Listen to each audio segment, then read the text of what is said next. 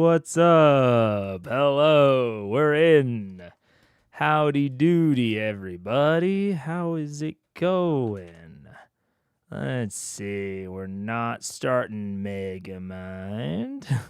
We're going to be doing some theorizing, I think. I originally talked about today's stream being a little bit more of a I kind of described it as like a notes organization stream, a note-taking stream. I think I've given up on the notes for for campaign 1 at least. I need a different methodology for taking the notes. What's up, G Hercum? Hello. 1 second. I'm going to take my teeth out. But yeah, I've tried a lot of different note-taking methods over the years, and I think that World Anvil is really great for creating something and for like organizing your own creations and like your notes about your own creations even. But I don't know about it for the watching. I actually think Obsidian might have been a little bit more successful.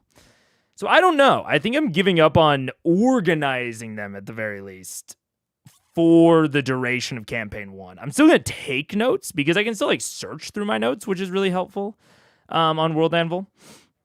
But I think in campaign 2, I will have some sort of different note-taking system. I'm not sure if I'll go back to Obsidian or if I'll try something else. But so with that in mind, this is going to be much more, I think, of theorizing. Let's see. I got to. Should I do screen share or the regular CR? What is this? Oh, this doesn't even work. Do I not have anything? Oh, device not connected. Device is connected. Come on. Wah! Okay. So device is connected. Let's move that somewhere else. Okay. Get rid of that. Let's see. It's a pelican. Pelicant. I kind of like... I'm trying to think of where I want things. I think I'm actually going to do this instead. I think I am still going to do the normal CR setup. There we go. Oh my gosh, why did it highlight everything? There we go. And we're just going to do it here. I think I like this. I like this setup in general. What's up, Mike 30? Hello. I also am very happy to say I have watched substantially more campaign 4. And I'm into episode 3. So this is, how far am I?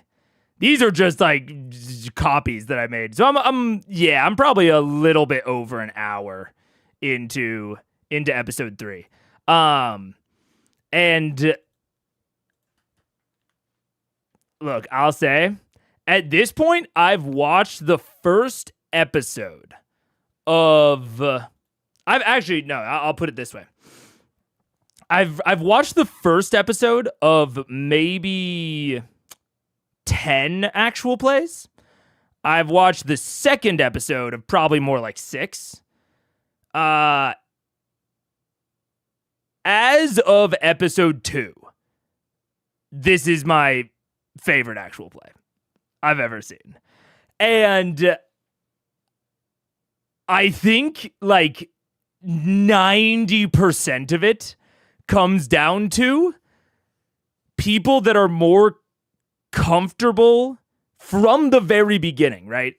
That are more comfortable performing in an actual play and like clearly an entire production company and a lot of pre-prep behind it, right? Like I think of even like we've talked about how, you know, a lot of people like campaign 2 quite a lot, and I think there's very I don't think it's a mystery as to why they're much, much more sort of prepared for campaign 2 than they sort of ever were for campaign 1. And they're going into campaign 2 with the intention of it being campaign 2, if that makes sense. Like they didn't start campaign 1 with the intention for it to be what it became. And even, throughout it, Matt is perfectly okay with it ending at certain points. What's up, John? Hello. And so I think campaign 4 is just everyone feels like they are in lockstep about what they are doing there. And beyond all that, so that's maybe 90% is a little hyperbolic. I think that's half of it. And then there is the sheer amount of experience, in my opinion, that is on display at the table. I haven't watched a lot of these players play before. But I don't remember who's playing Azune. I don't remember his name. I think it's Lewis. Azune C4. Azune Nayar. Luis Carrazzo. Luis Carrazzo might be my favorite player I've ever seen. I have 4 separate notes that are just about something that I saw Lewis do that I was like, holy shit, that's sick. One of my very first notes, where is it? Clever hiding of magic. It is 7 minutes into the campaign. And I said, I don't think I have ever seen an attempt to cast stealthily that I liked more than this. It's absolute genius, and stealthy casting should be held up to this sort of standard. Luis, critical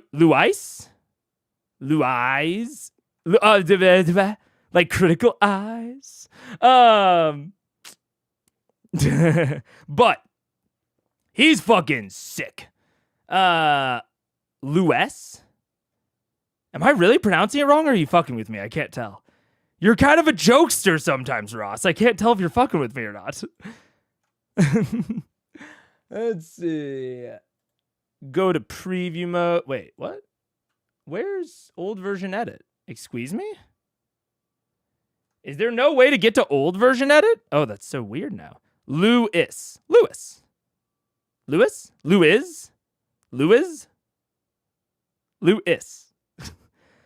I think like the Spanish. Luis? Oh, Luis. Second syllable. Louis. I'm just going to have to look it up at some point.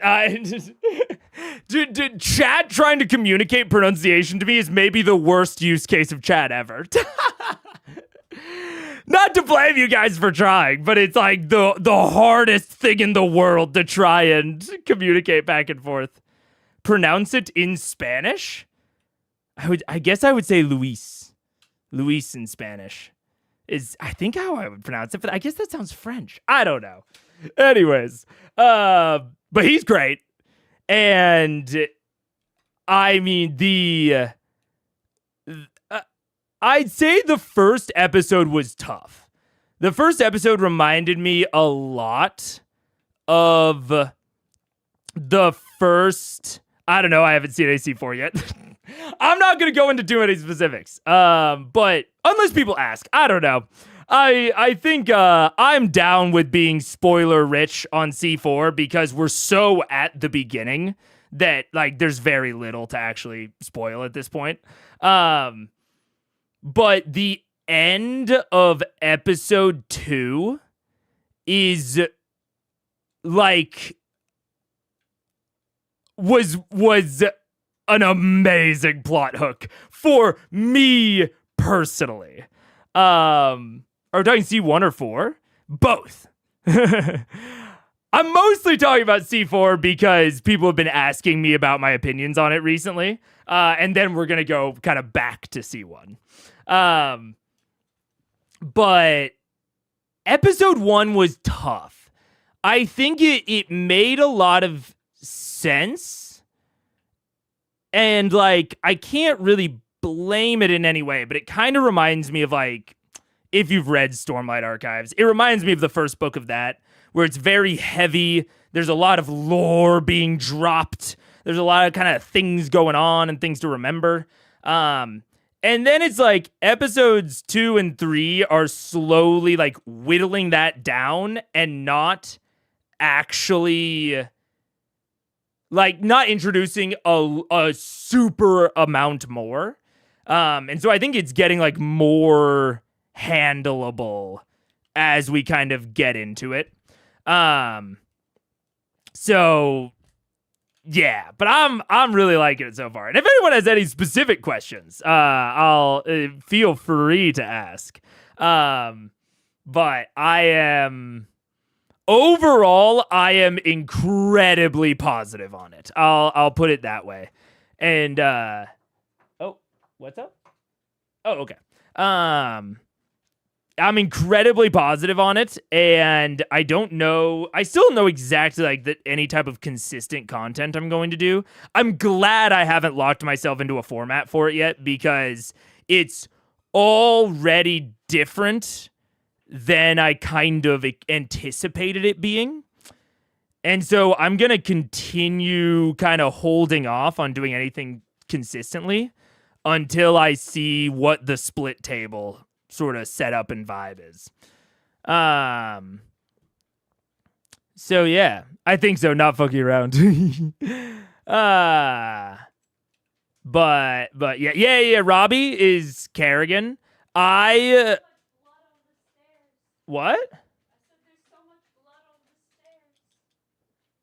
What? Oh, are you listening to it? Gotcha. Yeah. Paige is listening to episode 1 right now. Do you think there's allegory? What? Our gods are dead and we killed them? No. What? God is dead and we killed it? Taken literally? No allegory. No allegory involved. No, sir. Oh, shit. I didn't write down all of the results in here. I wrote them down separately. That's fine. I have the Discord. Let me just pull it up. I still have the messages. Where is it? John. Okay, there we go. So I will have these, and I'll just copy these in.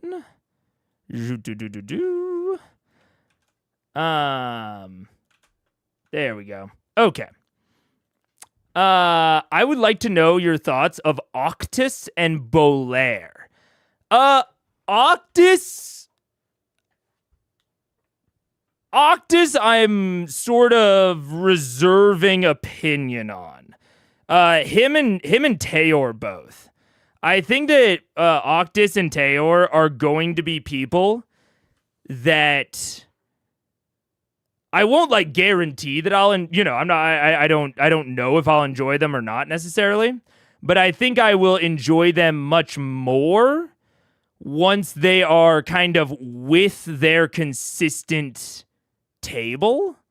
Right now I'm kind of meh on Octus. Like, I think he's fine. I just haven't seen a lot from him, I feel like.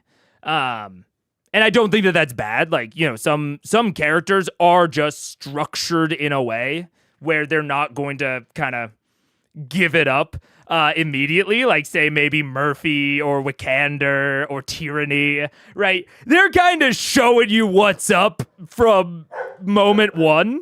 And Octus is not quite like that, and similar thing with Tayor. So I'm holding out opinion on them. Bolaire, I love. I really fuck with Bolaire heavy. Bolaire is my type of weird. Like, I think that it is no surprise to me that Taliesin Jaffe is playing a very weird character. But and like I saw him obviously play a very weird character in Age of Umbra. But Bolaire is my type of weird. Like, his character in Age of Umbra was fine for a limited series, but I think would have gotten slightly old for me if the series had been longer than, it was.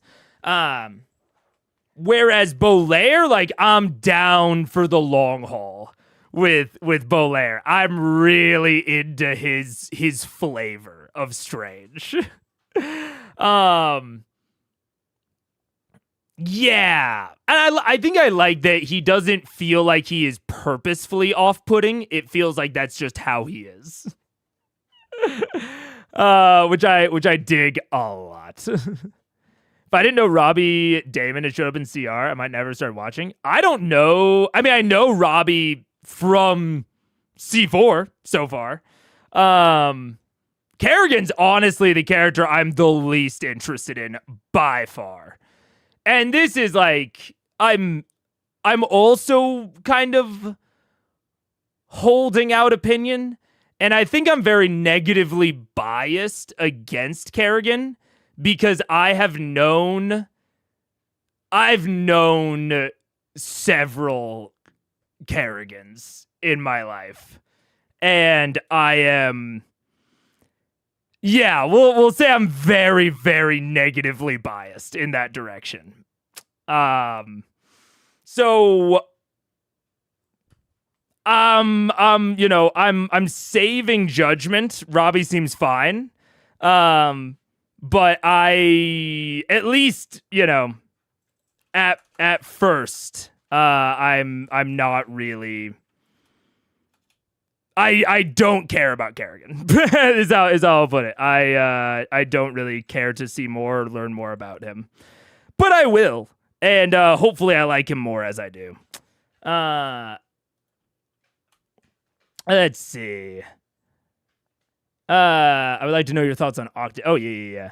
The thing I'm not a fan of for C4 at the moment is BLM is far, far more narrative over rules. I can see the tracks more than I like. I mean, I am sort of, how do I say it? I don't know that it's a BLM thing. It might be. Like, who knows? I get the impression, or how do I say it?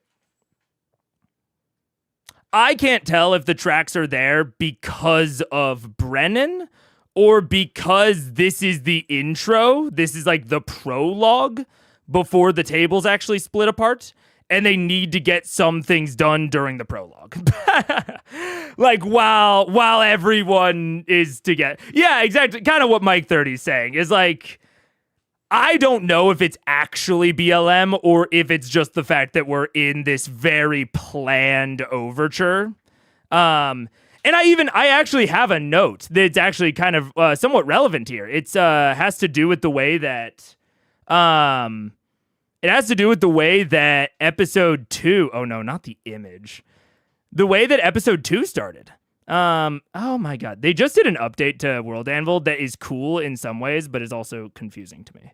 As a longtime user. Wait, I gotta maximize it. Let's see. Episode 2. Flashbacks. Yeah, right here. It's just like a small note. I haven't fleshed out any of these thoughts yet, so, take them with a grain of salt. But the beginning of episode 2 is a flashback. And I said, I'm generally not massively into flashbacks, although they're not off the table by any means. I'm definitely not into flashbacks with a large implied stakes like death, because we know they didn't die. And like in the, at the beginning of episode 2, people are like doing death saves.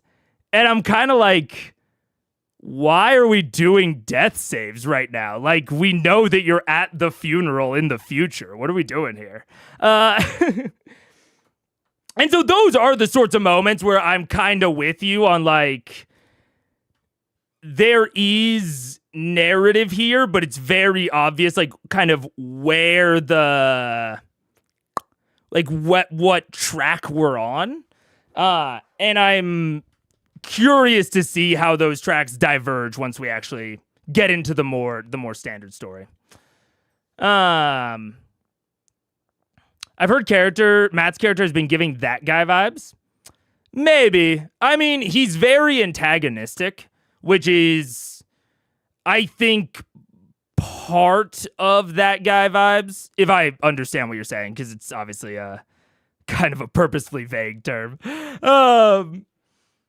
But we'll see. I don't know what table he's going to be at. And it's kind of like, I can't really tell, like, what his deal is until I see, like, who is he going to be consistently traveling with? Because, like, right now, I don't see, again, I'm at the beginning of episode 3.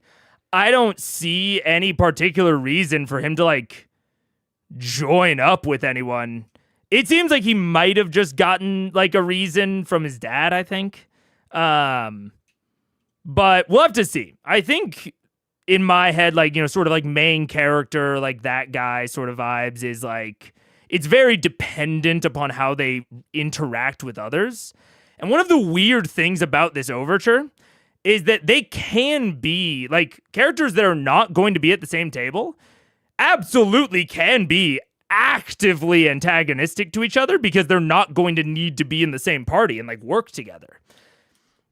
So it's a very unique opening in that way. And I don't know, once again, why I'm glad I didn't nail myself down to a format, because I'm really not sure how this is going to kind of shake out once they separate the tables. Did you watch the cooldown for Ep 4? I did not. Because I haven't watched Ep 4 yet. So, you mean Catigan. Yeah, sorry. Catigan, not Kerrigan. Yeah. Having campaign on rails at the beginning is kind of good idea, TBH. It helps combat the initial insecurity of a new character. I can broadly agree to that, yeah. I can definitely agree to that. I think there is an amount of, like, it's also interesting because all of these characters, there's a lot of really good things that I like a lot, but that I do think sort of expose the call to adventure a little bit harder. Like, a lot of our personal characters, or maybe characters in, like, C1 or whatever, are a little bit more blank slate, and a little bit less, I guess, opinionated. You know, they don't have, a lot of starting characters don't have jobs, and they don't have existing social networks, and, like, all this sort of shit, right? And I think it's really cool, and it makes them feel very real that, like, Murphy is a professor at the Pentevral, and, like, Hal is, you know, is known in the neighborhood and is, like, just brought this theater space, and, like, all of them feel very integrated into the world. But I think that integration sort of exposes the, like I said, the call to adventure.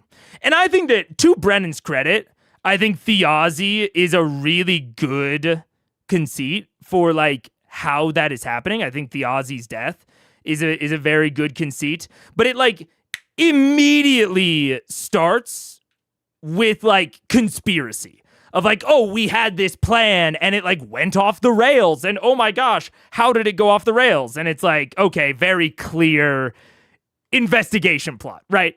It's like, what went wrong with Theazi's escape?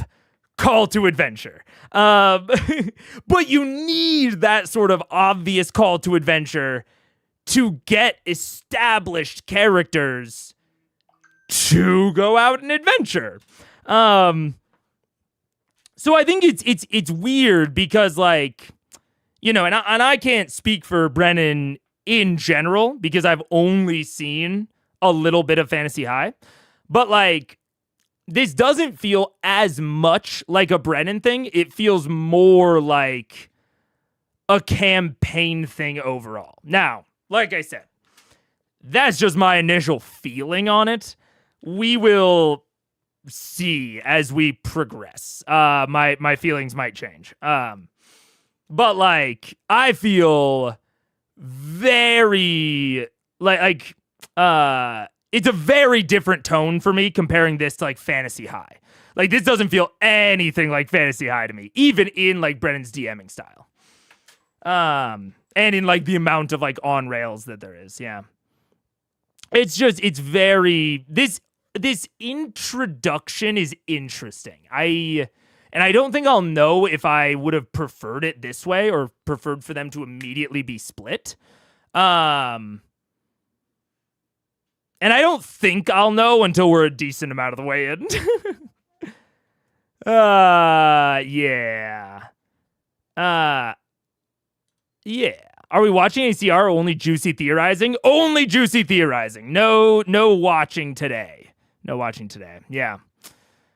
I hope so. I think it's reasonable. They are more scripted than before since they are working on TV products. Maybe. I don't know that I have, and I will also say, I don't have like C2 and C3 to compare to. I don't have a lot of the Dropout series to compare to. So to me, it doesn't feel like something that is like, it doesn't feel like written for TV. Or it doesn't feel like scripted for that purpose. To me, it feels scripted, or not scripted, I guess. Scripted, directed, whatever. In so far as like they have like world building details and plot beats that like need to happen before they have like decided that like these things need to happen before we can split. And so I feel a very big push from the players and Brennan to like work through plot points, which to be fair, I also felt from something like Fantasy High. That is a commonality that I have felt between the two. And to me, it feels like something that I also kind of felt in Age of Umbra. It feels like a limited series thing. And I think that's maybe the way to even put in why I'm like really holding back too much of an opinion on it, because this overture where they haven't split yet doesn't feel like the actual campaign. It feels like a limited series that they are putting before the actual campaign. Like it feels more akin to like Age of Umbra or even something like Fantasy High, where they have like a very discrete runtime. They have to hit certain things in like a certain pace. The pacing feels very driving and like they are moving forward. They are not wasting any amount of time that maybe it would be wasted in a normal campaign. And we'll see. I think one of the reasons that I am maybe even more willing to kind of hold back opinion is mostly because I just don't know that they even could keep up this pacing and like this amount of intensity for like a 2-year campaign. Like this sort of intensity and pace makes sense when you're doing, how long is Fantasy High? What, like 20 episodes? And they film 2 episodes at a time, so 10 recording shoots.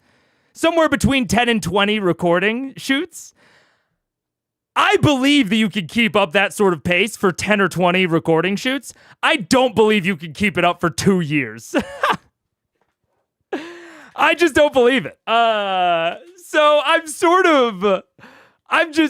almost sort of skeptical that it even could keep feeling like this, even if they kind of wanted it to. But we'll see. Like I said, I have so little kind of experience in this genre that I'm very, very willing to be proven wrong. We'll definitely see. Very Jaime Lannister coded. I can see that. Yeah. Yanessa Halavar? Is Yanessa the Photarch? Because I'm just into the Candescent Creed. in fucking general. It's so cool. It's so sick.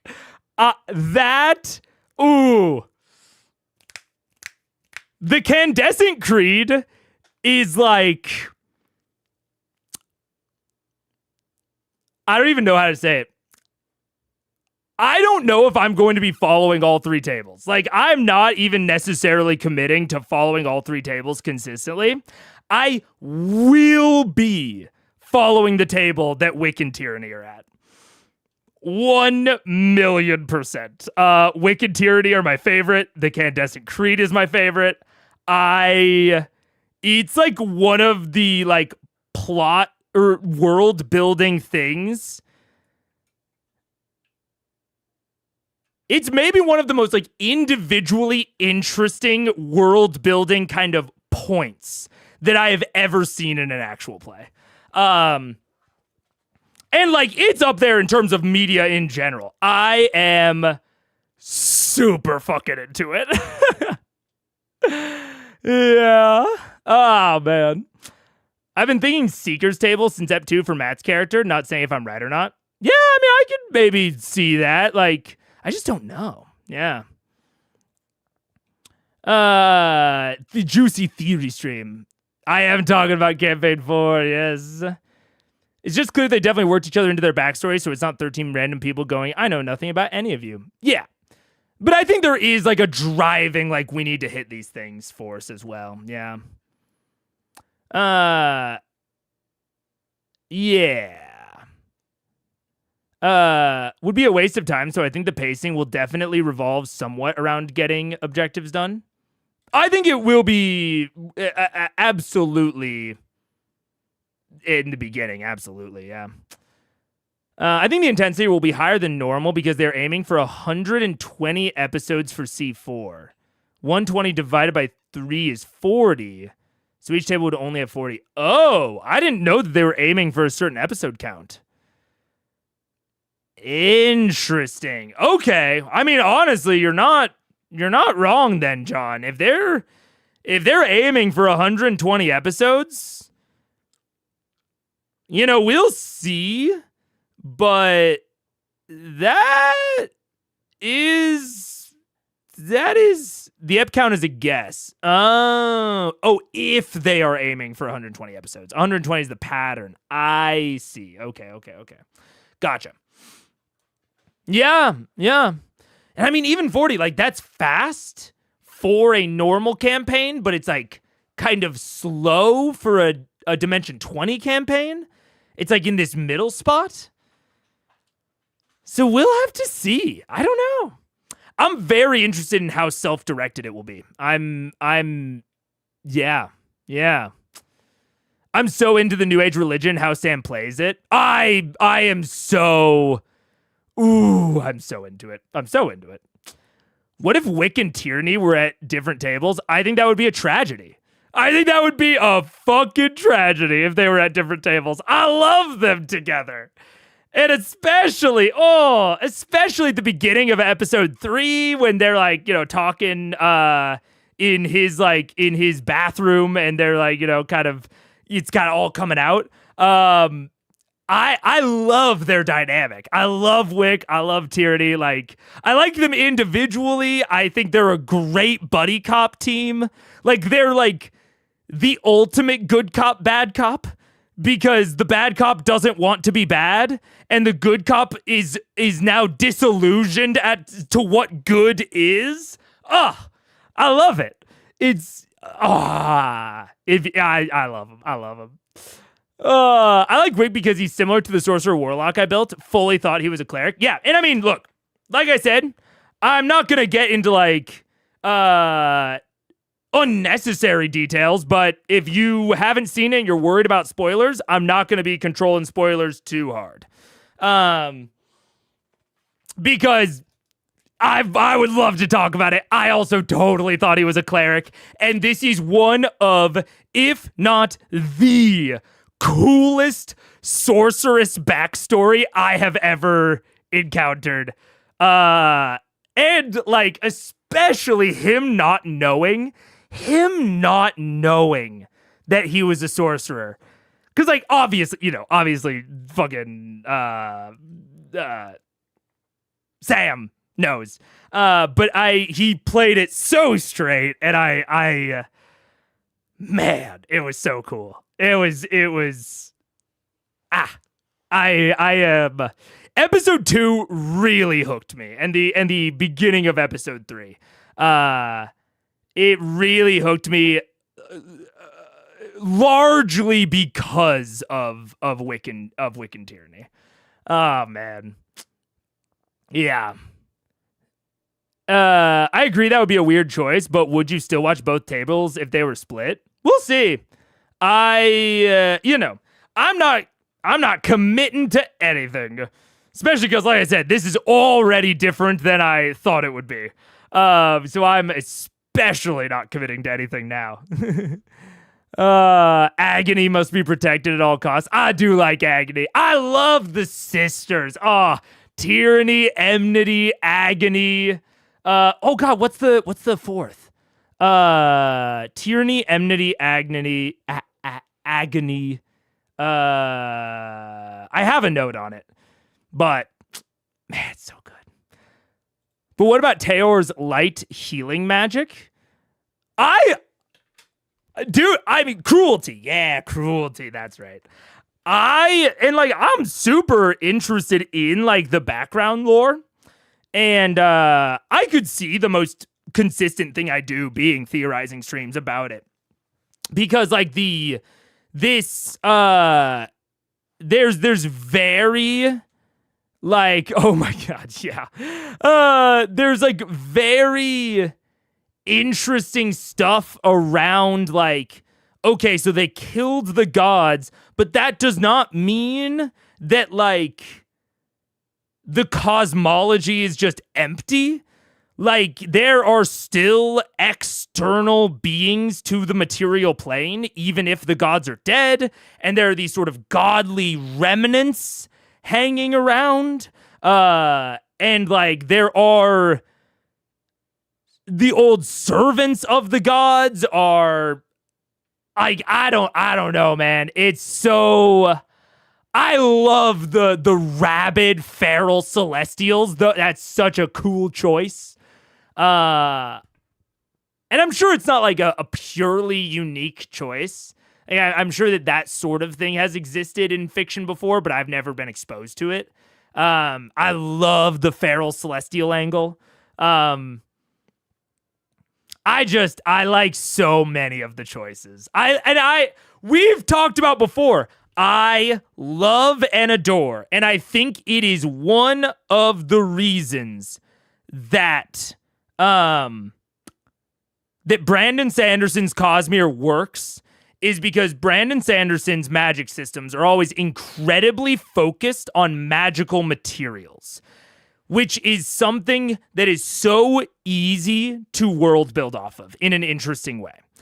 And so the filament is an amazing choice. I love the filament as a world building magical material that you can, and like you even hear the Photart talking about it, of like, well, you're marrying this girl because that relationship between our houses will give us this refining operation and blah, blah, blah, blah, blah. Like, especially if you want your setting to be, I think, anything other than low magic. I think low magic doesn't benefit as much from magical materials, or if it does, it doesn't benefit from them being widely available. It benefits from more like witch, very specific, Eye of Newt, toe of a fucking forest giant, that sort of magical materials system. If you're low magic, if you're anything other than low magic, medium, high, super high fantasy, I think having a generic material and or like generic category of materials like Mistborn's metals is amazing world building fodder. So I love the filament. I love the light as a world building kind of tool. It's an amazing tool to drive drama. Man, I'm so into it, man. Episode 3 is my favorite so far. I can imagine. I'm halfway through episode 3. I watched quite a lot yesterday before, but it's unclear to me. Don't you mean campaign 4? Did I say something other than campaign 4? I did mean campaign 4. Probably. I don't know. Oh, are you talking about for the title? We are going to be mostly talking about campaign 1 today. I'm talking about campaign 4 at the beginning, but most of this is going to be about campaign 1. For any world I make, there's always a god of X. If that god is killed and new being is ascended, though it may take time for them to grow into their power. That's true. Yeah. The Plutarch is amazing. The Photarch is amazingly toxic. She's like a fairy godmother from Shrek 2. Yeah. Episode 4. I think it is accelerating. I will say that. I am very, very, very much feeling like it is accelerating into itself in the best way. Let's see. I'm gonna put these notes into the fireside Q&A thing. I'm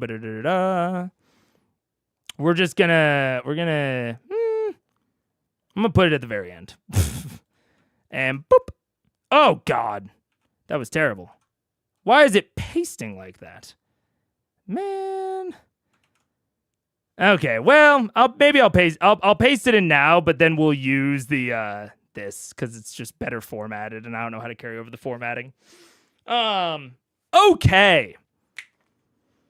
Feel free to continue asking, any questions you would like. But for now, I am going to, I think, switch into some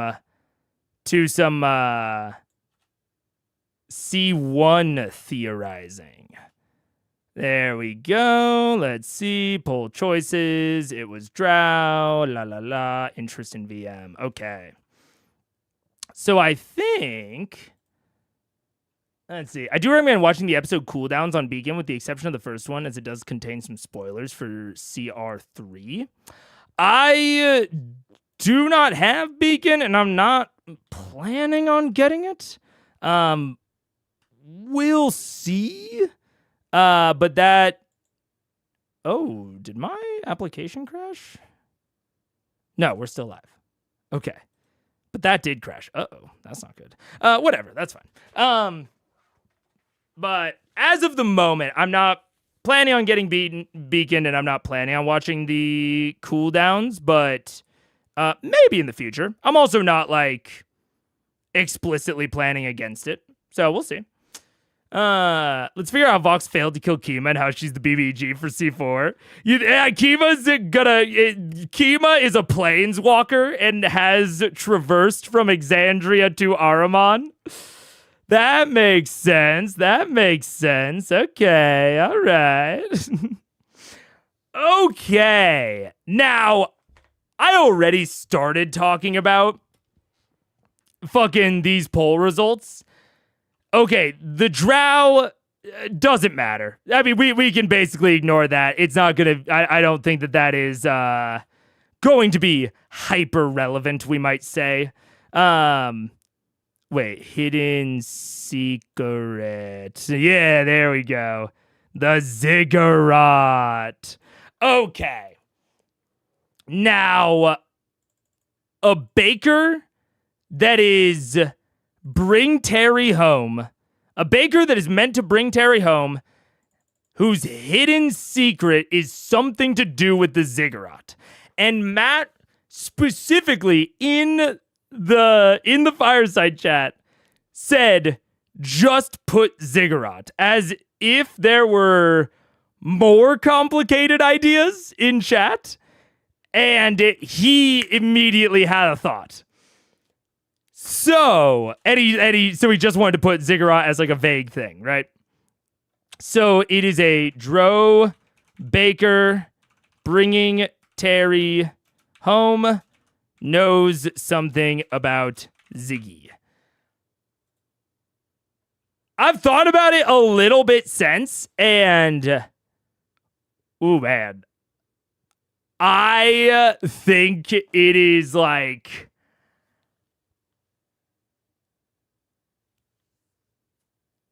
I don't know if this will actually be the case, but I have obviously done a lot of theorizing around fucking Wildmount, dude. To the point where I'm actually kind of hesitant to even theorize about Wildmount anymore. Because I have been so, not burned, I wouldn't say, but like it is so consistently amounted to nothing because they just aren't going there that it feels like a waste of time to include it in a theory. It feels like it's getting me away from accuracy. But god damn it. Like, okay, we know that the Briarwoods, Wildmount's over here, Whitestone's up here, Tal'Dore's over here. Briarwoods were originally in Wildmount. Something happened, and they came to Whitestone. Terry, also somewhere in Wildmount. I don't know that these are exact locations. I'm just putting them randomly. And initially, actually, went over to Marquette, right? Whoa, that's an arrow. Crazy. Went to Marquette. Why did I put W for Terry? I think I put W for Whitestone over there, which is not the thing.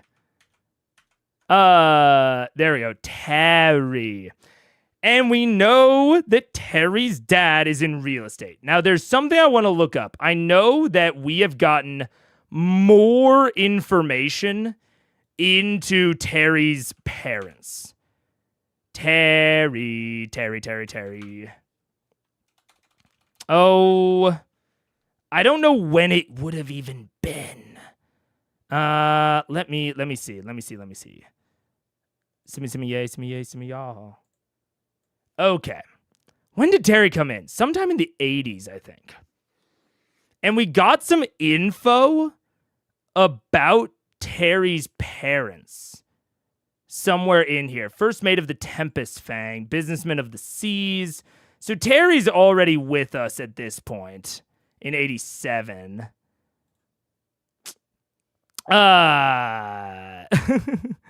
I can steal all of your insane ideas and make them real in my world. That works. I think that works perfectly.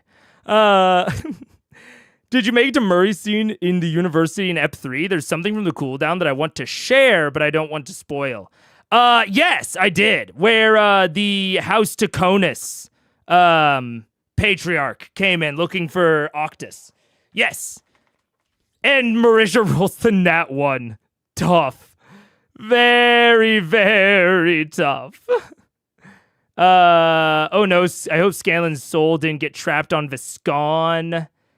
Eskel seems to be... Okay, so I think it's like right after this that we get... So it's right after 83. It's probably like 84. Unless the party decides to go there for the last quest of their campaign, they gotta do something. I think it might just be C2 at this point. Truly. I think it is just gonna be C2 at this point. But it will be however long Sam Riegel is not at the table. Let's see. Ashley using Medusa logic, Abundant Terrace, Zaffin. Victor time. Vax got a sick bloodbath. Let's see. Are we doing Indiana Jones map animations? Maybe. Why is there an upside down map in the background? What, the South Up map? I painted it. I painted it. Hooray! Yeah, it's a Pacific focused and South Up, which are two of my favorite map projections. Or two of my favorite map projection techniques, I suppose. Or not techniques even, but preference choices, I guess. Because there's no reason that the world has to be north up, it can put it south up. And I think it looks cooler that way. I think it makes it like really like weirdly clear how like strange Antarctica is, and also how connected North America and Russia and Asia are. But I guess those are both kind of just arguments for doing a Pacific oriented. So like, normally we cut it at the Pacific and we do the Atlantic, which honestly is fair enough because it's harder to find a cut line on the Atlantic that doesn't like chop up some land masses. So like Greenland's all chopped up here and like a little bit of Europe and Africa. But I love being able to see how fucking big the Pacific is, bro. I love it. It's so cool. And seeing the little like smudge in the middle of Hawaii. And I really wanted to add more to it. I really wanted to add like mountainous regions. So like, I wanted to add like the Rockies and the Andes, like the entire, Pacific plate, like Ring of Fire kind of volcanic range or mountainous range, I guess. I really want to add that. And like all like the Himalayas, like ringing China, I really want to add. I added a little bit. You can't see it, but I kind of whitewashed the top to give like a little bit of an Arctic sheen to it. And I tried to bleed all the colors together in here. I thought that was fun. I don't know. I don't paint a lot. I'm not very good at it, but this was like an outline it wasn't like a paint by number, but it was essentially a paint by number, and I had a lot of fun with it.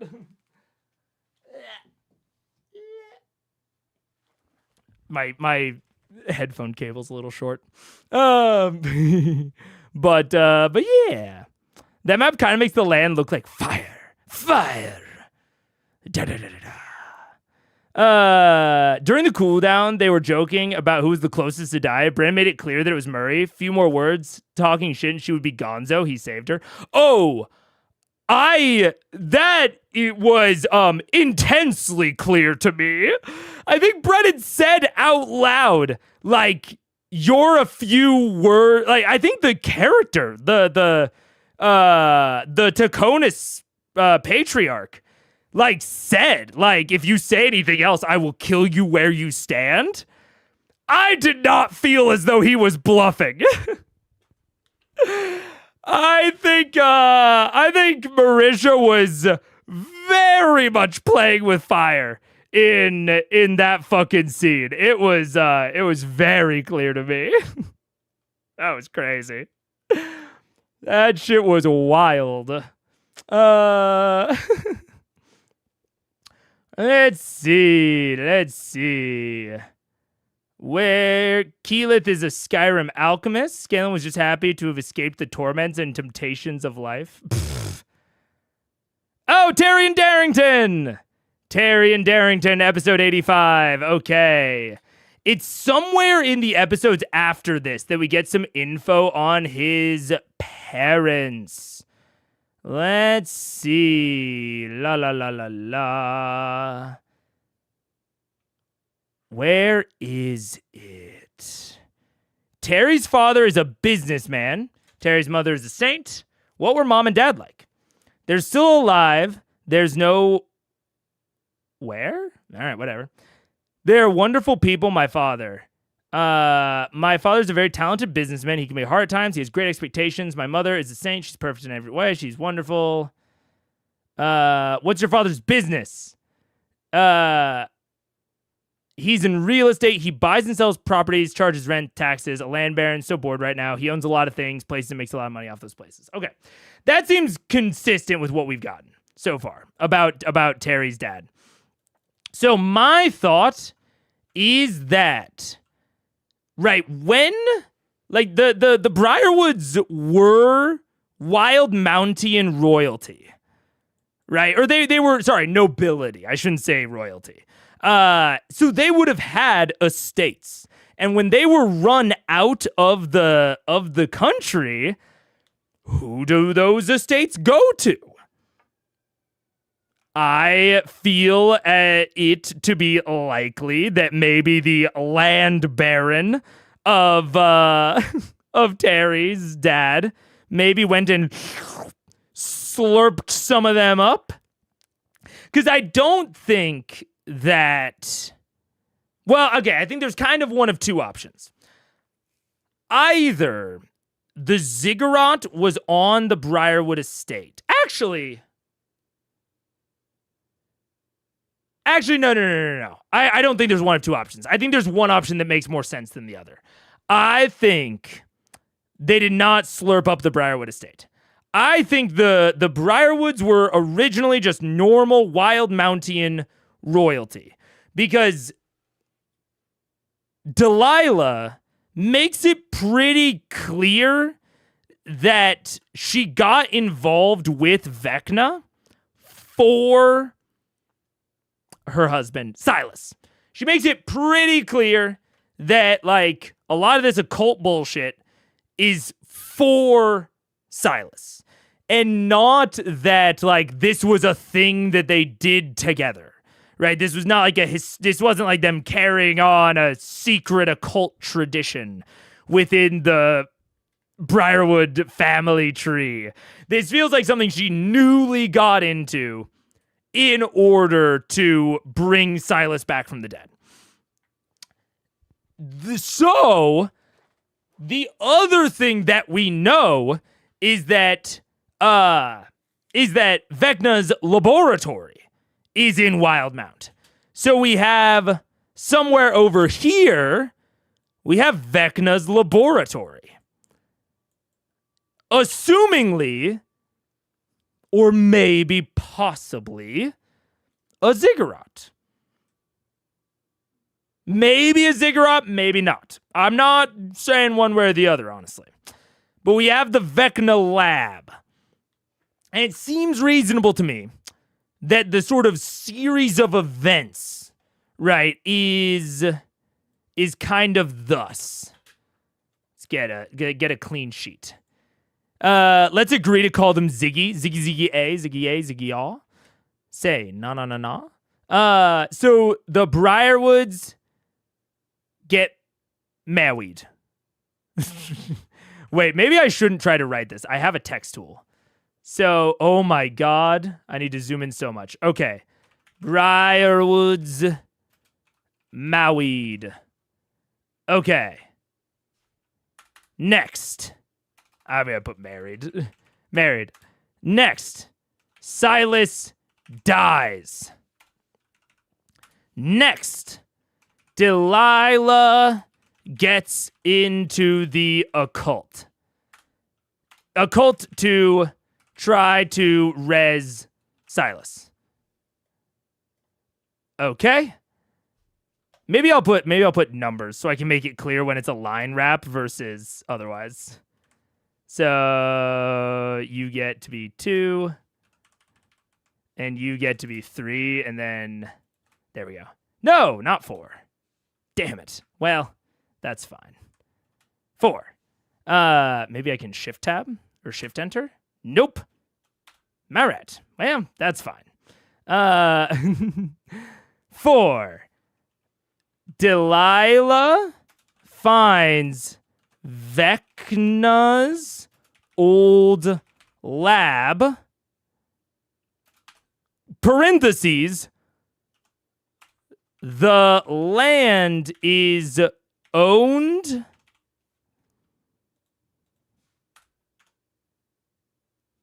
Oh, wait. Yeah. We'll make it a subhead. That's perfect. Subhead. The land is owned by the Darringtons. But I think I could go either way on it. I don't think it actually affects the ordering of events or the events that will occur. I don't think it actually even matters if Terry's dad knows that Vecna's old lab is on this land. I think it's a somewhat moot point, because I don't think it will have plot relevance. I think the important part is that the land is owned by the Darringtons, and so the Briarwoods rent, Briarwood House, parentheses Delilah, rents the land to... Oh, I really wish that I could. Whatever. To res Silas. Next, how do I get out of this? I'm not used to typing on this software. I'm used to not doing that. Oh, wait, maybe I'm kind of a silly goose. I have a text document that would be so much easier to do this in. Okay. Briarwood's married. 2, Silas dies. 3. Is this land going to be entirely me trying to figure out how to present the information? Maybe. Briarwood House. 5, Briarwood House, Delilah rents the land. To res Silas. 6.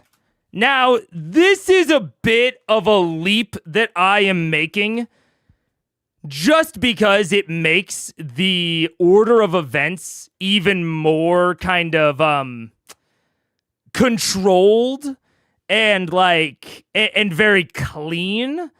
I don't even know that this actually happened, but it's a very clean prediction that leaves fewer question marks, if that makes sense. I think that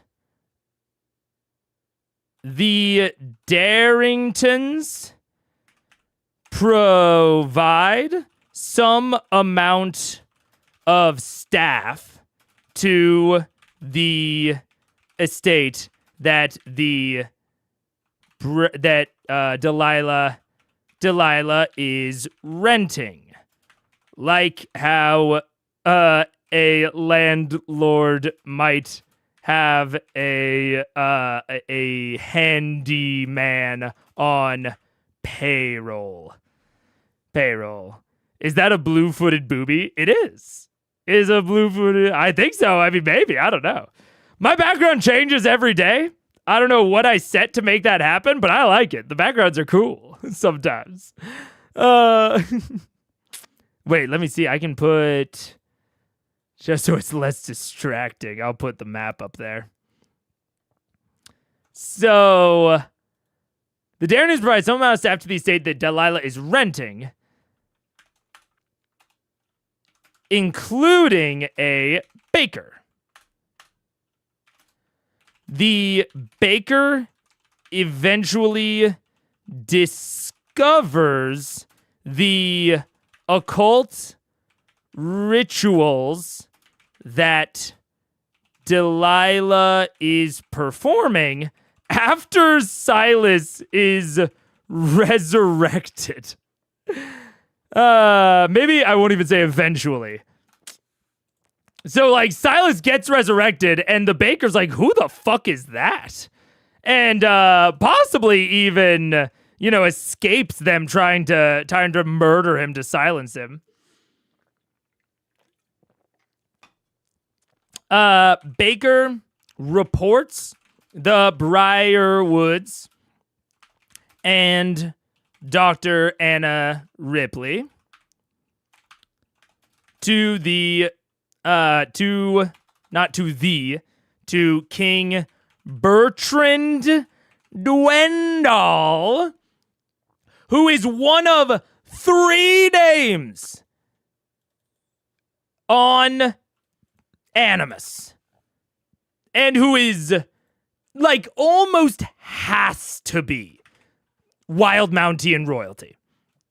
Like, it is, I feel like this might come off as, like, a weird prediction, but I don't think it is at all. I don't think there are any other monarchs on Taldore. Maybe there are in, like, the southern jungles. I think there's, like, a dwarf kingdom down here or something, but I don't think Dwendal is a part of that. Or, like, at least, like, a dwarf city down here. There is Othanzia and Asilra, which seem to have a few settlements other than Vasselheim, but even Vasselheim does not have, like, coordinated singular royalty, like we might have with Bertrand Dwendal. The only other place that King Bertrand Dwendal could be is Marquette. We don't know a lot about the rest of Marquette outside of oh Jesus. I'm forgetting. The entire the name of the fucking thing. Ank'Harel. We don't know anything about Marquette really outside of Ank'Harel other than that Jamon, Allah, oh my god, I'm forgetting all of the people. Jamon Saord, aka Devosa. Most of what we know about the history of Marquette is that Devosa and Thordak beefed over it. And it does not sound like there is a lot of other cities around that aren't already under the dominance of Ank'Harel and a la Jamon and Devosa. So I'm also very, hesitant to say that there's any sort of that Dwendal could be from Marquette, which basically leaves Wildemount. And Wildemount is huge, and we know that there is a nobility structure. Like, we know that the Briarwoods are part of the noble class. And so I feel like it almost has to be. He almost has to be from Wildemount. The other three names are Richter Wells and Osgrood. Osgrood is an alchemist and a member of the Arcana Panasophical. Now, it would be a stretch to call a baker an alchemist. So I don't think that Oz is going to be the person that comes to bring Terry home. I don't think it's going to be Oz. So Oz is still kind of, I don't really know what's going on with him much. He was the buyer of the Rhymefang contract. Who knows? Maybe he was involved somehow on Wildemount, or maybe Ripley just holds a grudge. I don't know what's going on with Oz.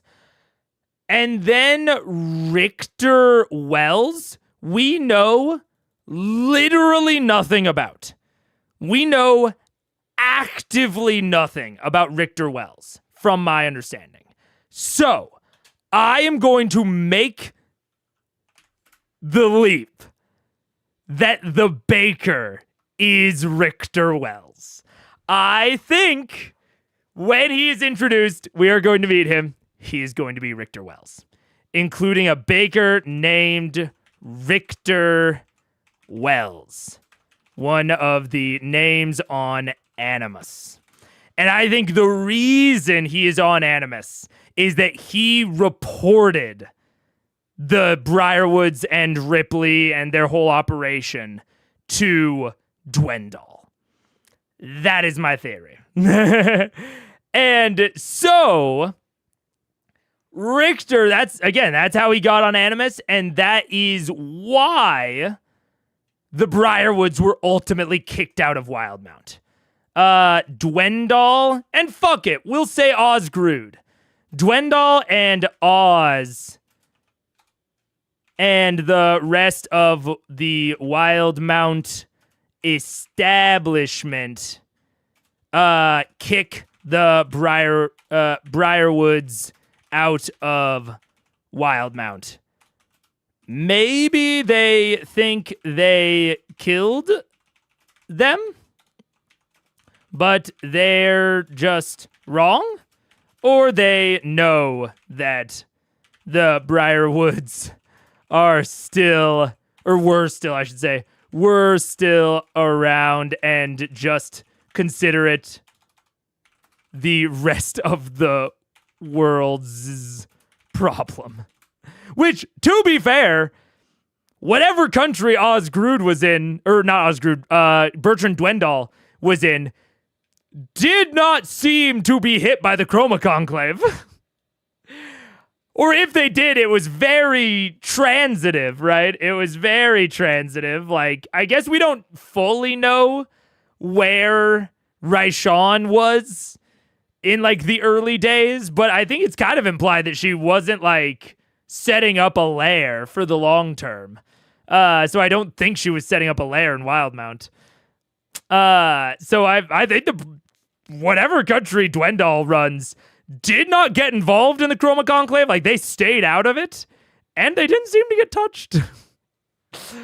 So they might just be a little bit avoidant in that way.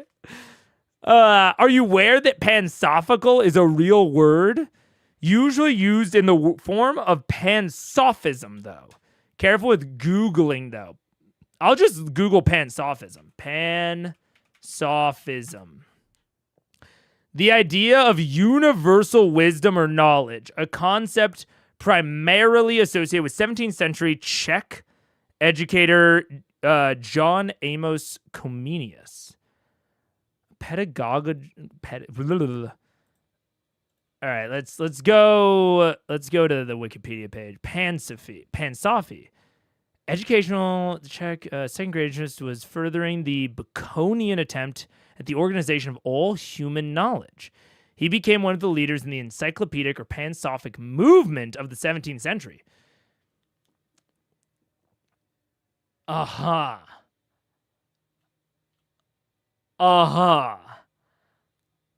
mean, I was not aware of that, and I will say I have theorized before that the Arcana Pansophical is a neutral movement at best. So you know what? Fuck it. Let's work Oz into the rest of the theory.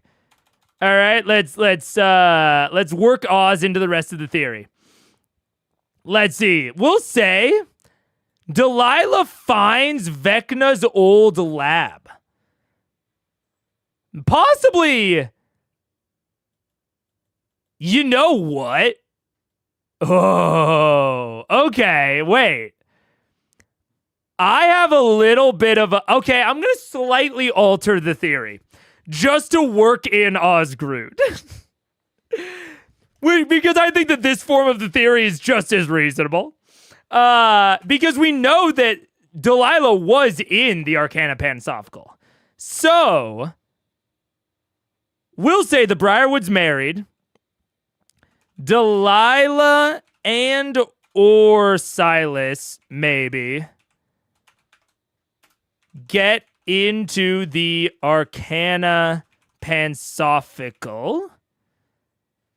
And instead of Delilah getting into the occult, she doesn't here. That's not why she gets into it.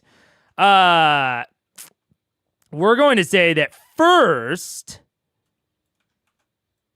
we're just going to say the Wildmount Arcana P members find Vecna's old lab. The land is owned by the Darringtons. Darringtons rent the land to the Pansophical with permission from King Dwendal in the pursuit of further understanding, but explicitly not usage. Member would house separately. Okay. Then they learn about the secrets of ancient or of second era necromancy, a la what's the necromancer that they've been encountering lately? What the fuck's his name? What up? His name is O'Reilly. Auto Parts. I'll know it if I see it. Let's see. Not Orn. I probably put him under Adventures of the Realm. Nope. People of Power. Entities of Power. Is he in here? Did I ever even make an article for him? It's possible I didn't. I don't see him. It's the Necromancer. What's his name? What's his name? No, not the Necromancy of Thay. Necroman. Opash. Opash. Necromancer, let's go. Opash.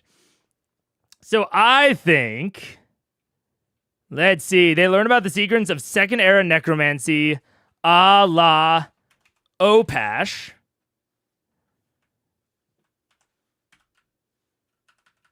A la Opash. There we go.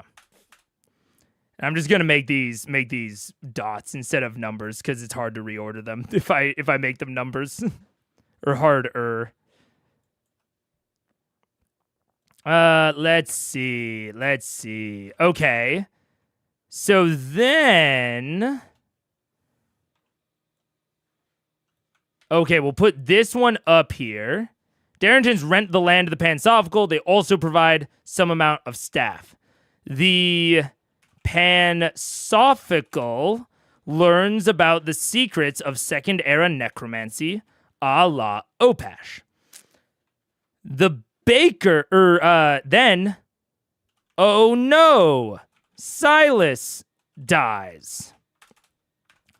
Delilah is distraught.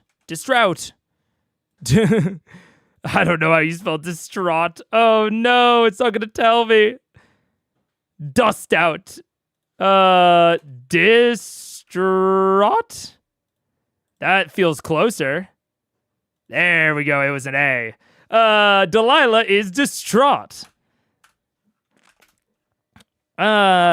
Delilah uses bad, evil necromancy that she wasn't supposed to use to resurrect Silas.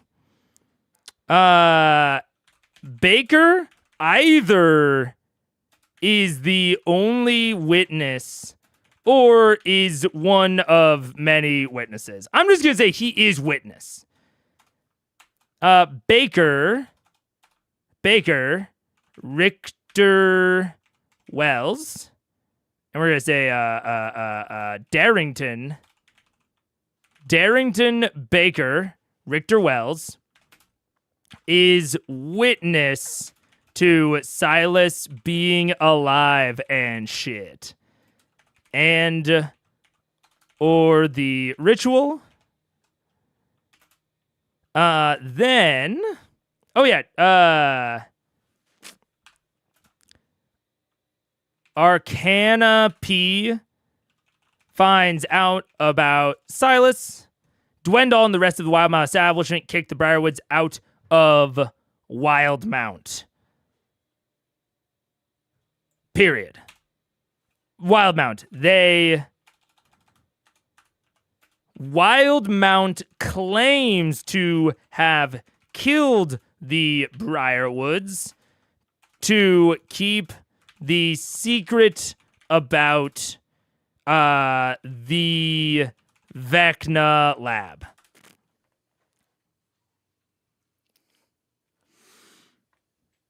Now, the thing that Delilah discovered specifically is that the Zigs are necessary for the high potency magic. You know, actually, something else that lends an amount of credence to this theory is the fact that Taryon Darrington, the ostensibly, like, kind of, I don't know, not fop, I would say, but like, it seems as though Terry and Percival would have had similar accesses to materials, right? And like resources before the Durolos were ousted. However, Percy is like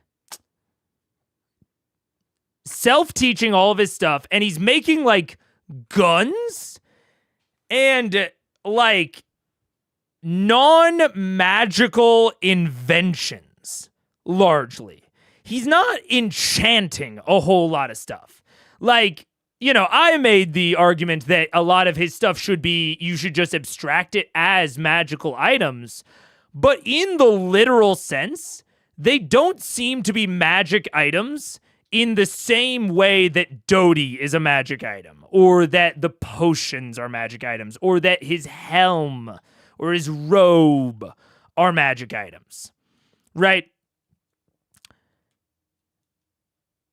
And it's interesting to me that someone like Terry, that's just like a thing that Terry could have, given enough money. Because even someone like Gilmore is someone that makes like an entire business out of this, and frankly, does not seem to carry around as much magical technology as Terry does, and he doesn't craft it, it seems. I could be wrong about this. This might be just like lore that we haven't learned or that I didn't pay attention to, but it does not appear that Gilmore crafts the magic items that he then sells. What's up? Oh, okay. Sorry, Paige was standing outside the door because she's looking at board games for tonight, and I was like, "Do you want to say something?" I will say, oh, if they've watched Campaign 4, I kept thinking Thimble was dying, and they're like, her light goes out. What do you do? And I'm like, I believe. do you know? Because like Tinkerbell, that's like the whole thing. If Tinkerbell's light goes out, you have to say that you believe in her. I don't know. She was making a Peter Pan reference, apparently, and a Tinkerbell reference. But anyways, Gilmore does not seem to craft the items that he sells. My implication thus far is that he sources them from like ruins. He sources them from around the countryside and ancient tombs and the Underdark. Like, that's half the reason it seems like he sponsored Vox Machina, is so that he would have an official relationship with them and could buy magical items off of them. And so even that is like the person with the most magical items and artifacts that we are aware of is not crafting them. He's buying them. Whereas Terry's crafting magic items.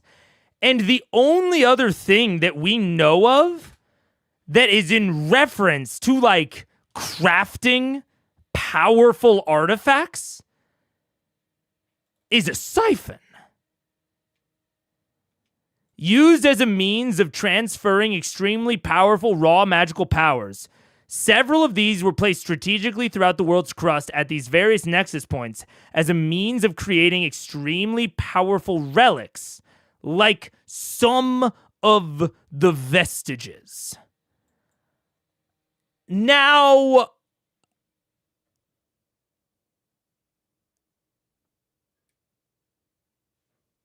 okay. Follow me through on this. I'm trying to decide whether or not I think that Delilah, like when I think that Delilah diverged from the rest of the Pansophical.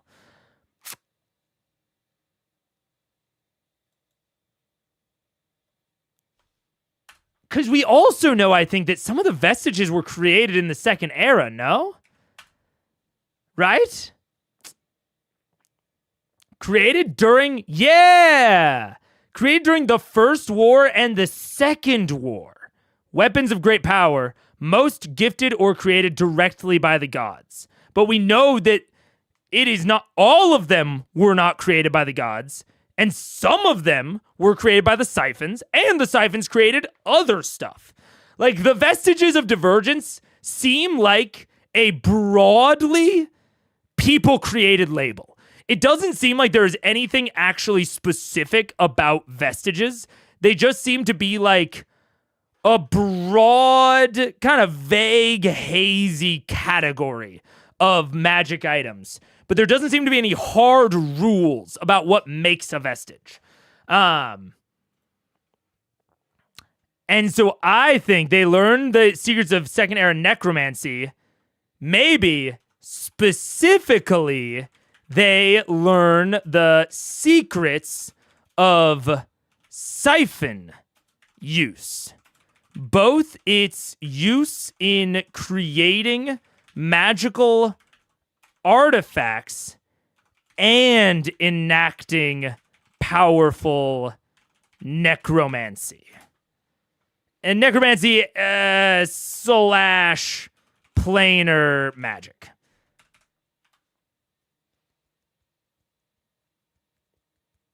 Because what is necromancy if not a form of planar magic, right? Come on. That's basically the same thing. Early Gilmore did offer to craft things for the party, like the Scry Potion and a Ring of Protection +2. That is true. I do remember the offer of the Scry Potion. That's fair. That's fair, but it's a good point. I appreciate you bringing that up. But there still feels... Does necromancy? Yeah, you gotta talk into the mic if you're Okay. gonna talk. I just had like a brain blast, and I'm not high, so if it sounds like I am, I'm sorry. But necromance, it's like vampires, like romance the neck. Does that come from that? No, it's necromancy. Yeah, but like it could be No. romance. I mean... And then it's like vampires, and vampires like famously like bring people back from the dead as vampires, but they're not bringing them back from the dead, I guess. They're more making them dead. Well, yeah, but they're like, you know, like if they killed them, but then they're like the undead and like, you know. Hey. Sure. I don't know. I don't know what she's getting on. That's some bizarre folk etymology. Exactly. Yeah. Oh man, but there still feels to me like something distinct between Gilmore and Terry. It's a good point that you're making. I'm not going to forget it. But I think, I don't know. There still feels like something distinct between them. And it leads me to think that they begin amongst themselves crafting magical items, much like Terry does now. I think the Wild Mount Arcana Panisophical might be either keeping secrets from the rest of the Pansophical, or the Pansophical is keeping secrets from the rest of the world, which I think is very possible. I think either of those are very possible. But I think that in Wildmount, they have an active siphon that they can use to craft magical items. And I think that's possibly what Terry's done. Because Terry's never seen the black hole, right? Like, we've never gotten a scene of Terry seeing the black hole. And whenever he talks about how he crafted, like, any of his items or what do you call it? Doty, he always sort of references it as very technical.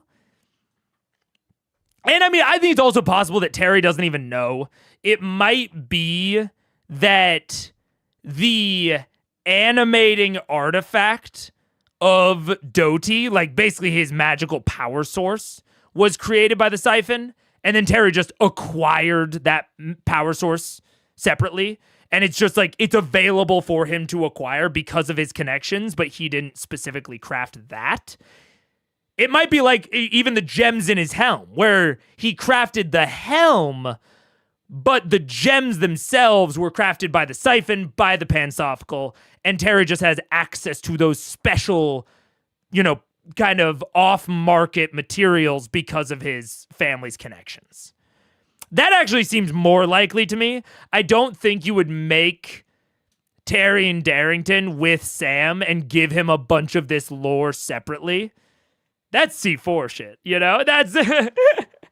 They're not doing that sort of shit yet in C1. But I think that might be the case. I think Terry might literally be like, what? You guys don't have access to animating cores?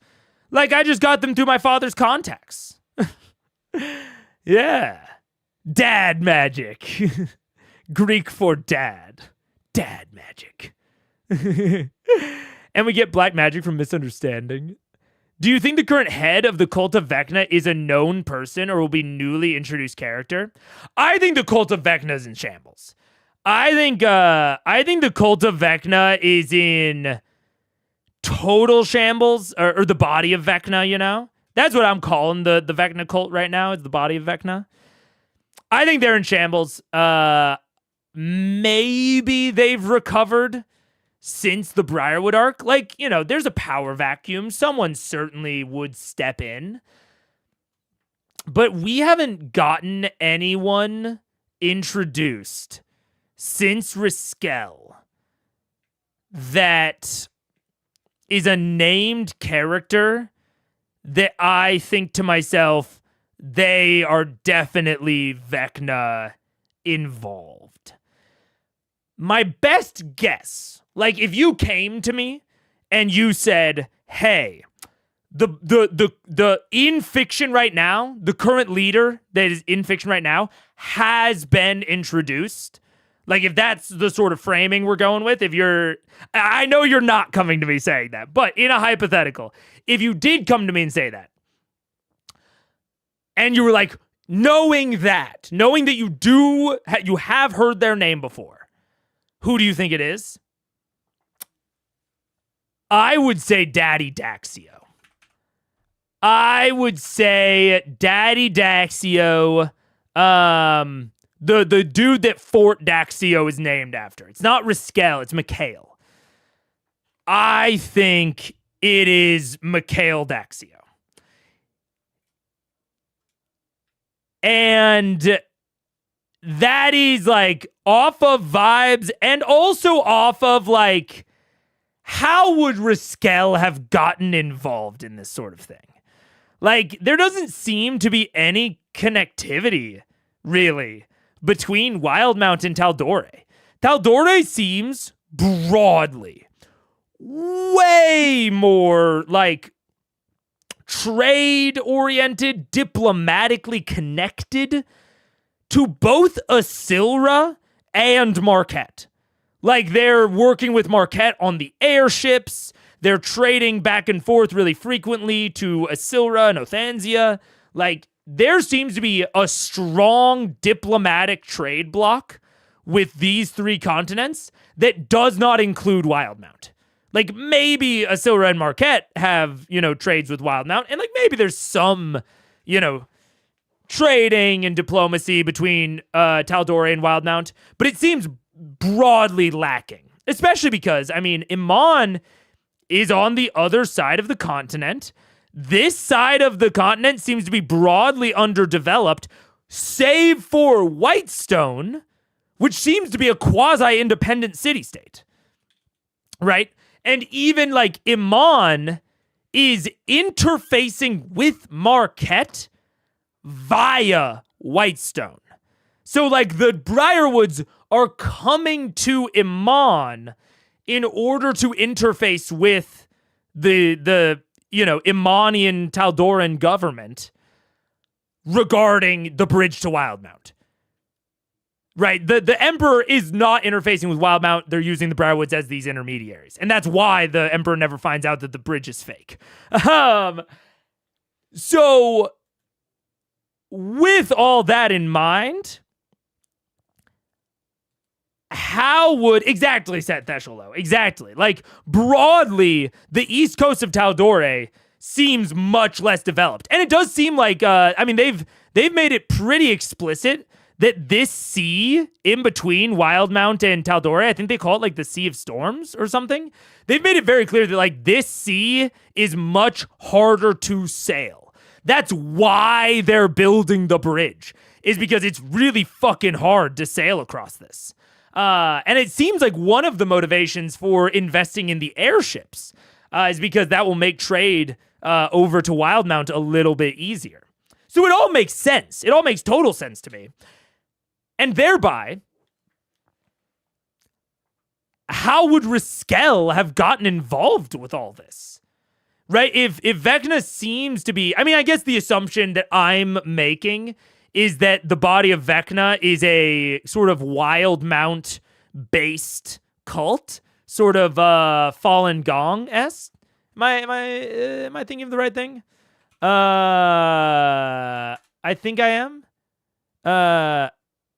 Yeah. Fallen Gong, yeah.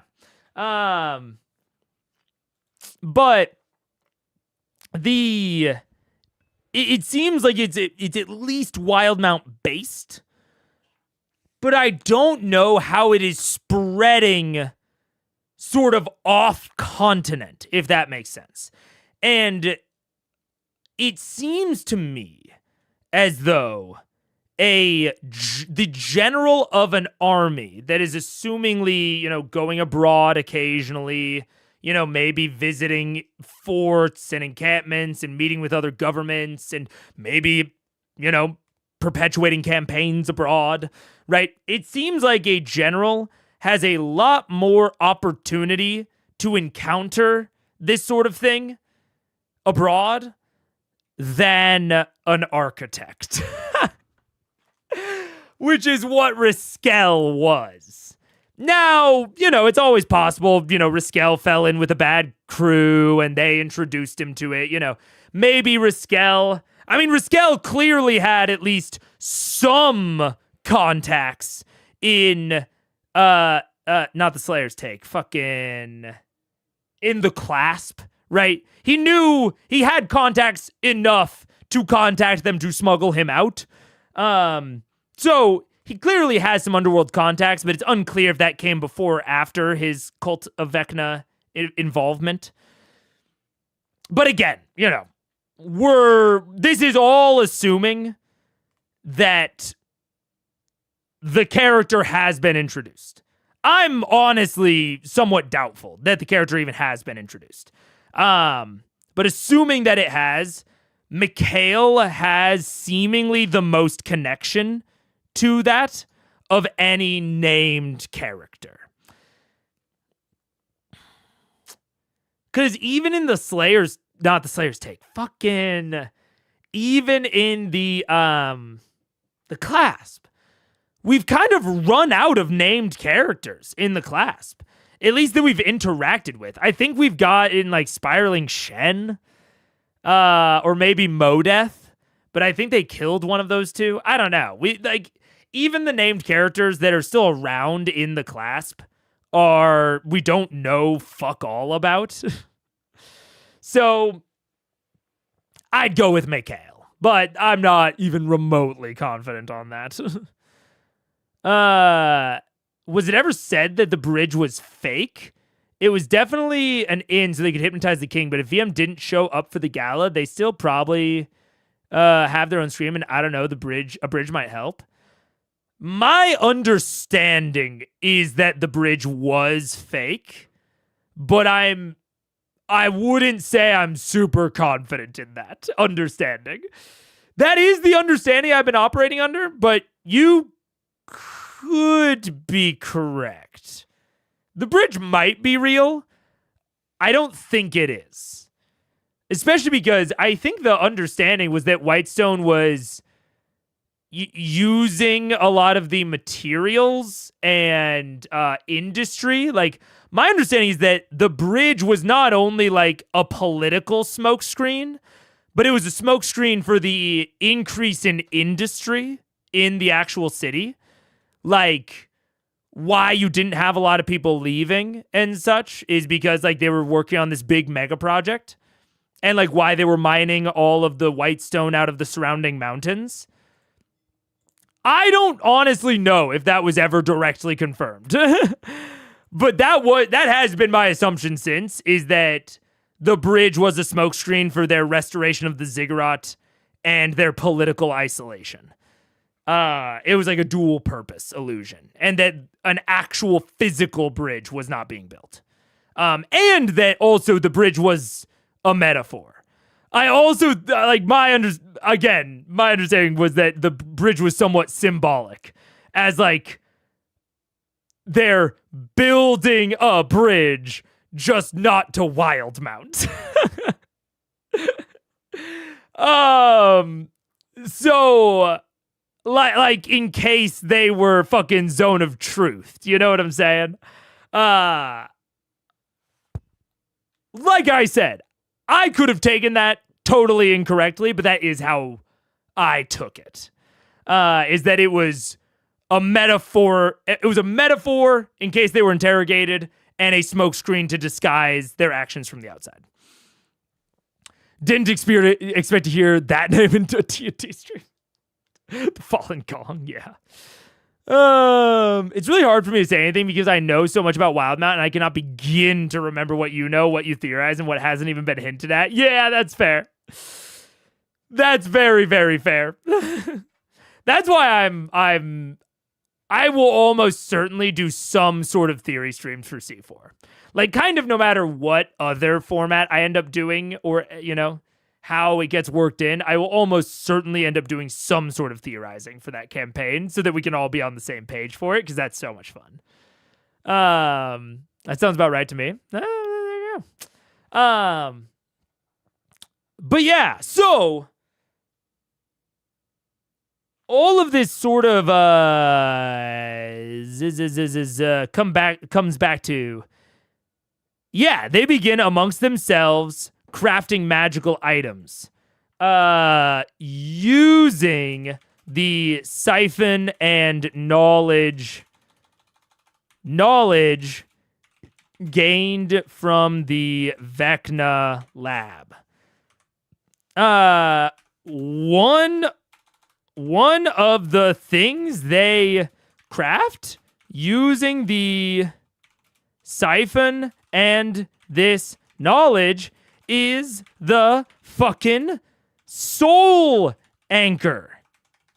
Like, and when I say we, I mean the fucking characters, but the characters so, like, just passed over the fact that Allura and crew seem to have crafted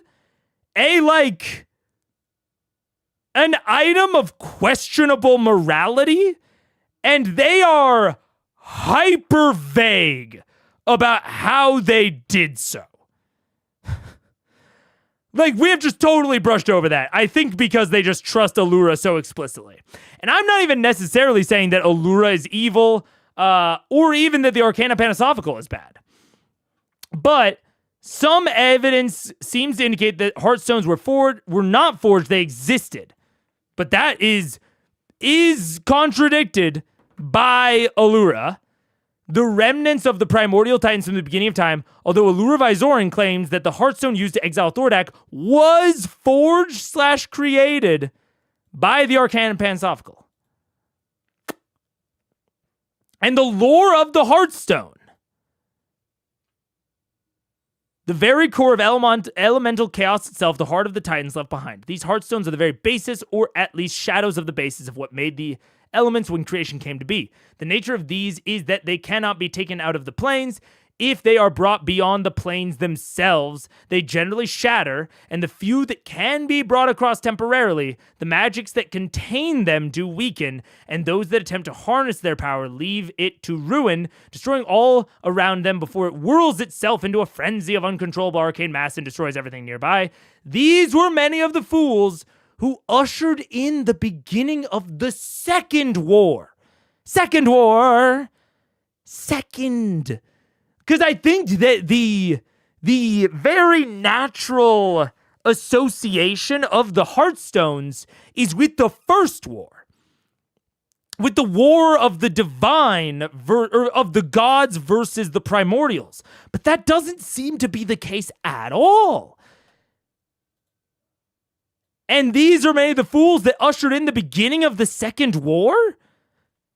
Sounds a lot like Vecna. At least what I know of Vecna. And so it seems very natural to me that some of these artifacts, one of these artifacts was the Heartstone that the Arcana Pansophical crafted, not the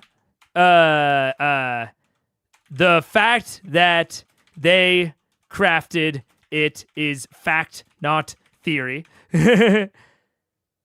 To lock away Thordak. And I could easily see, like, we've seen a amount of, like, Raishan has an amount of this knowledge because she studied Opash's old lair. And Vecna and Opash seem to, at the very least, be contemporaries at some point in the past. It seems like Opash outlived Vecna, ultimately, because it seems as though Vecna attempted to ascend. And that is possibly even why Opash ended up outliving Vecna, is because he saw what happened to Vecna when Vecna attempted ascension and said, I'm good. I'll stay here. I'll stay on Viscon. No, thank you. I don't want any piece of that. And so it seems very reasonable to me that could be why Raishan, number one, was able to corrupt the Heartstone, because this was crafted by the Sword of Magic she was researching at Opash's lair and lab. It's the same sort of school of knowledge. And it could be very reasonable as to why she is so interested in the ziggurat under Whitestone, right? This could be the ultimate sort of connection point. It is not that, because I theorized for a long time that Raishan was involved with the Vecna stuff. But it seems like that might not be the case. It might be that Thordak, Raishan are connected to Opash, and Opash is connected to Vecna. Or maybe not even that, actually. Opash is connected to a certain type and branch and school of magic. And that is the connectivity point. It's this powerful, powerful necromancy that is the connectivity point. The types of necromancy that caused the Second War. That is what connects Raishan and Thordak to Opash, connects Opash to that school of magic, and that school of magic is connected to Vecna, is connected to the Briarwoods, is connected to the Ziggurat. And the Arcana Pansophical is sort of a third party in this.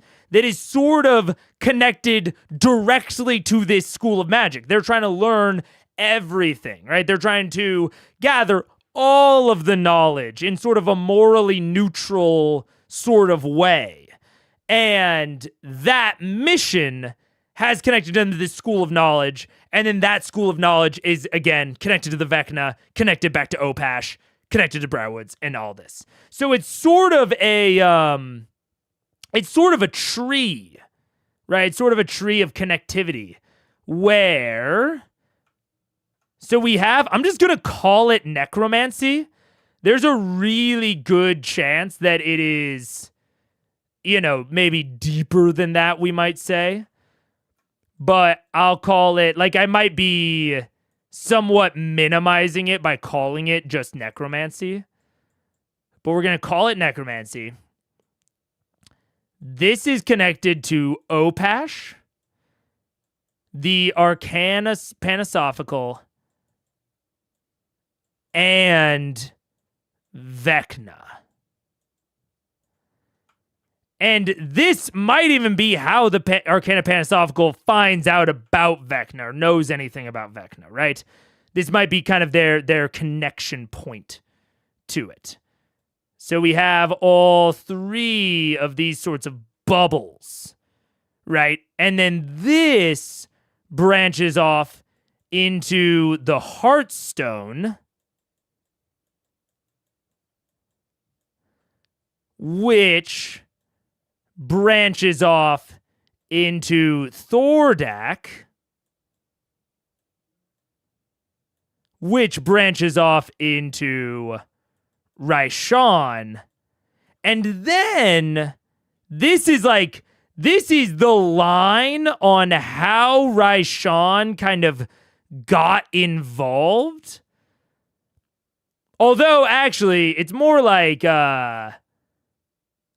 well, yeah, I guess the Heartstone is just related like that as well. So Thordak isn't necessarily connected like that, but it is kind of like this, right? There's this sort of interweaving here.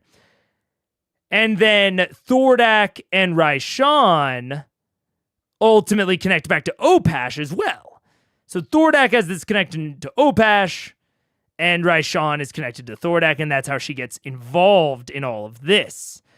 And then we kind of have Vecna and the Briarwoods. And the Briarwoods over here. And we have the Ziggurat. Zig. And I will also say the Ziggurat is connected to the Hearthstone via Osisa. Osisa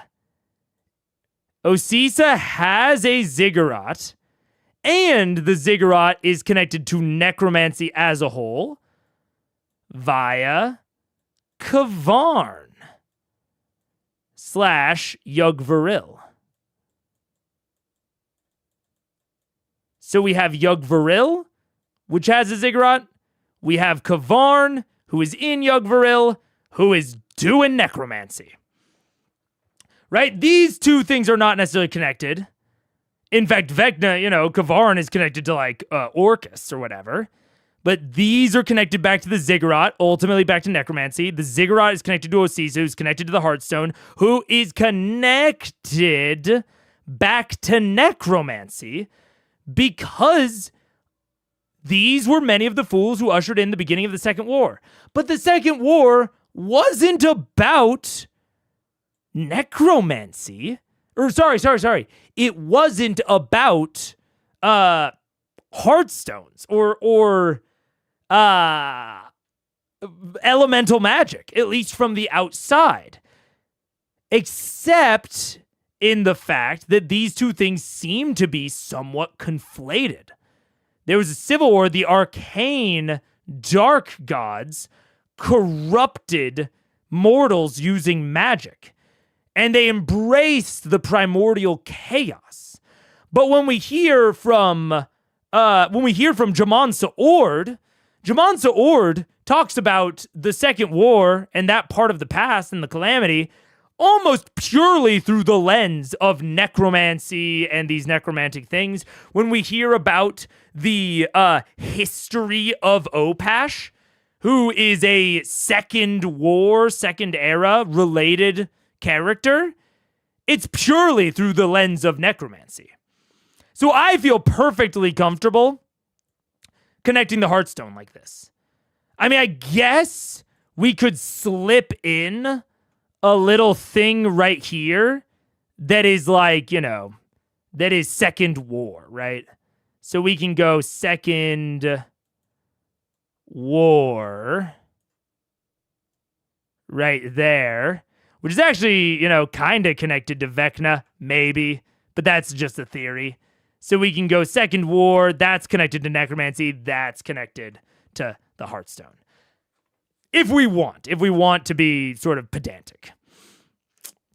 Osisa's crystal is actually called a heart glass, not a heartstone. Yes, it is. And I do, I acknowledge that, but it is, to me, they are so clearly the same thing. And this is just Matt using different words for them as the campaign goes on. You are correct, Mike 30. I don't want to downplay that. But we have, where is it? The Hearthstone in Thordak is described as a pulsing heart of red glass. Osisa has a heart glass that allows her to extend her vision. She also claims that using it comes at a cost. Also, her eyes are perpetually sky blue. When she uses the heart glass, it also turns the same sky blue. Osisa claims that Ioun herself extends vision via the heart glass.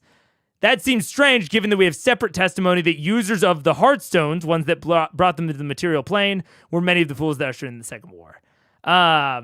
So they could be different shit. I would find it incredibly unlikely, especially given that Allura Vyzoran has referred to the Hearthstone as a soul anchor, which seems to be maybe interchangeable. Maybe they're using a Hearthstone as a soul anchor. So a soul anchor can be made out of multiple things, and they're using the Hearthstone as a soul anchor. I don't know. But terminology is hard to be confident on from early CR, which makes it tough. It does also mean that I think I will have, frankly, an easier time theory crafting in both C4 and in C2 and C3. Because I think there will end up being a lot less retconning, especially of like proper noun terms. I think there's quite a bit of retconning in C1. Now, that's not to say that there might not be some purposeful, conflation of terms and unreliable narrators and blah, blah, blah, blah, blah. I think that might happen. But I think there's a lot of unintentional conflation as Matt sort of works things out in C1. Yeah, you're right, I think. Yeah. I mean, and again, just like earlier, because I think you were also the one that brought up the Gilmore crafting things. I appreciate it. I appreciate clarifications and gut checks on things that I would know. I've been exposed to the information. I appreciate it. But yeah, that is why I think this on the heart glass specifically. No, that was someone else. Never mind then. Fuck you. Or I guess not fuck you. Thank you for this, but not for that. Taking credit away. But yeah, it is. It is. So that is, yeah. I don't know where I'm going with this now. Wait, let me pop that back up. Okay, yeah. So one of these artifacts was the Hearthstone. that the Arcana Panasophical crafted, the fact that it's crafted is not a theory, to lock away Thordak. And that is the reason this like connected web, this is the reason that Raishan is able to ultimately corrupt the Heartstone, which the Arcana Panasophical is like, how the fuck did you do that? That's why she is able to ultimately corrupt the Heartstone, but also not know anything about the Ziggurat. Well, actually, sorry, not even know nothing about the Ziggurat. It's not that she knows nothing.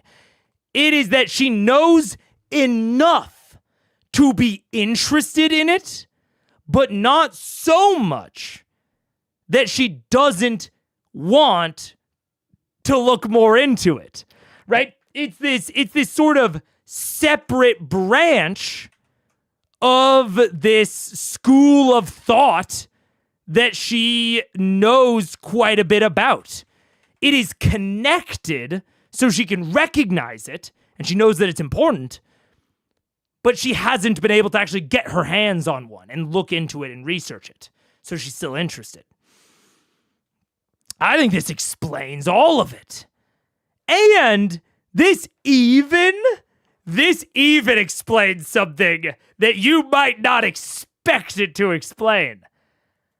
This explains the most important character of C1, the linchpin that holds everything together.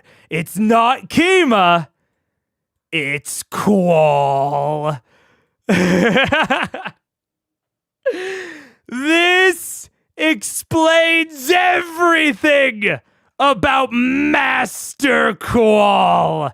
We're putting it all together because you see, I don't think there is such a thing as Golomancy.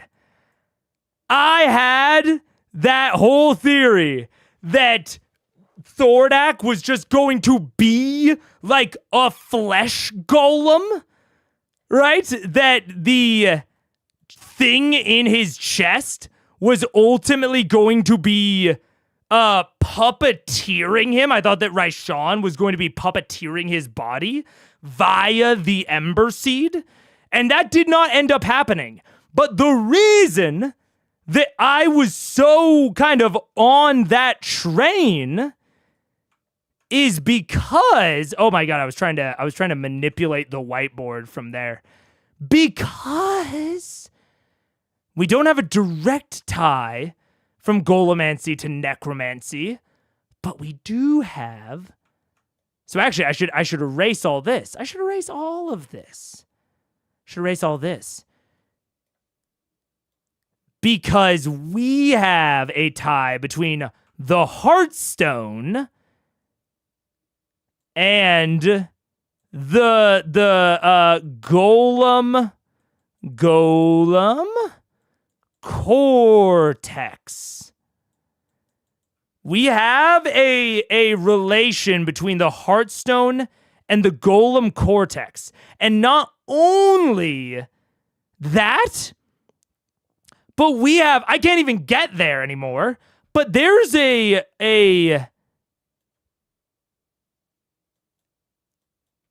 link between the golem cortex and the Arcana Panasophical.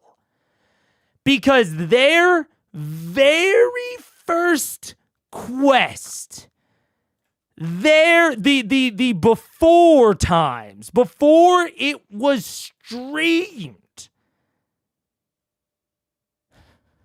their quest was for Master Eskel Reindarian to recover the shit from the tomb, from like the thing in the basement. Or that might have been their quest for Master Qual. I actually don't remember. Realm Seer Eskel. Wait, now I gotta remember. Oh shit, I'm talking out of my ass now. Wait, Dresvina wanted a brass box stolen from Eskel. We never found out what it is. Eskel had VM retrieve the skull of a nightmare and the heart of a nymph to heal Grog's affliction. Eskel was also implicated during Winter's Crest in Westrun. Potential Vorugal identity. No. Wait. Is it in my Dresvina report? Brass box. When the party doesn't, he says it's fine. Yes! For Dresvina, they retrieve an arcane cortex from the chest of a golem. So actually, the connectivity here is, right, the people who want golem cortexes are Dresvina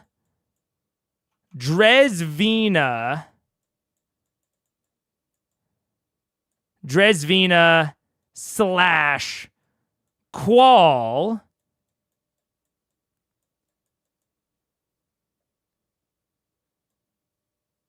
And so the Golem Cortex doesn't actually have this connectivity up to the Arcana Panasophical, but what it does have connectivity to, Dresvina / Qual have a connectivity to Eskel.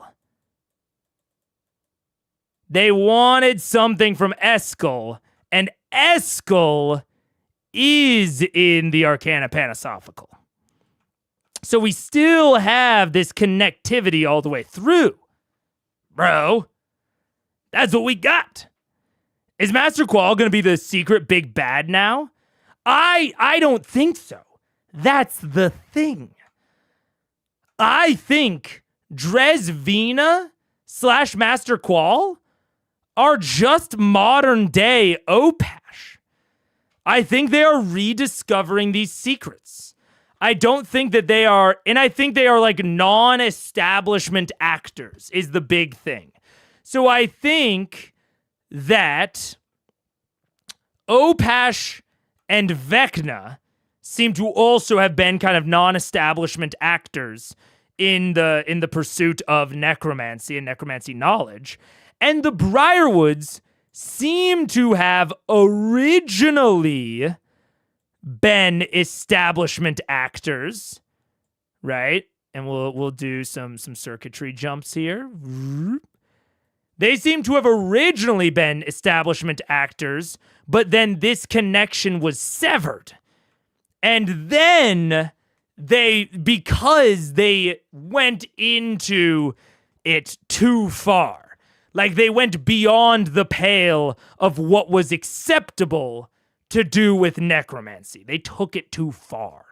And I think that Dresvina and Qual might also be taking it too far currently. We just haven't seen it yet. They haven't done the thing yet. They haven't escalated yet. So I think they are non-establishment actors, but they haven't done the thing to like earn the ire of the Arcana Panasophical yet. Right? The Arcana Panasophical, I think, is sort of like SCP-esque, like the SCP Foundation, where they need to know about SCPs. They need to know the dark magic, but they are not allowed to use it themselves. And you'll even, if you read SCP at all, mention, some SCPs are used to contain other SCPs. These are a special category of SCP. These are one of the classifications, I think. I can't remember the classification. SCP that, I think Thaumiel contains other SCPs. Is it Thaumiel? Yes. Yeah, Thaumiel class SCPs. They are types of monsters that the Secure, Contain, Protect Foundation uses to contain other monsters. And that is the exact sort of energy that I think the Arcana Panasophical has. I think the Arcana Panasophical did, yes, they interacted with necromancy to craft the Heartstones. or the Heartstone that locked away Thordak. They did that, but we can actually take it on pretty good authority that it seems like they tried other options first.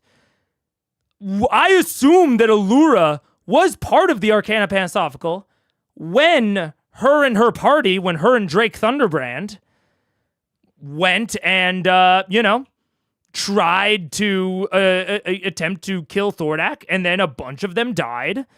And so they had to escalate their methods. They said, okay, we tried the other solutions first. We have to escalate up to the nuclear option, right?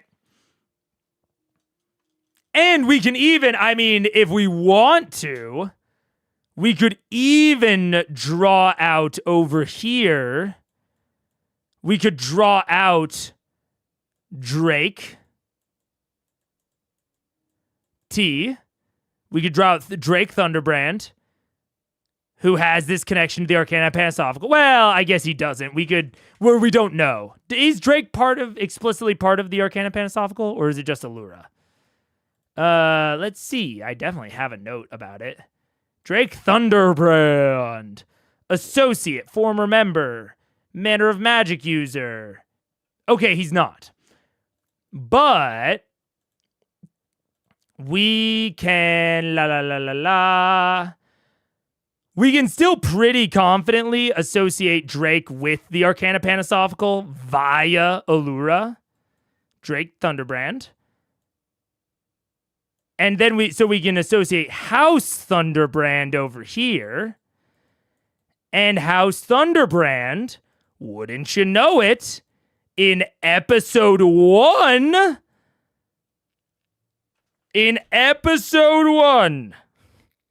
Orion is like, where am I gonna find the people that know about magic items? Where's my people that are gonna help me craft some magic item shit? Where are they? They're at House Thunderbrand. And House Thunderbrand is the one that has the big magic fence around it. And House Thunderbrand is the one that, no, they're not a magic item emporium. They're not a shop, right? When they ask Gilmore, when they ask Allura, who can we go to re-enchant this rug? Gilmore can't do it. Gilmore's, bringing back in the point that was made earlier. Sure, Gilmore can do a potion. Sure, Gilmore can do a +2. He can do a really sharp sword. All right, good for him. He can't make a flying rug. He doesn't have the fucking big sauce, man. He doesn't have the siphon.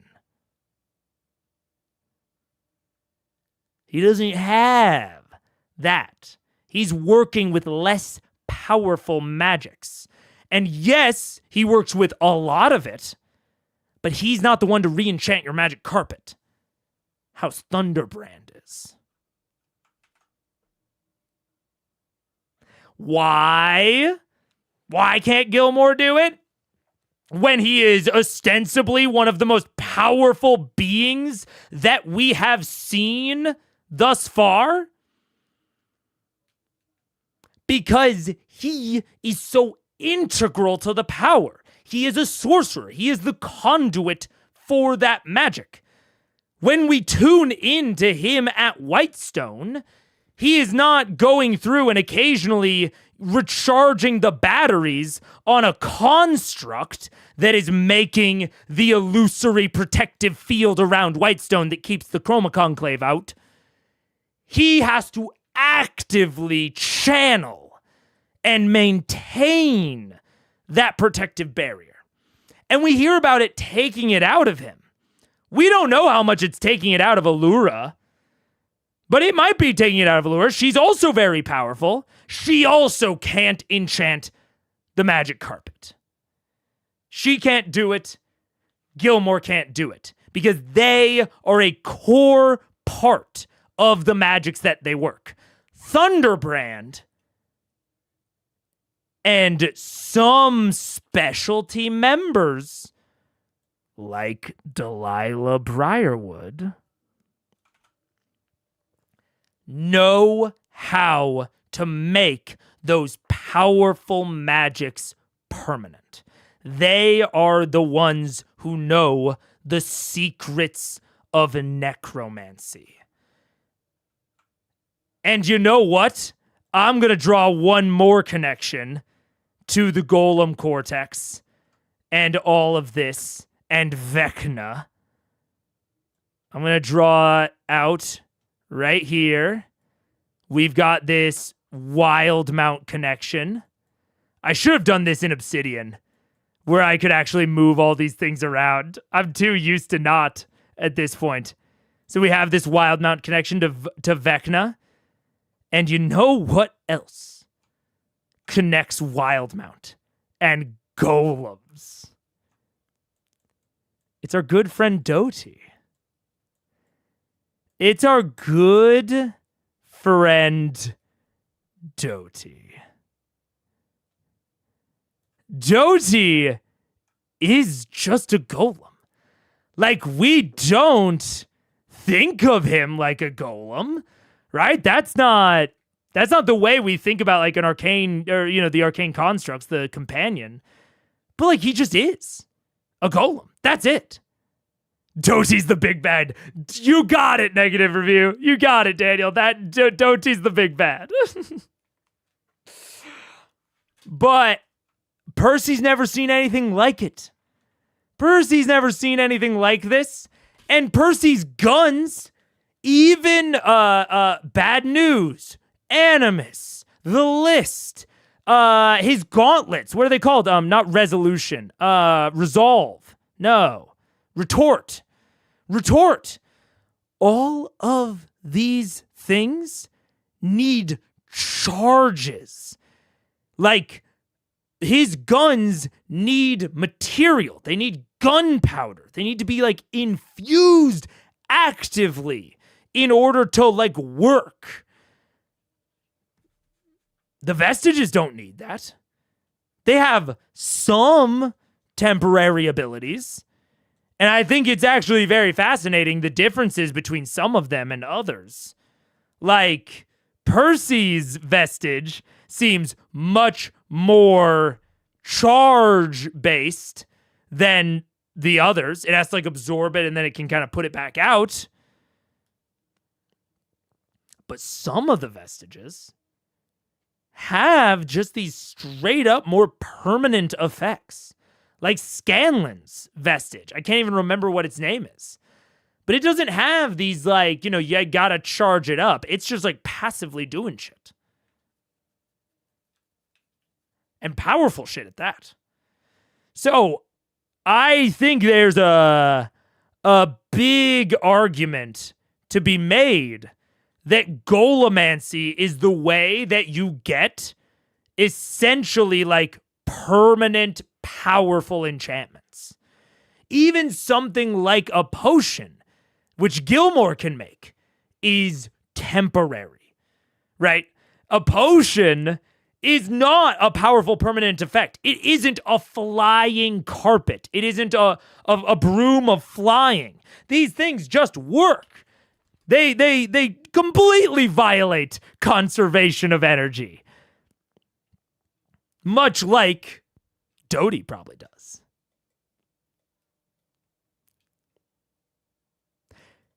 So,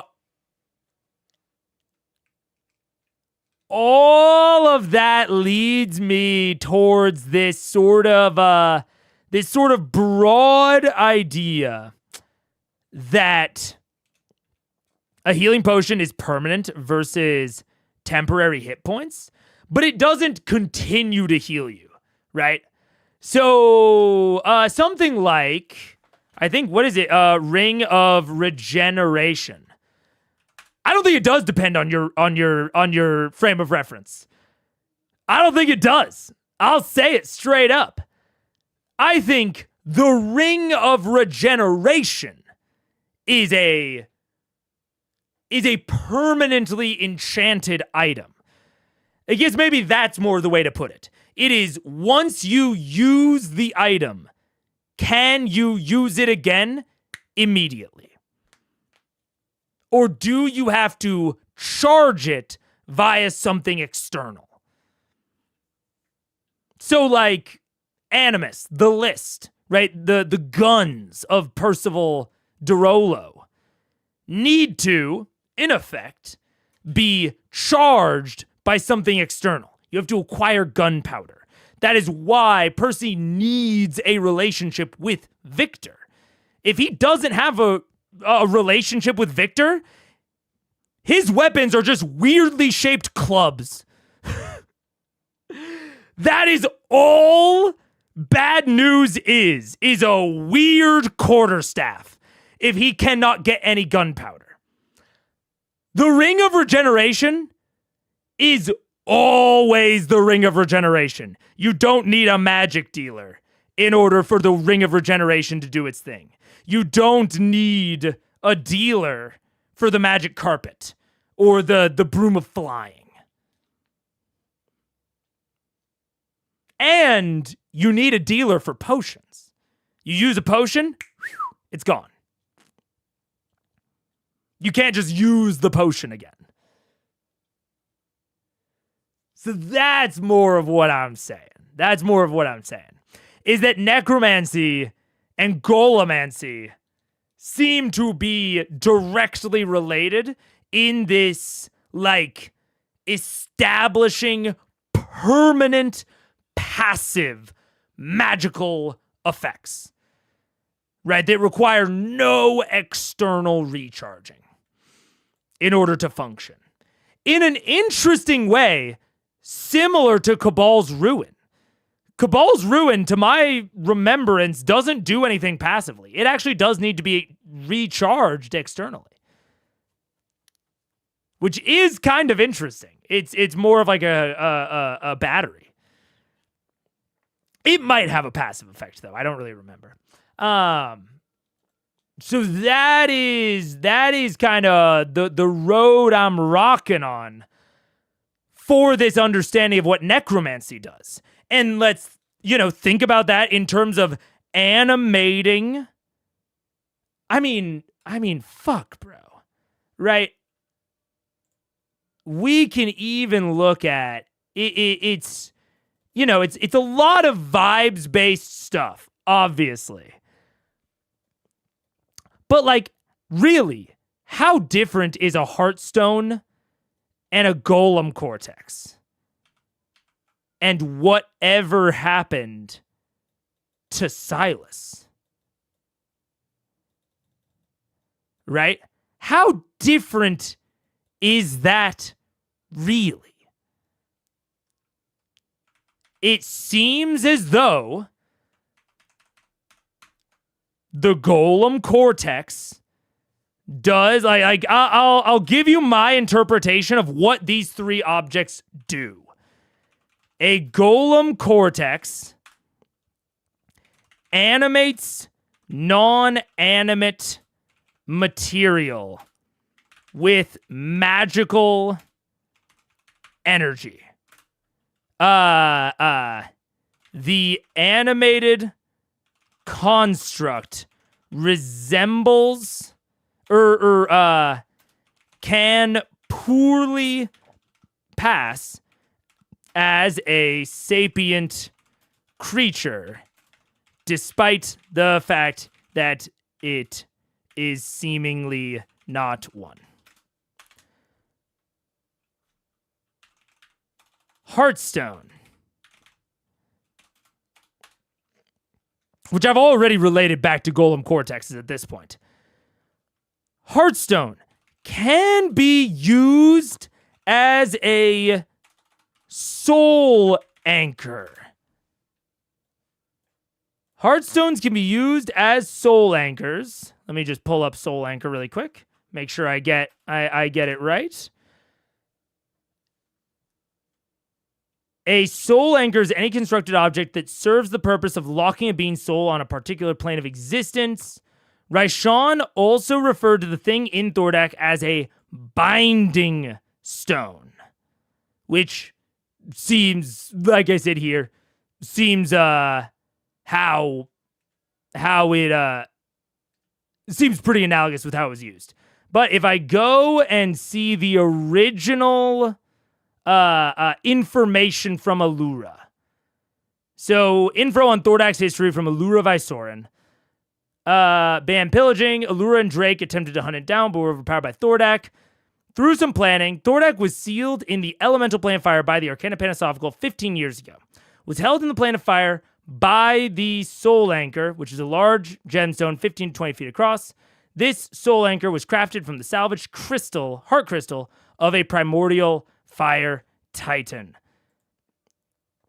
And this... Where is my specific note on this? The nature of these is that they cannot be taken out of the planes if they are brought beyond the plane themselves. They generally shatter, and the few that can be brought across temporarily, the magics that contain them do weaken, etc., etc. All of that is to say, it can be used as a soul anchor specifically to lock a being's soul to a particular plane of existence. I think this is pretty fair, right? This is a pretty fair way to characterize the Heartstone, or at least the Soul Anchor, which we know the Heartstone is a Soul Anchor. So it can be used, again, to control the passage of a soul between the realms. And then what was the last one that I was comparing this to? Golem Cortex, Heartstone.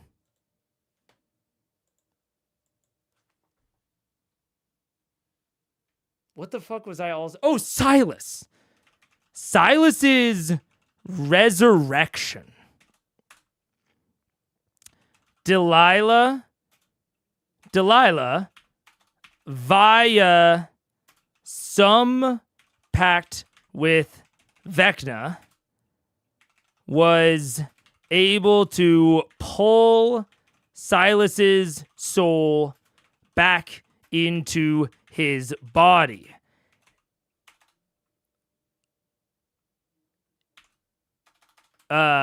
Seemingly. If it wasn't actually his soul, I guess that's possible. If it wasn't actually his soul, then instead she used magical energy to animate his corpse in such a way that it resembled a sapient creature. It's one of those two things. Either Vecna, or it's both. No, it can't be both. Those are mutually exclusive. So either the power of Vecna was able to permanently return Silas's soul to his body, his corpse, and just the process of doing that turned him into a vampire, or his soul is not back in his body, and his body is just animated in such a way to make it look like it is. Sounds incredibly similar. Maybe just a more advanced version of what a golem cortex does. And maybe the only distinction between the two is the fact that this is targeting material that was never alive in the first place.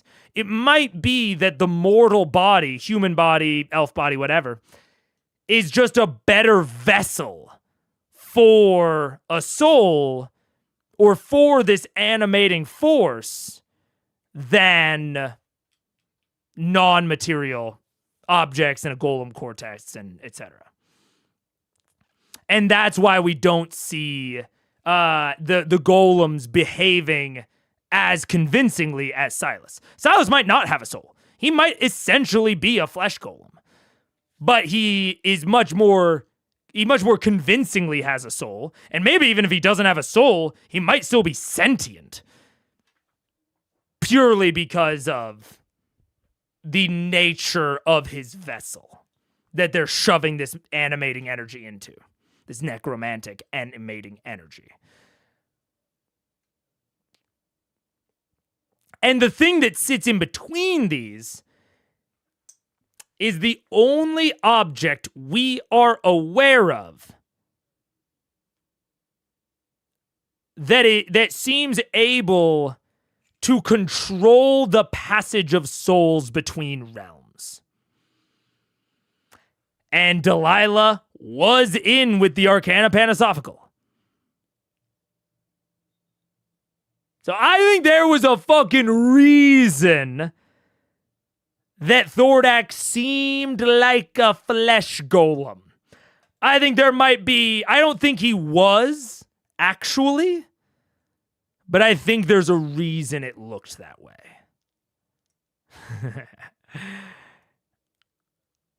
And I think that that's why, after researching with Opash, the necromancer, Raishan was able to figure out how to corrupt the Heartstone. And it might also be why. Like, Delilah might have gone further into the black magic than the rest of the Arcana Panasophical. The Arcana Panasophical might not know how to resurrect someone beyond the regular spells. Right? They might not know how to do that. They might just know the inklings of how to do that, but Delilah took it further. She took it further than she was ever supposed to. And so that's why Allura and the Arcana Panasophical think the Heartstone to be invulnerable. Because they just haven't learned enough necromancy. Possibly on purpose. Right? I can see the Arcana Panasophical, even in all of this theorizing that I'm doing, I can see them still being a broadly beneficent organization. I can see it. And people like Allura and Drake do just hold themselves back from the forbidden knowledge. They find knowledge and they put it down in the books in case they ever need it, and they put it in the restricted section, and they actually respect the fact that that section is restricted. But Allura didn't. And so that's why the Heartstone, not only does the Heartstone lose its invulnerability, because that's honestly a pretty big plot hole. Like, I'll just be straight up. And now we can just think maybe Matt wanted, maybe this is a D&D thing, not a story thing. Maybe this is an actually, like, we run into troubles in the actual running of the game, and Matt wanted the Thordak fight to be over quicker, or he wanted there to be a bigger moment within it, so he adds in the cracking of the Heartstone. But the cracking of the Heartstone does not make sense with the pre-established lore. So we can either think that Matt retconned the established lore, which, honestly, that's the assumption I've been operating under since it happened. It's a retcon. It doesn't make much sense. That's fine. Shmeep shmop. Who cares? Or it could just be because Raishan corrupted it. The thing that made it indestructible is the thing that Raishan removes when she allows Thordak to come back into the material plane. When she corrupts it. And Allura doesn't know that. She doesn't even know that it can be corrupted. She doesn't know that it can be made vulnerable because she has not read deep enough into the forbidden knowledge to even know that. but Raishan did in Opash's lair.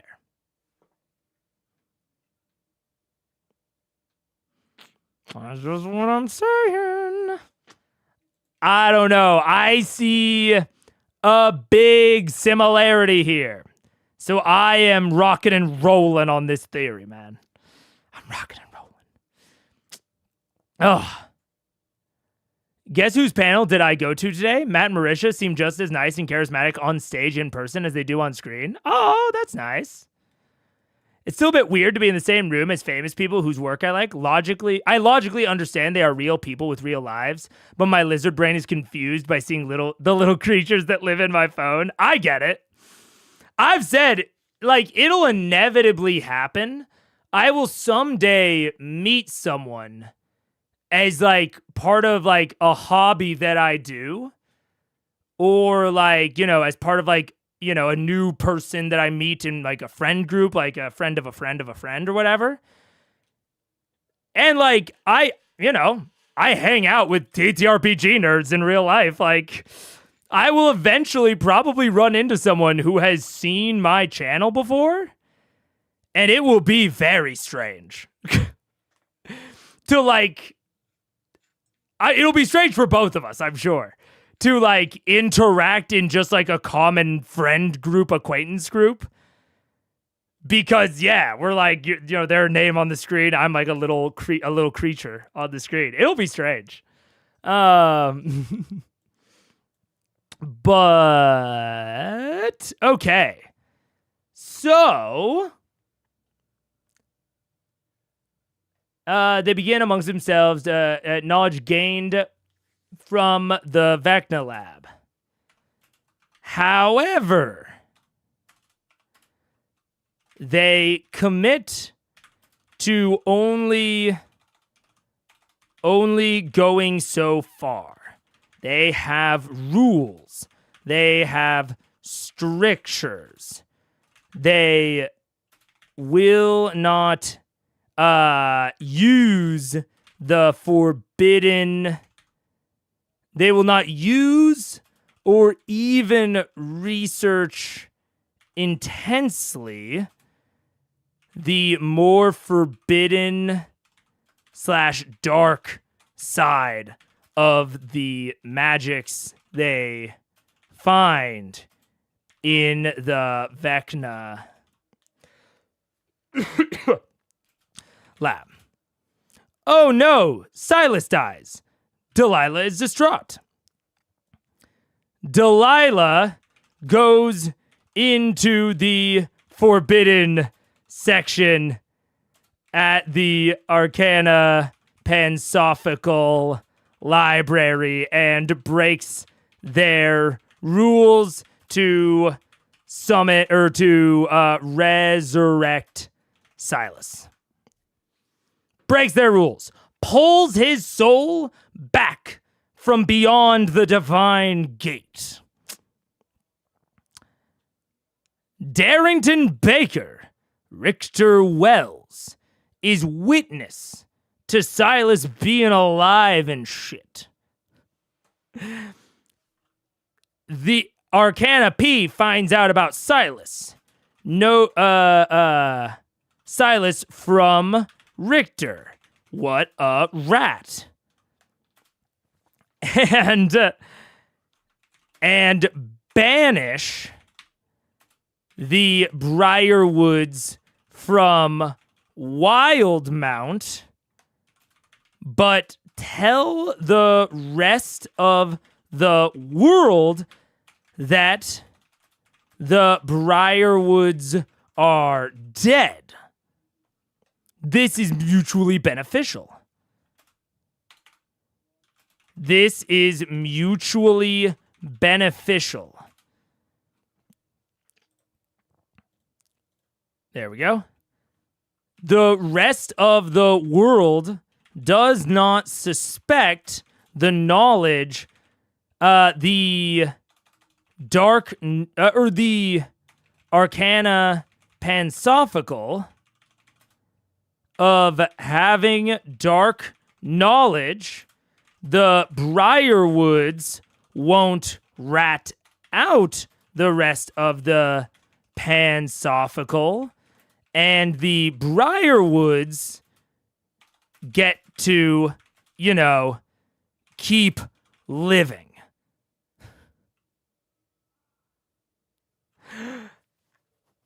So they go into this Cold War where the Briarwoods don't rat on the Arcana Pansophical, and the Arcana Pansophical don't rat on the Briarwoods, but they do kick the Briarwoods out of Wildmount. They say, go make your trouble in Taldore. We don't want any part of it. And then we enter into mutually assured destruction. Briarwoods and Arcana Pansophical enter into mutual, and I will even say, not just Briarwoods and Arcana Pansophical, Wild Mountain Arcana Pansophical members enter into mutually assured destruction with each other. The Wildmount Pansophical members are not meant to be delving into the necromancy as regularly as they do.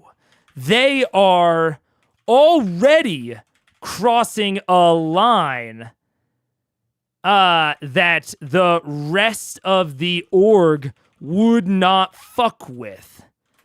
Delilah just took it even further. This is why Allura does not recognize the Briarwoods.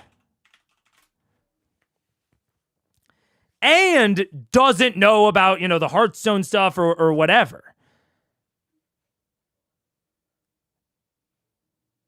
Yeah. It's mutually beneficial, but it's also mutually assured destruction. They say, go make trouble somewhere else. We won't tell anyone what you did, but you are cut off. And it could be, I could see it being, actually, no. And this makes perfect sense. Now, you might say, but Mega, how could the Arcana Pansophical just let the Briarwoods get away? If they had a problem with what the Briarwoods were doing, why are they cool with them doing it in Taldore? Glad you asked.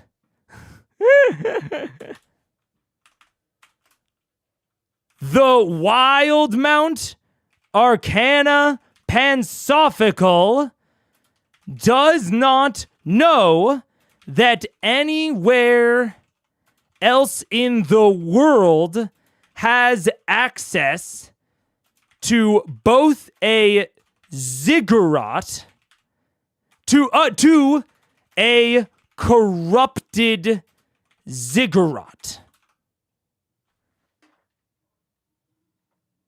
That's my thought.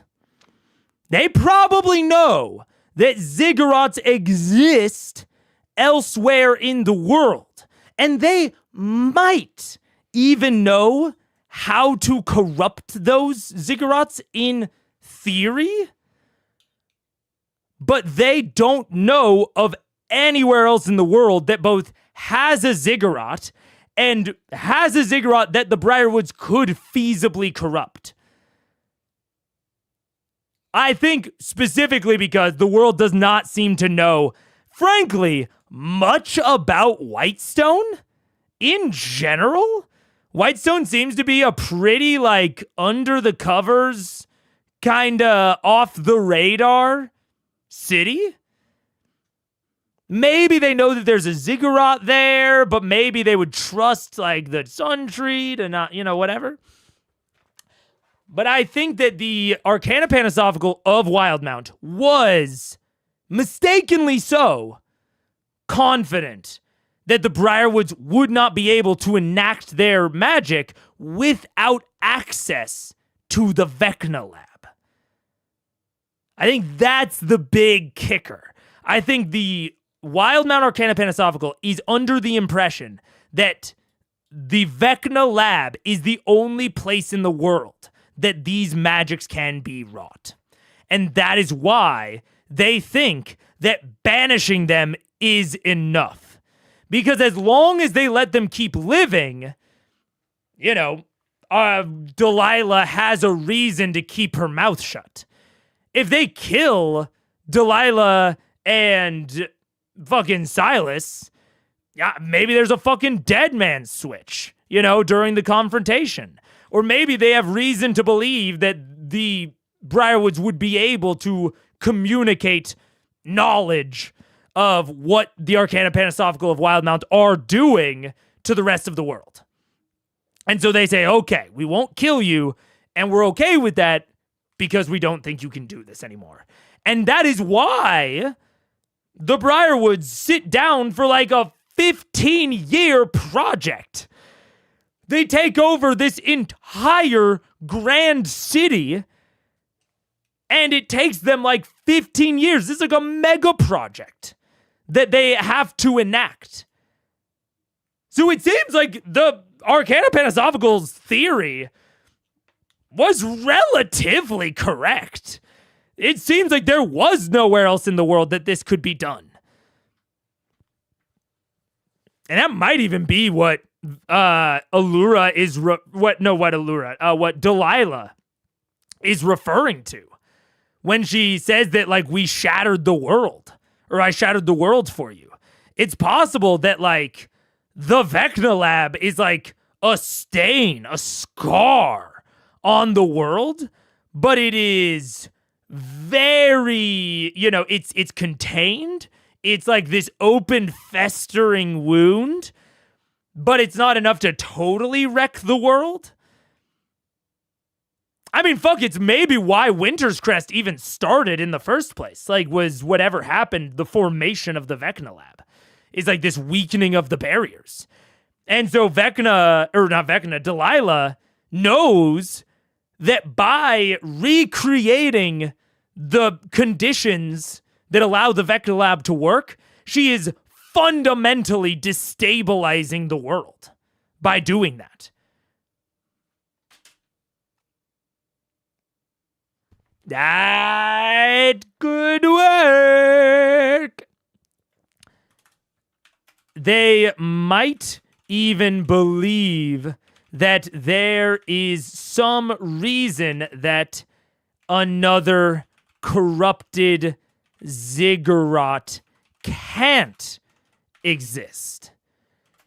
And whatever rules Delilah breaks in the process of corrupting the Whitestone ziggurat is what she is referring to when she says, I broke the world for you. They might have believed that Delilah would not go that far. But she did. Caught up to live, you're talking so slow, Mega. I'm talking as I type, which is... I definitely talk slower. Opposite of how does he do it? If you're not spot on, how soon into the next episode will Matt ruin your theories? Oh, I'm sure immediately. We'll see, but I'm sure immediately. Because I'm going into detail. I love these theory streams. Me too. I agree. Man. But that is, I think that makes the most sense. So, Wildmount claims to have killed the Briarwoods to keep the secret of the Vecna lab. And the thing that Delilah discovered specifically is... Or maybe not even the thing that Delilah discovered specifically. I don't even know. Delilah might not have discovered anything that the Wildmount chapter in general hasn't discovered. She just broke their rules. I think Delilah probably had the same knowledge / access to knowledge as the rest of the Wild Mount Arcana Pansophical members. She just crossed a line. And once she crossed that line, Vecna gave her more knowledge and or just encouraged her or required her to cross further lines. The rest of the Arcana Pansophical might not know that Delilah agreed to corrupt another ziggurat. She might have lied to them. She might have just said, they might have been like, hey, what did you give up in order, like, what did you pact to Vecna? And she might have just fucking lied to him and not let them know that, like, oh yeah, I need to go and corrupt another ziggurat, or I need to do this ritual or whatever. They might just not know. And so they say, okay, you leave, you won't be able to do any of your other stuff, and we know that you won't because there's no way you'll build another Vecna lab. But then she does.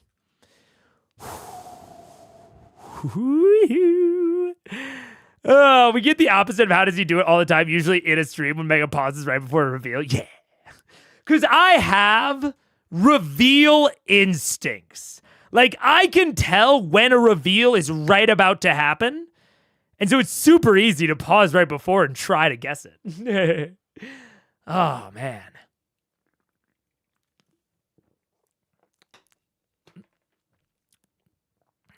So,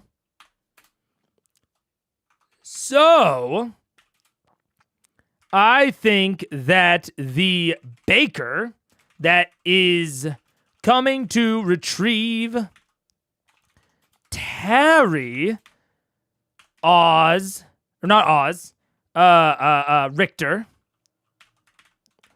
Richter is will have intimate knowledge of how this all went down, but was sworn to secrecy. However, when he learns, when/if he learns of the former Briarwood occupation of Whitestone, he will become concerned and start inquiring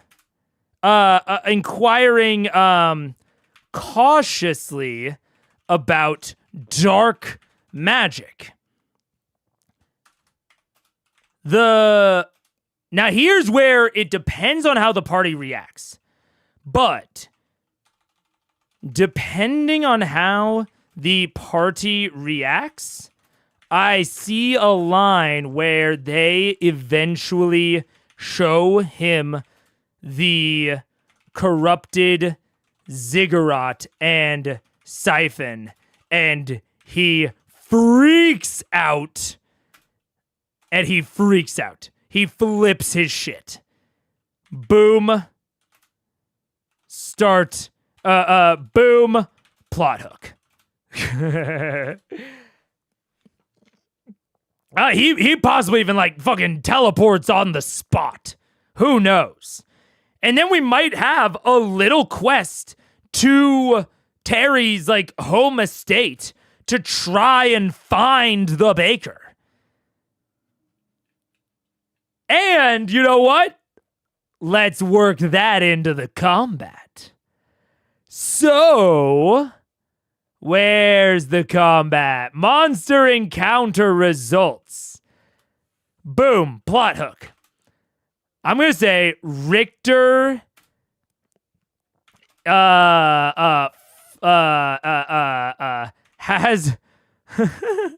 something akin to a panic attack and teleports back to Wildmount without Terry.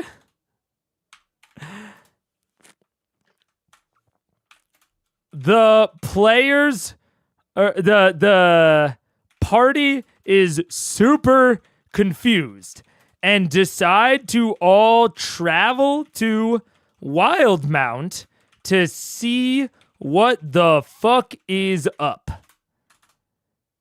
When they arrive at the Darrington estate, they arrive to a scene in chaos. Boom! Monster encounter. Monster encounter. And the monster encounter in specific is a celestial, charisma, environment, and name. Now, there's all sorts of things you could play with in an environment. I think that's very reasonable. Charisma, sure. Celestial. Celestial is very interesting, especially for a combat. Now,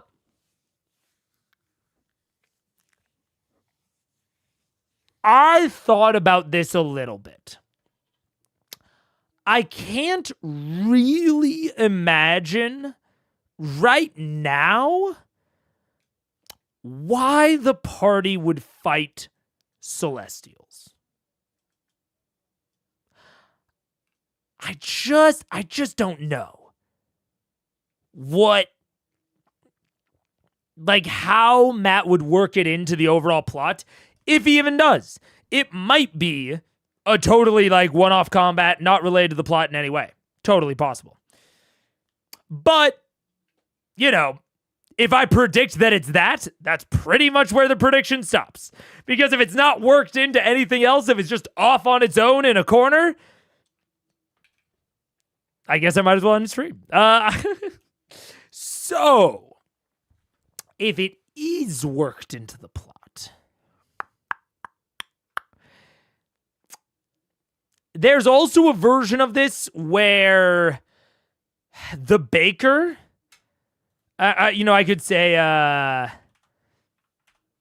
alternatively,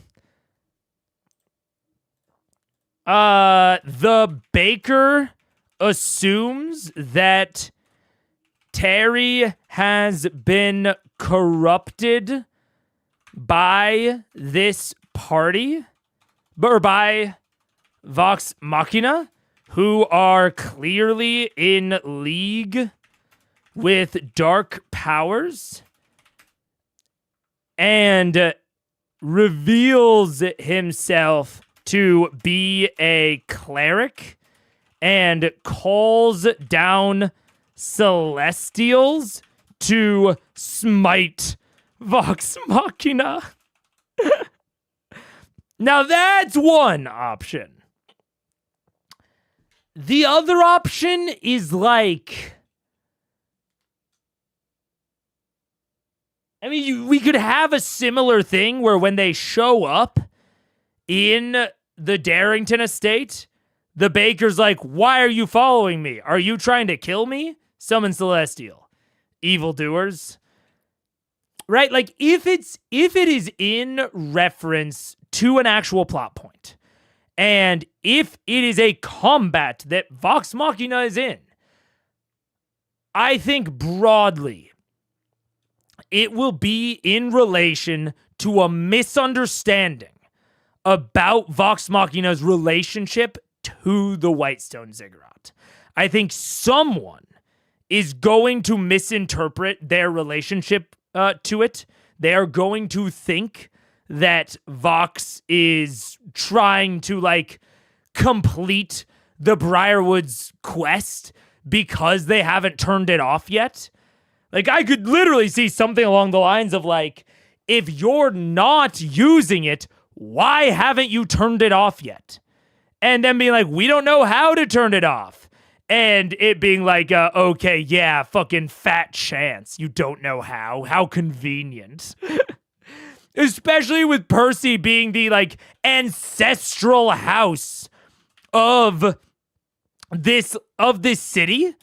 Like, if your entire context for these ziggurats, if you are this baker, and your context for these ziggurats is that they are the centerpiece of occult ritual practice, and you come in and you meet this guy that is clearly powerful, clearly magically adept, especially when it comes to, like, constructing magical objects. And he says, oh yeah, you know, you find out that his house has been ruling this city since time immemorium. Are you going to believe him when he says he doesn't know how to turn it off? Imagine going to someone's house and they have a fucking nuclear reactor in the basement. And they've owned this house, their family. This house has been in their family for generations. And they tell you to your face, yeah, I just found out about the nuclear reactor, and also I don't know how to turn it off. But also they're a nuclear scientist. And they've pacted with evil entities in the past. It, like, the more you learn about the situation, the more unbelievable it sounds that Percy doesn't know how to stop the ritual. It sounds so improbable as to be impossible. If you are, you know, related to the Wildmount situation that I think has occurred. And honestly, even if you aren't, it sounds so improbable. So. And, I mean, if this is, you know, the kind of meat and potatoes of the theory, you know, side note, if, Vecna's lab is the only other corrupted ziggurat, and all zigs seem to be Ioun temples.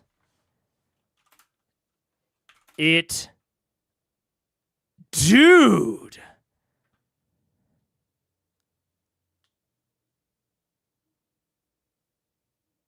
I just had a thought.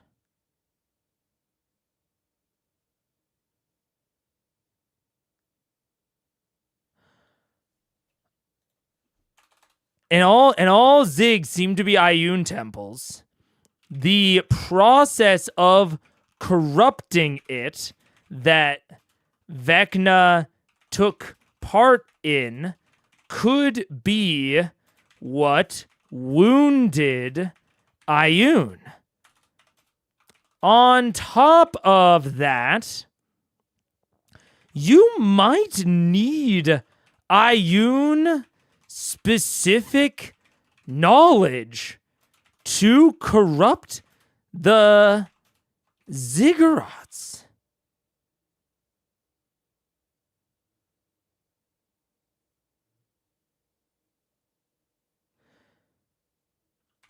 Because Osisa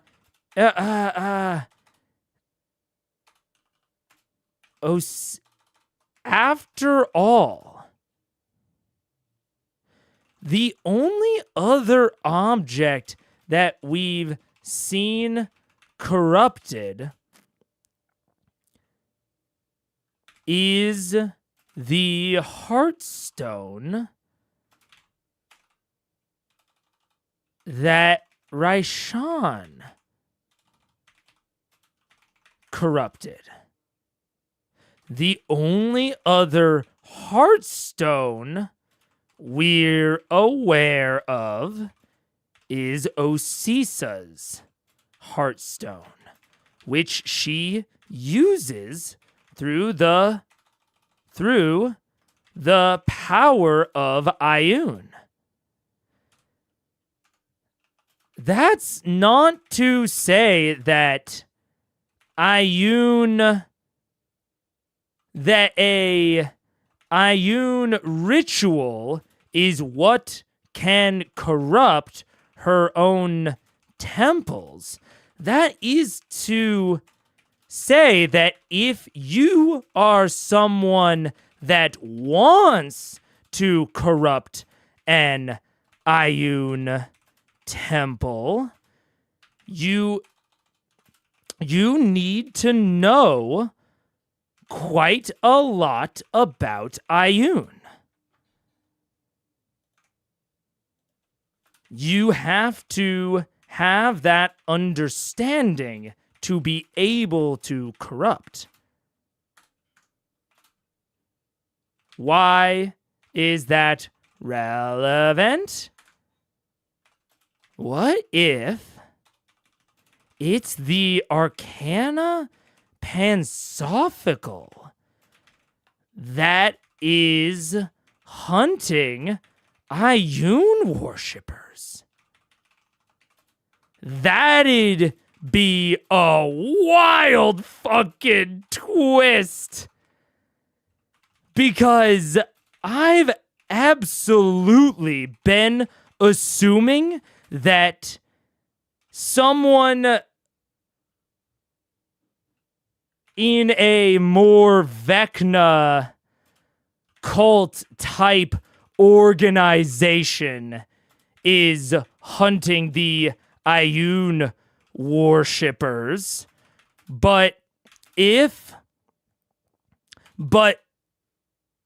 the Arcana Pansophical might have run the calculus and decided a couple of dead priests are worth no one ever being able to corrupt one of her temples ever again.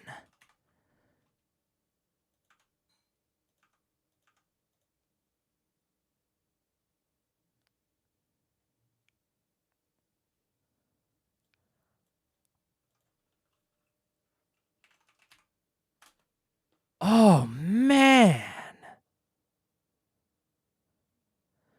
Question for you when you're done with the Monster Ground and Theorizing. Sometime in the future, you will have a C-Force theory stream. I can foresee you guessing a PC choice or a Brent plot hook that might come close to a choice or plot hook that was done in late C1, anytime in C2, C3, or an Exu. And we might feel like that might not happen because it's a choice that's already been done in CR media. How should we in chat push back on said potential mega theories without spoiling that something like that happens in any CR media? Damn. That's a good question. My initial thought.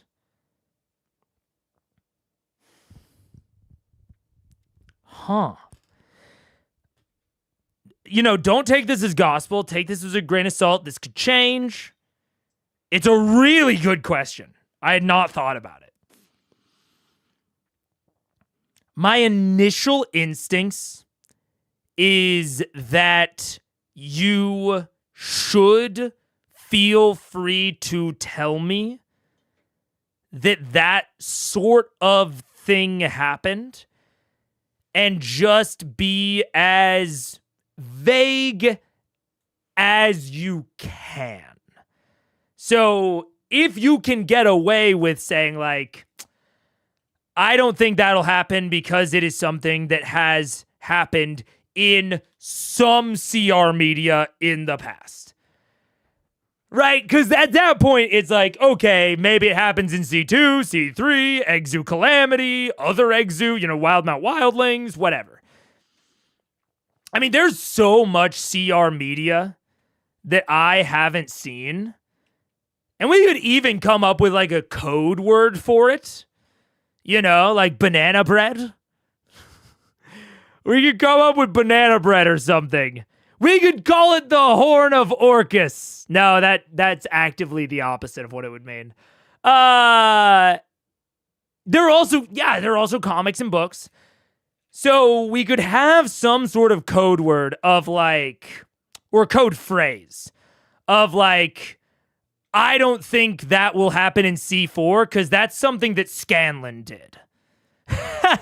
Or that's something that Orion did in Knights of Draconia. We could have some sort of passphrase, right?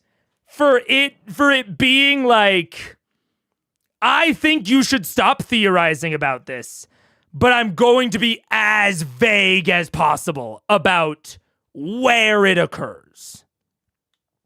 And then however specific you need to be about the variable in particular, right? So it's like, oh, Draconian Knights already did it. DKIDA. Maybe something like that. Something like that I think could work. Of like, yeah, I guess the equivalent for this sort of theory would be like, I'm trying to think about it. Like, oh, I don't think they would have this like continental sect of the Arcana Panasophical that, is kind of going rogue, so they're covering up for the Briarwoods. I don't think they would have that because Draconian Knights did something similar. I don't think we should actually do Draconian Knights, but something along those lines where like you go as specific as you need to, and then we just have like a vague excuse for why. And that vague excuse means something kind of like that happened. And we could even have debate on that. Of like, someone else could say like, oh, I think I understand what you're referring to, but I don't know if it's that similar or whatever. We can then talk about that thing in vague terms. And, that could be something that Spoilers Chat can absolutely still exist for. So you could say, okay, hey, let me explain why I think this way in the existing Exandria Spoilers Chat. Kima already did it? Yeah. So that was already one of Kima's plot points. Yeah, something like that. I'll think on it. A little bit more. But yeah, because then we could then have a discussion where someone's like, I don't really think that Kima did anything like that. And then you could say, okay, like, message me in the Spoilers Chat and we'll converse. And then we can go from there. Something like that. Because I think it's a very good point to bring up. I actually think that will be an important thing for you guys to be able to steer me away from things that are unlikely from purely like storytelling novelty perspectives, right? Because I think that's a fair thing. Like if it's already happened in C3 or C2, they may do it, again, or they may have a similar plot beat. History rhymes and all that. Everything is the hero's journey, even though it's not. But pulling me away from specifics, I think will lead to much more fun theorizing, where you guys are having to hold back less. So I need to think about some way to do that, and some way to quickly explain it to people that are getting into my series for the first time from C4. Now it can't just be like no CR spoilers. It has to be like a little bit more nuanced than that. I'll have to have a message or like a pinned comment, or I'll definitely have to be more rigorous about the pinned comment. Because I think in general, spoilers actually happen just like off the bat, less often than I thought they would originally, and we're pretty good at like grabbing it before they get out of hand. But this is something that like I definitely feel like is way more likely to come up when we're talking like full CR knowledge, full C4 knowledge. People will come in and just assume that I have full C2 and C3 knowledge, because why wouldn't they? So I'll need to be a lot more careful about that. And then I might say something that like doesn't gel with C2 or C3, like you guys are talking about. And then they might try to be helpful, right? Of like, oh, like that's fair, but did you forget that sort of thing happened in C2, whatever? So we'll have to think about a way to like consistently let people know quickly, come up with like vague terminology. I'll think about it. I think we've got like probably a month odd, maybe less. We'll see. But probably a month or so before I'm doing C4 theorizing. So I'll think on it. Yeah.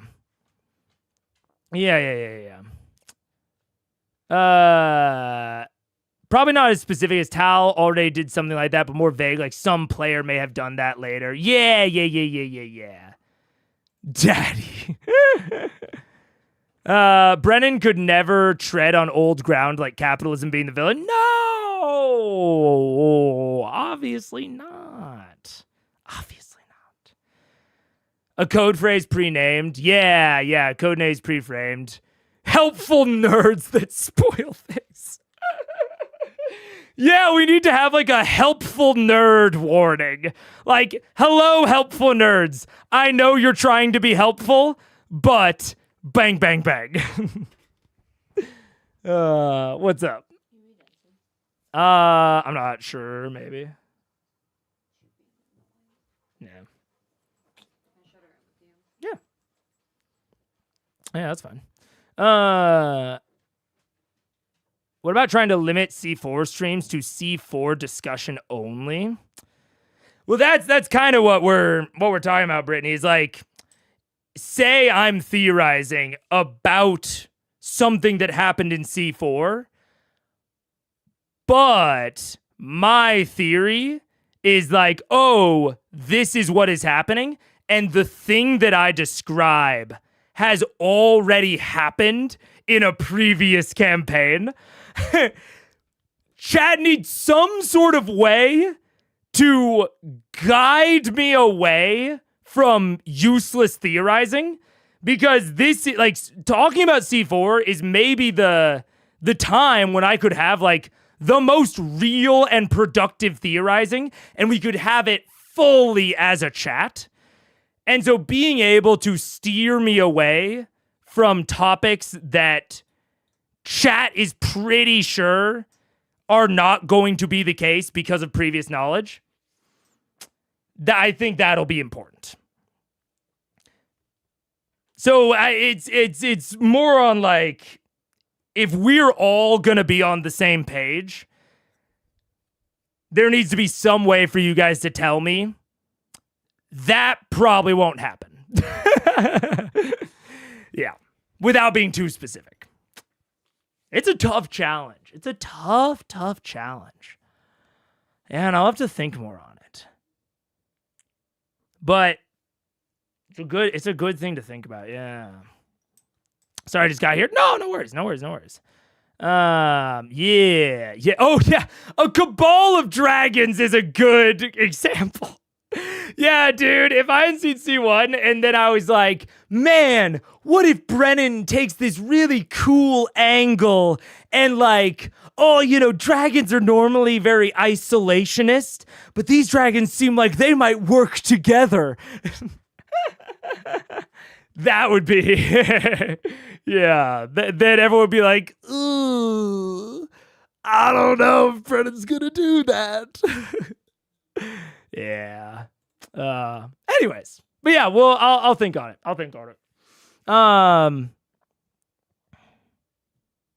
So yeah, I want to go back and read Arcana Panasophical, whatever I have for it. Multinational organization of wisdom magic users disorganization responsible for crafting the Hearthstone. I want to read Brahm's shit. Brahm Goldhand. What? Ioun? Did I write down the Brahm information in Ioun? The Ziggurats under Whitestone and Vasselheim in the Slayer's Take basement are both temples of Ioun. There was an obelisk related to Ioun in the Frostweald on the way to Sphinx Mountain. Kamal Johori.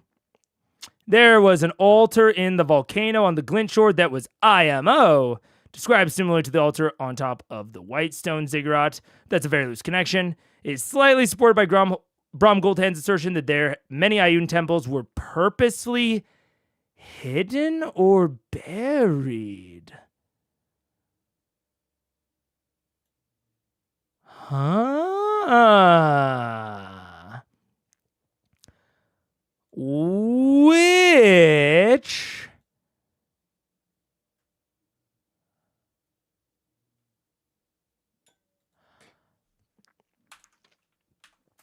also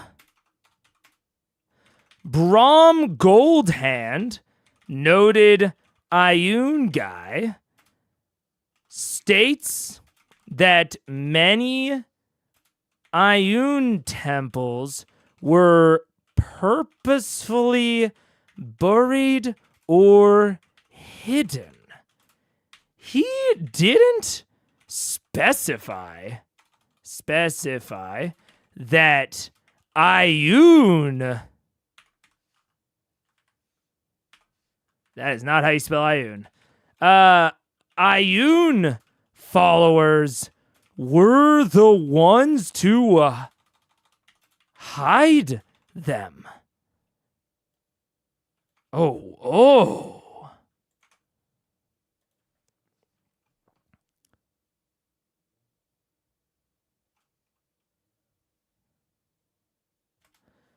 The Arcana Pansophical might also be actively hiding and obscuring the locations of the temples that could enact the magic, or can enact the siphons.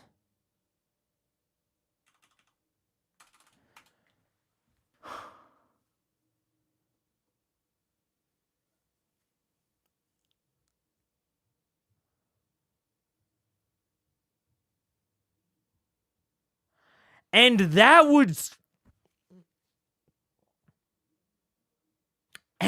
would make sense for why the only other that would make sense as to why Yugg-Varil is where it is. This could be why Yugg-Varil is where it is. It may have been buried to not destroy, not obscure, but to hide the Ioun temple on its shores. The mind flayers and beholders moved in later. Also, do we have any knowledge of how Kima phrased how she found out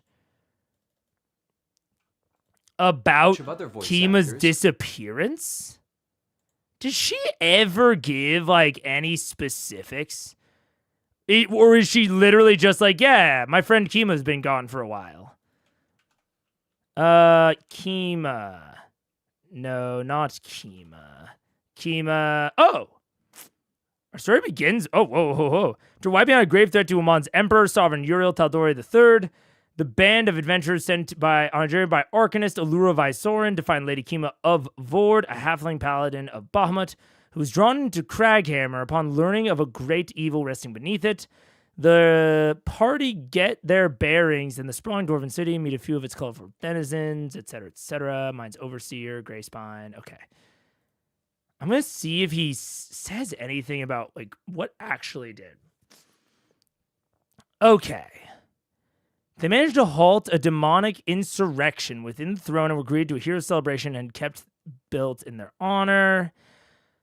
Over the 6-month period of the keep being constructed, they went their own ways and then returned to see its final creation. However, they did not have a chance to really enjoy it, as one of their good friends and allies, Arcanist Allura Vysoren of the Taldori Council, came to them requesting their aid, saying that a longtime friend of theirs, Lady Kima of Vord, who's very well known and very well respected halfling paladin of Bahamut, the Platinum Dragon, had been gone on a pilgrimage for a while. Essentially a vision quest that is part of her own development as a paladin. As part of this, she let the information go to Allura that a dark vision had come to her, saying that some sort of evil root is beginning to breed beneath Craghammer and the mountains within Craghammer. However, she managed to acquire the necessary documentation and offered a very substantial reward should you find the whereabouts of Lady Kima. So she doesn't actually specify why she thinks that Kima's in trouble. Like, she's not giving any sort of specifics. Allura got your paperwork so that you were actually able to get in this time. Allura Vysoren. Kima. Maybe Kima? We're looking C1 EP1 quotes. Yes, sir. Yes, sir. That's where Lady Kima was staying. Also, I think someone should run reconnaissance on Greyspine Manor. Nope, that's it. Okay, what about Thunderbrand? House Thunderbrand have arcane arts in their family line. They run most of the enchantment process in the city. They also train. They call it train. Some of us call it more indoctrination.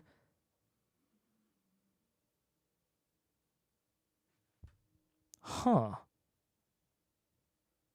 Is that right? Okay. But they're definitely the focus of all arcane arts here in Craghammer.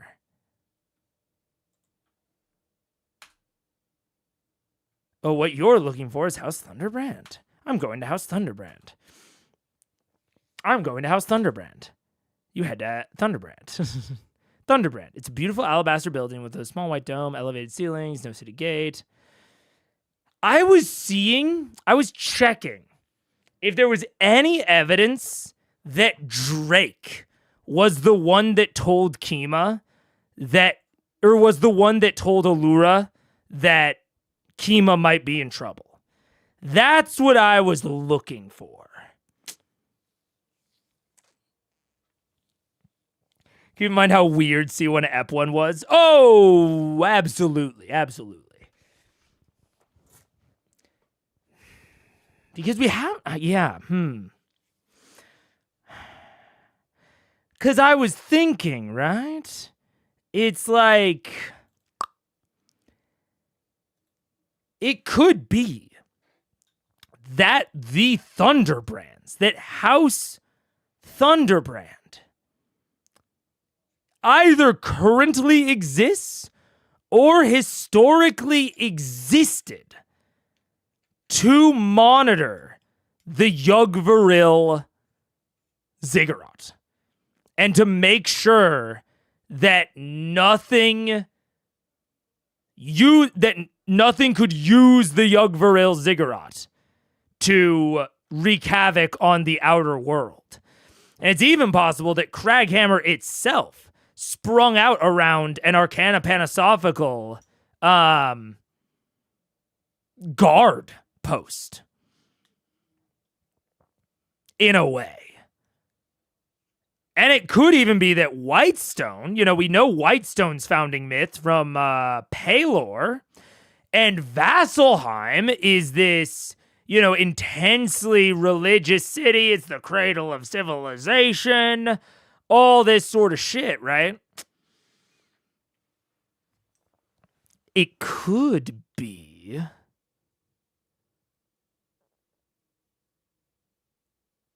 that some of these organizations were formed for the explicit purpose of safeguarding the ziggurats. At least the ones that are easy to get to. Right? So, we know the founding myth of Whitestone is very, Pelor adjacent. And Pelor is obviously not Ioun. And Pelor might have planted the Sun Tree there and brought people there in order to defend the ziggurat against improper use. That might even be some of the origins of the Grey Hunt, is that, the ziggurats are the things that, let off this radiation that, transforms things.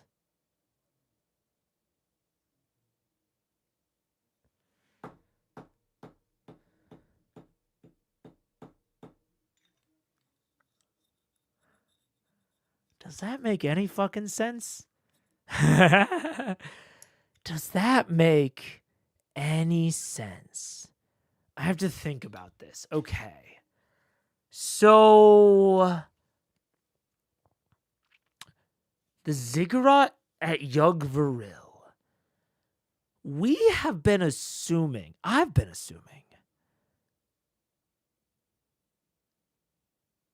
that I had to parse this out in my mind.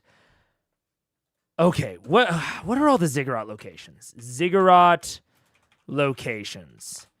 Confirmed Whitestone.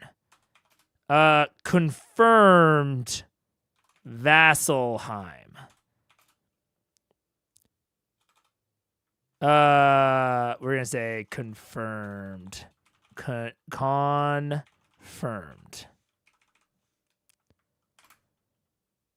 Whitestone, Vasselheim. Trying to think of any that are confirmed and not just possibilities. Because I think there's such a strong possibility there's one on Viscon. Strong possibility there's one at Kamal Jaori. Strong possibility there's one at the Glint Shore. Strong possibility there's one at Vecna's lab. But there's a third one. What am I thinking of? Yugg-Veril. Yugg-Veril.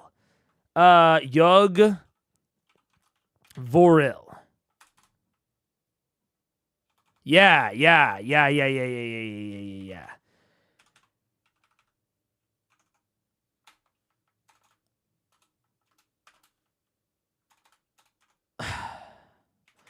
All three of these locations have isolationist communities built above them.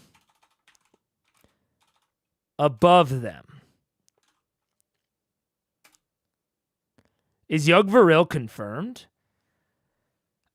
I think Yugg-Veril is about as confirmed as the fact that Heart Glass and Heart Stones are identical. I think that's about how confirmed or not confirmed Yugg-Veril is. Because he describes something immensely resemblant to a ziggurat. So it's in, I believe, as I think he calls it a temple. It's in one of these 3 episodes. So probably, but not explicitly stated. It's certainly not explicitly stated that it is an Ioun temple. I will say that. But I think it's a big probably. Because Zig... Oh, that's Race to the Ziggurat. No. Zig. 1-of-1 match, okay? So probably not in there, but I should probably do Temple? I don't know where it would be, and I don't know how to quickly search this, because I don't know... Oh, wait, they have summaries. I forgot. Encountering a group of Grick. As they travel closer to they make their way closer to Yugvaril and see a city made in a way that defies their understanding. As they travel closer to the end of their current goal, they encounter a towering humanoid. As they try to interact, it rushes them. I actually think it was in 11 then. I think it was in Temple Showdown. What if I search Temple? Okay. After the Scribespell unveiled this event, entity Kavarn is a dastardly beholder, an extremely dangerous aberration that currently holds at the top of the temple in the city a stranglehold on the Mind Flayer civilization. He's asking where. We should tell him. Temple. Well, in 10, they scried on Kavarn. Okay, so in 10, that's true. So it might be if I search Temple in 10. Temple. Leader Kavarn that currently resides in a temple in the center of the subterranean Illithid city of Yugvaril. Into the temple. I wonder if they attack things, Grick things. In the temple. Wait, I'm sensing. Pushing direction of the temple where the ritual is being conducted, given the circumstances. You feel your projection. The darkness fades. You look over the city. You can see in the center of this ruined city has been reconstructed in the image of the temple that stands. This giant pseudo-pyramid with a flattened top.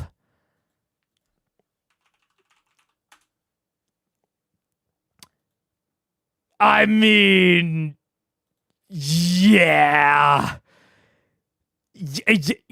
Yeah. It's a ziggurat. I'm feeling pretty confident about it. So, I'm feeling good about that pull. And all 3 of the locations have isolationist communities built above them. We don't know too much about Craghammer, but we do know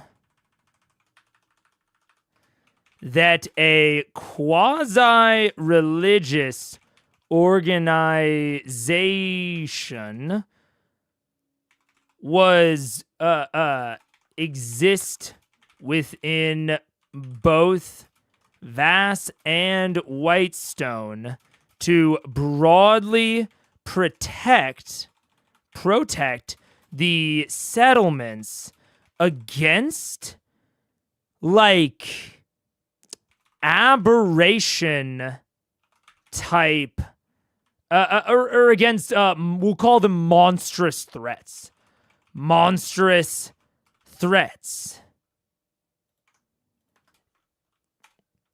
i.e.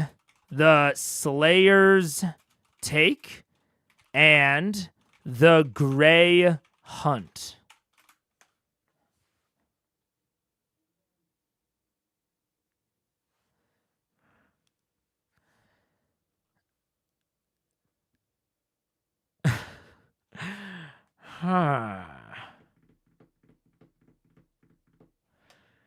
Interesting. I don't think we have anything like that in Ank'Harel. Interestingly. Ank'Harel has the people that Mistress Ashune? Asun? Ashar? I can't remember the mistress's name. The one that used to hold Cabal's ruin. There's that mercenary group, but they don't even seem interested. They're not interested in protecting Ankarel. They're interested in making money, which seems distinct from what the Slayer's Takes deal is. Mistress Asharu. That's right. Brahm in 77 says, following her wounding, the temples have been buried or kept in distributed information through anonymous channels. Yeah.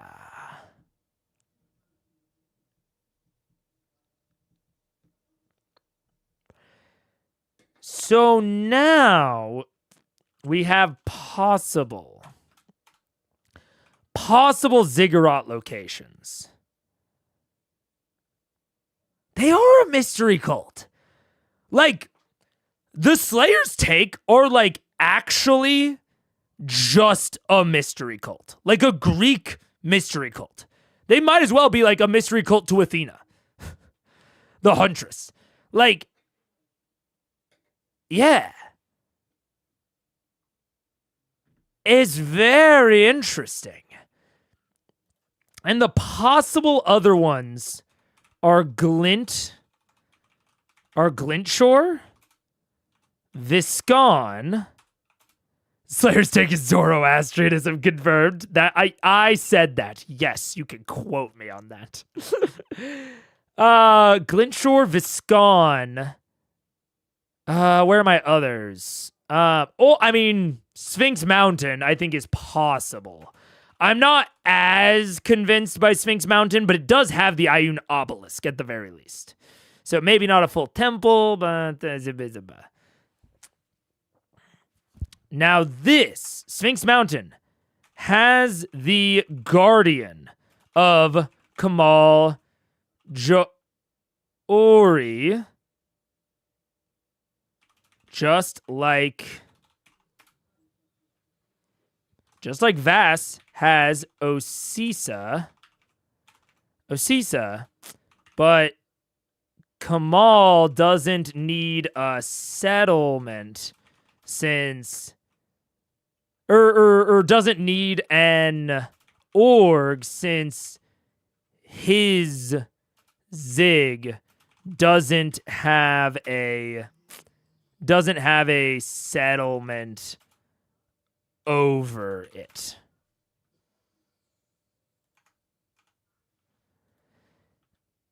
And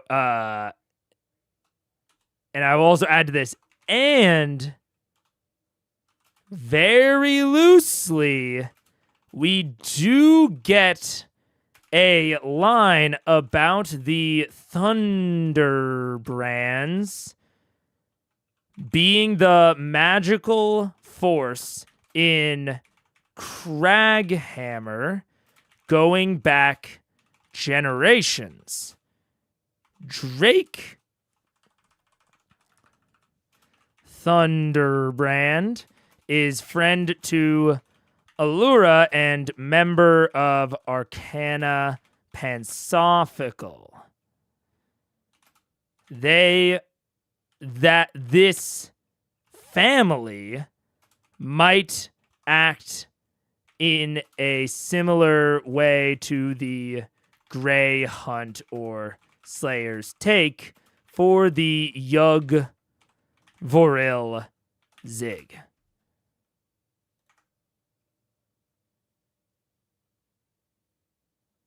Sphinx Mountain has Kamal Joori. Viscon doesn't have a guardian, and it's a fucking radioactive mess.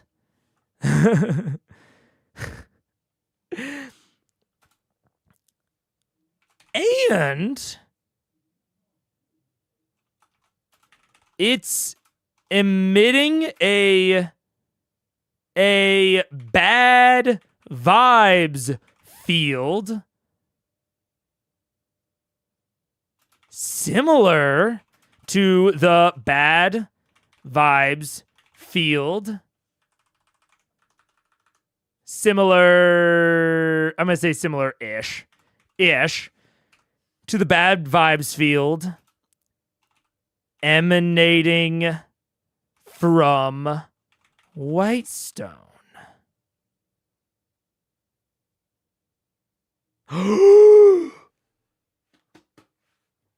When the Briarwoods were in control. And you know what? Whitestone does not have a teleportation circle.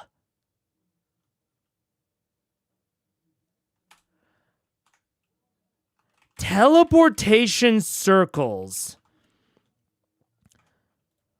are so common in advanced civilizations that there is an explicit rationale given for why Vasselheim does not have one.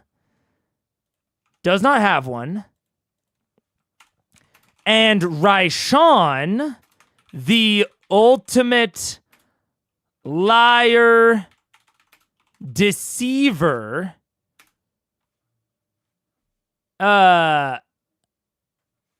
just assumes that Whitestone must have one. Why doesn't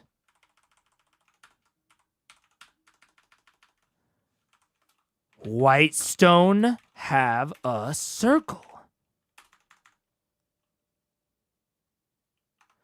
Because teleportation magic doesn't work in the bad vibes field.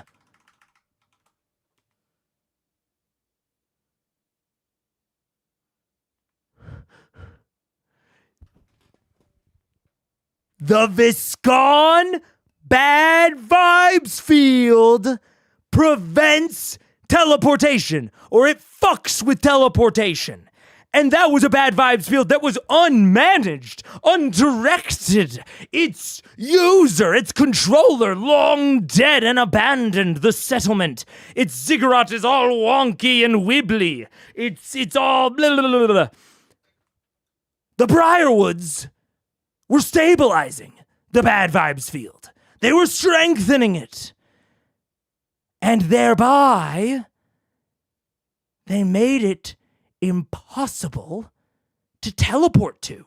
It's just a side effect of the bad vibes field of the corrupted ziggurat.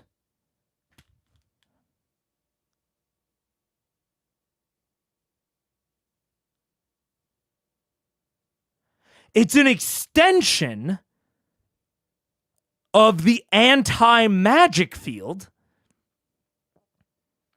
that the players utilize to ensure that Raishan can't shape change and to ensure that there aren't any shape changers anywhere. It's an extension of that.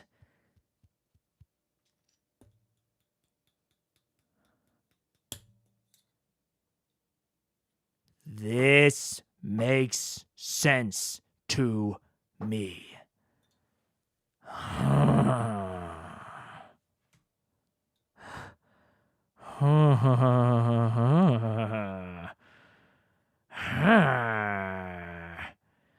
There's something interesting about the fact that the goddess of knowledge is worshipped by overly secretive priests. There's something to it. Vasselheim doesn't have that one either because they're so against arcane magic. You can still teleport to Vasselheim. Just so long as it's like divine transport. Or you hide it. like Vox Machina always does. Right? It is not literal prevention, right? It's not like it literally can't be teleported to, but it doesn't have the circle because they're so against divine or arcane magic.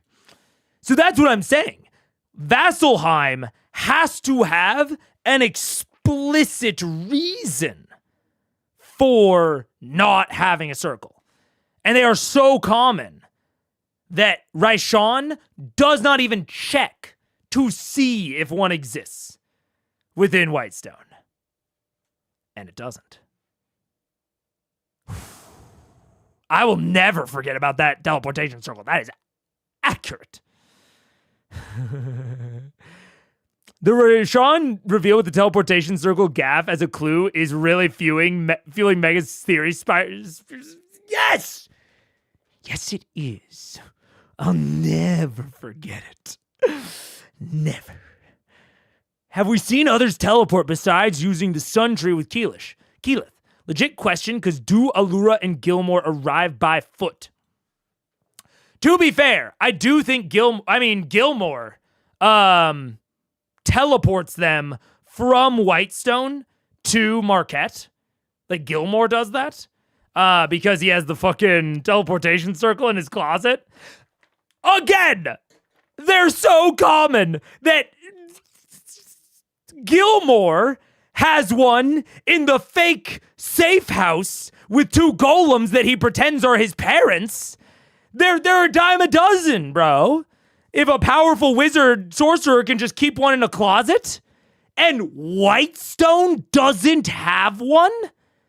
Ridiculous. Impossible. Improbable.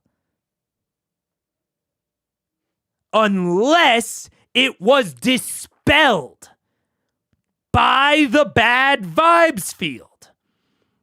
And now that Vox Machina has restored the Sun Tree, has limited and shrunk the bad vibes field to just that little radius around the sphere, right?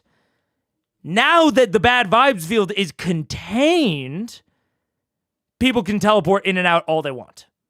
There's no teleportation circle there yet because a permanent one needs a year to establish itself.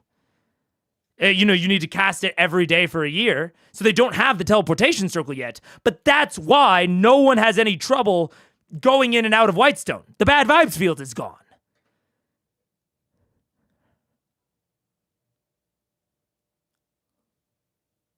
I'm fucking saying, bro.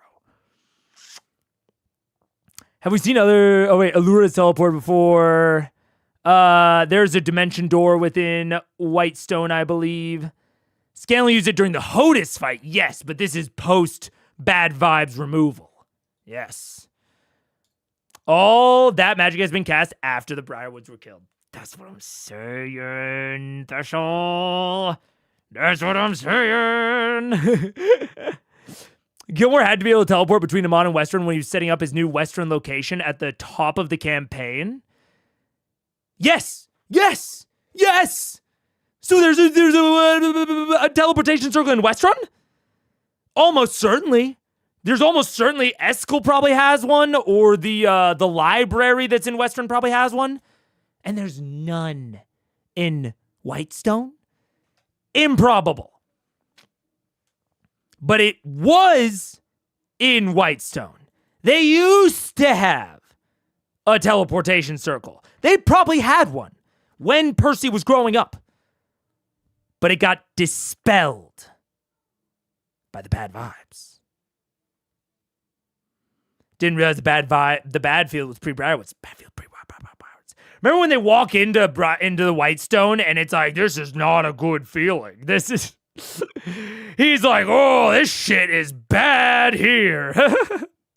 It seems to be specifically related to the bodies. It seems to be related to the dead bodies. The bad vibes field was established in Whitestone by the sheer concentration of undead that were tied to the interior of the ziggurat. And I would claim that the bad vibes field is still in effect on Viscon because of the sheer amount of undead still existing within Opash's lair, even though there is no one left to do anything about it. And I think that it is possibly that they even extend the field that it emanates from the siphon. Although that's, I don't know, they might just be two separate things. I could also see them being two separate things. Because we've never seen that amount of concentrated undeath except in Whitestone and Viscon. We had the Tide of Bone, and I don't think anyone tried to teleport during that. And we have the stuff around the ziggurat. But then once you remove all of the undead, the Sun Tree starts flourishing. And all of the teleportation was after that.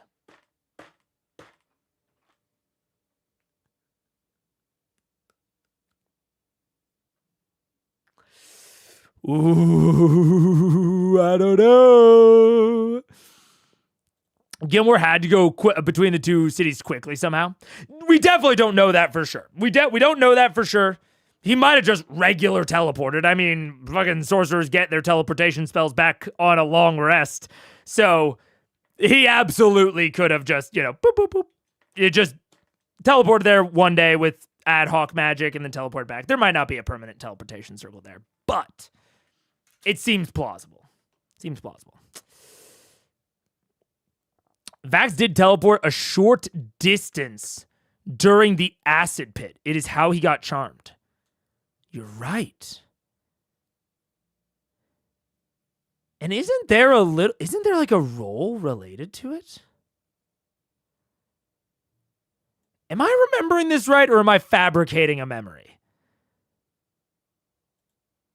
And welcome to tonight's... Isn't Gilmore a sorcerer, not a wizard? Yes. But I mean, sorcerers have teleportation spells. So it's, I mean, he could also have something as simple as ritual caster and get access to a lot of those types of spells. Let's see. If I were to search here, what would I do? It would be glass, because it was green glass. Yup! Large walls of green glass. These are the things that Liam teleport between. So, what time is this at? 1:14:25. Now I'm going to search for a time code after that. Teleport? No. Okay, so it's only down there. Let's see. Vax? Or should I should probably just scroll at this point. Cassandra, you find broken bits. Part of the life-stealing blade. If I can shatter this glass, you can hear the reverberation. He uses his cloak, the residuum sealed glass. We didn't even notice you. Silas leans forward, and hello, welcome all my dear. I was hoping for a more formal reunion. You insist on riling up the populace. Now the door's open. Go ahead and make a perception. You do that. Silas looks over. I pull the cape around me, and I dimension door right here. Then pull the cape around me, and I dimension door. I mean, I think it could also be possible. It could also be possible that the actual restriction is that you can teleport within the bad vibes field, but if you teleport out of the bad vibes field, that is when your everything goes haywire. I could also see that being the case because that is what it seems like on Viscon. I actually didn't get the impression on Viscon that there was any inter-teleporting issues. So the thing that I was mostly looking for is I'm mostly checking to see if Matt does make him do a check. If he does, it's credit to the theory. If he doesn't, it's not necessarily credit against the theory. Hand on that. All of a sudden, vanish. Silas looks over, smile still across his. Okay, Like, no. it's a spell that you do as you do it, meaning you can't. Sound of grinding stone again. Yeah, it seems like he just could teleport. But I think it is. My initial understanding was that it was only if you like exit the field. I found this interesting quote from Yenin in Ep 30. Legend speaks of a seed that the Sun Tree was placed by Pelor himself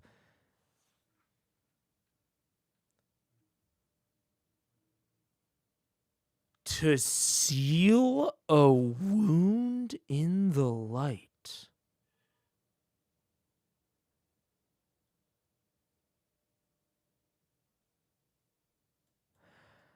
Oh man, I don't want to redo my whole theory.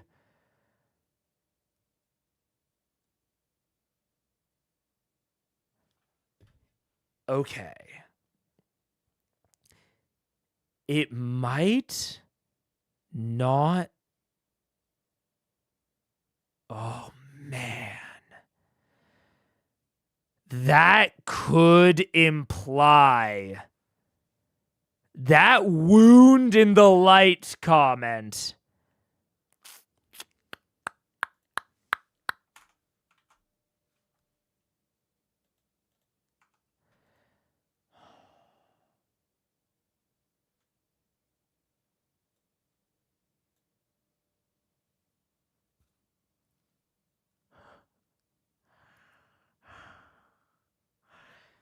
And Ayun got. Oh man. And now they're feeling the shadow. So.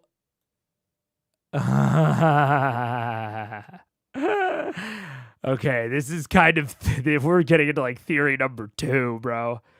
It's related, but it's separate. Because I have theorized before that Ayun is the one that separated the planes.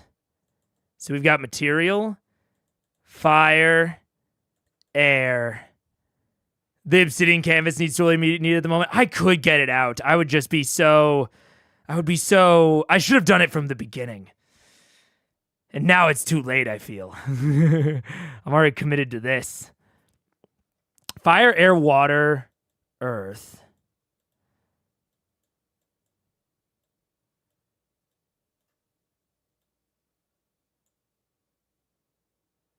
And we have the Ashari that sort of hang out and plug the holes.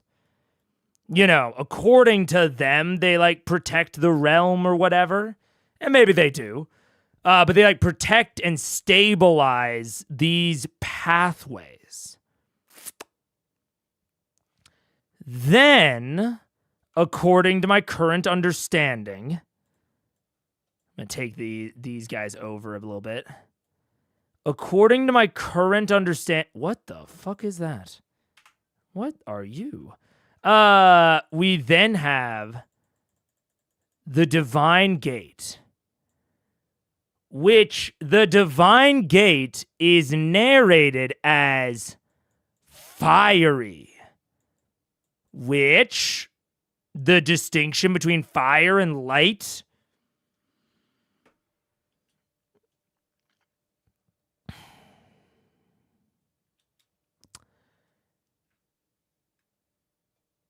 if the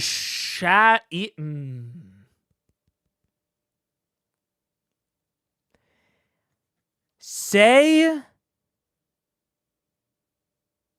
the Feywild existed and still exists up here during the Divine Gate construction. Thurisdan doesn't want to go.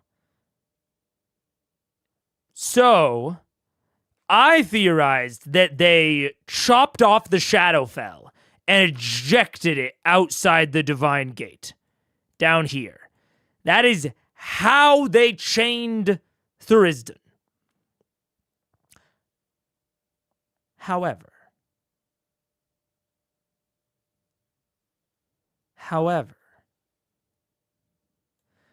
Vecna attempted to usurp the god of death, we think. A lich death god, patron saint of secrets. When talking about the Feywild, at certain times doors open. I wonder, we don't know where Vecna is. Maybe Shadowfell. Something happening there. I don't know who said that. I needed to look it up and I never did. But it's a quote from my notes.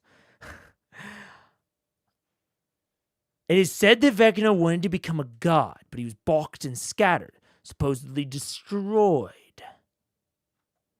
Patron saint of secrets. Okay, I'm organizing the thoughts and the timing of everything. Because something weird that has never quite tracked to me is, I believe, when Iyun was wounded and when the Raven Queen ascended. I think that's always been kind of a weird thing to me. Iyun is the goddess of knowledge and spreading knowledge. The Ziggurats are all temples of Iyun. There was an obelisk related to Iyun in the Frostweald altar. Osisa worships Iyun and uses the Iyun for enhanced divination. I think Brahm... is it in Thurisdan's article that I describe it? Thurisdan. Seriously wounded Iyun during a struggle after the calamity.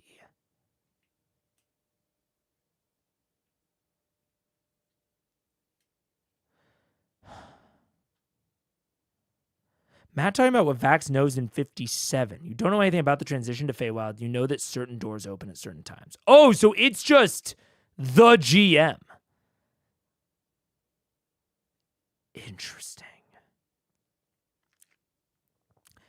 And Vecna is the patron saint of secrets.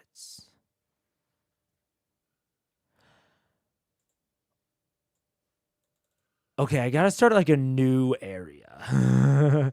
I don't think I'm gonna be able to tell much about the monster encounter. Vecna.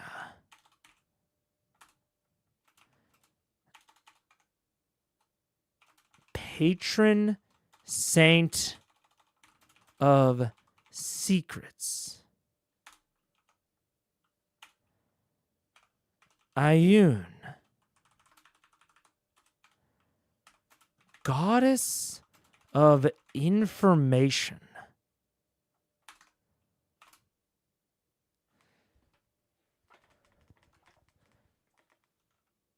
One of her followers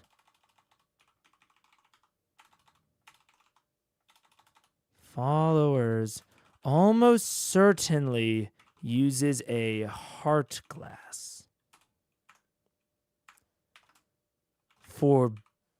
Forbidden magic associated with the betrayer gods.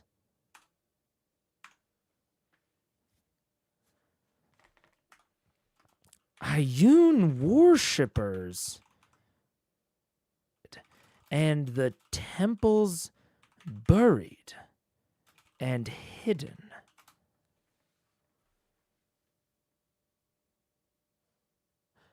The worshippers that have the knowledge are hunted to try and keep the knowledge secret. And the temples are buried and hidden.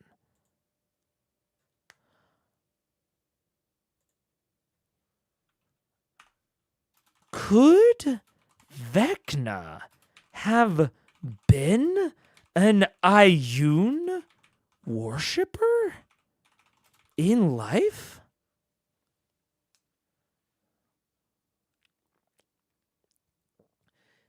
Because everything about Ioun screams to me that she would have been on the betrayer god side of things. And what if she was?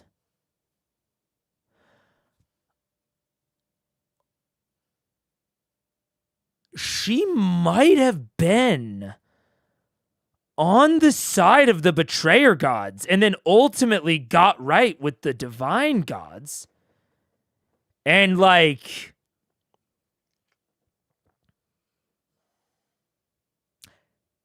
because Kamal Jaori also has the poem that I've talked about for many moons, that it's always been a little bit weird to me of like the four remember, the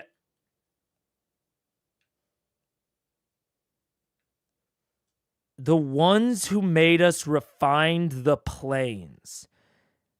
The ones who made us refine the plains, as ages die, their time and ember, the four endure, the four remember. Ioun and Kamal Jaori, Osisa's mate. Osisa's a clear Ioun, puppet, even, you could say. Kamal Jaori has the Ioun obelisk outside his door. The Sphinxes are clearly utilizing elemental magic. This is one of the reasons I theorize that Ioun was responsible for the separation of the planes when they banished the primordials. And this also could explain how the Arcana Pansophical learned to craft heartstones and soul anchors.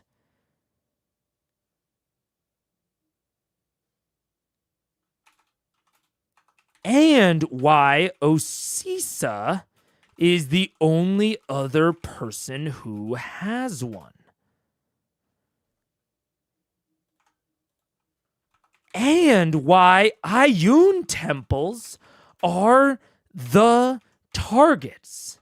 Not Cord, not Orcus.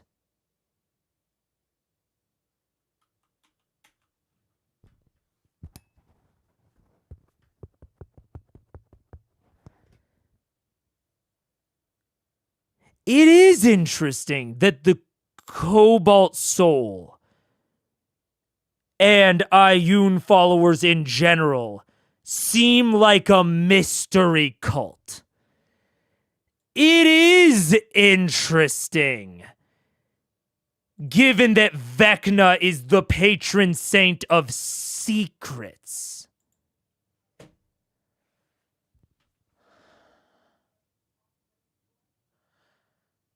And no wonder.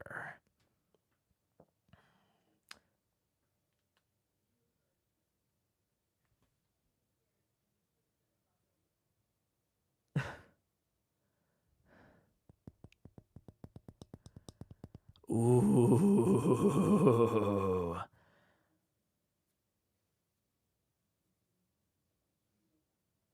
Because then the timeline could make more sense. Because then the timeline, Divine Gate. To be fair, Brahm says they wish to share knowledge but can't because they get hunted for it. Well, I'm sure they do. I'm sure they do want to share the knowledge. They don't know they don't know the consequences. This could be this could be the timeline. So it could be that initially we have, this is the founding, and it's just material soup. That's it, just material soup. Then we have First War. And Ayun and her followers, most likely, go through the process of separating, refining, you might say, the planes. So now we have material, we have Fae, we have Shadowfell, we have Earth. We have Earth. We have Fire. And I did at one point draw a connection to some of the ziggurat locations and the different planes.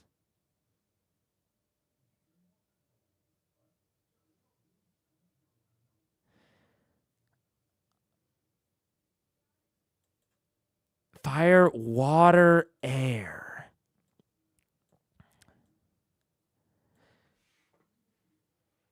There's a ziggurat around the air Ashari.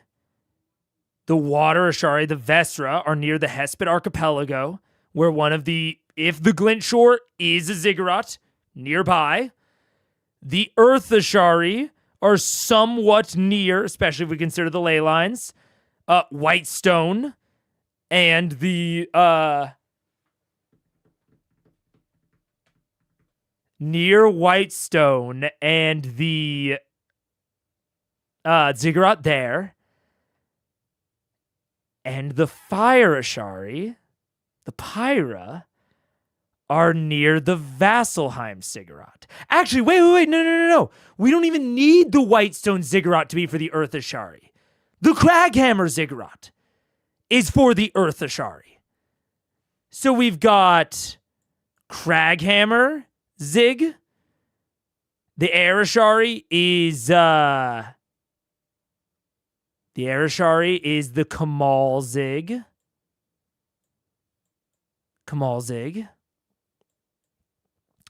The Fire is nope, that's water. Vasselheim Zig.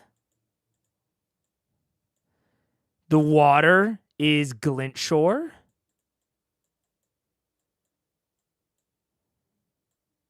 Glint Shore Zig. And then we can have the Shadowfell.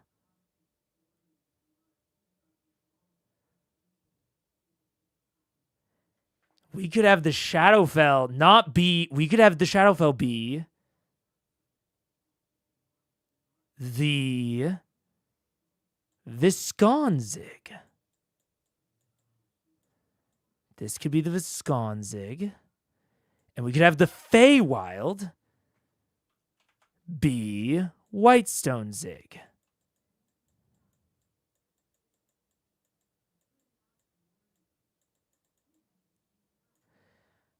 I think that is all of the ziggurats accounted for. Because the last time I talked about this, I couldn't figure out what the 2 extra ziggurats were for. I couldn't figure out why there seemed to be 2 extra ziggurats. But that was because I wasn't considering that the Feywild and the Shadowfell might be elemental, quote-unquote, planes in a similar way to the air elemental plane, the earth and the fire and the water. I didn't consider that. And if I do consider it, the only one that's like a little bit like have to guess at is where's the Shadowfell ziggurat, but it could easily be on Viscon.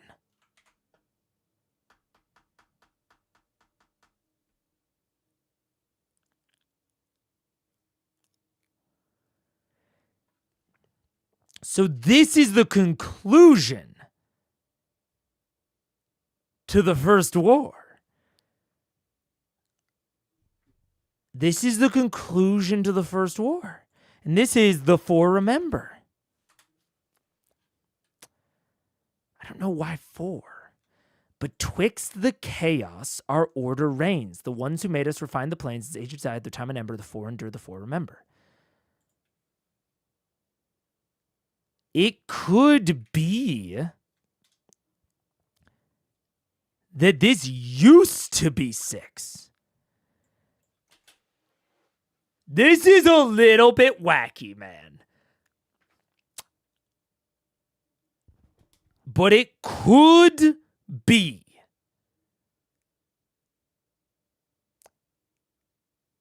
that there were originally 6 orders of Ashari or guardians of these planes. But now only 4 actually kept the faith. Earth, wind, fire, air. These are the Ashari. These are the ones that kept the faith, that actually kept guarding their planar entries. Maybe it was originally 4 Sphinx. Maybe it was originally 6 Sphinxes. Maybe it was just originally 4 organizations. Who knows? But the 4 endure, the 4 remember. The Ashari remember their mission. We can even identify that, like, maybe the Grey Hunt still does exist. Maybe the legacy of Whitestone still exists and still kind of protects things, but they don't remember. They don't remember what they're meant to do. Same thing with the Ayun followers. They don't remember the whole fucking point of all of this. But the 4 do.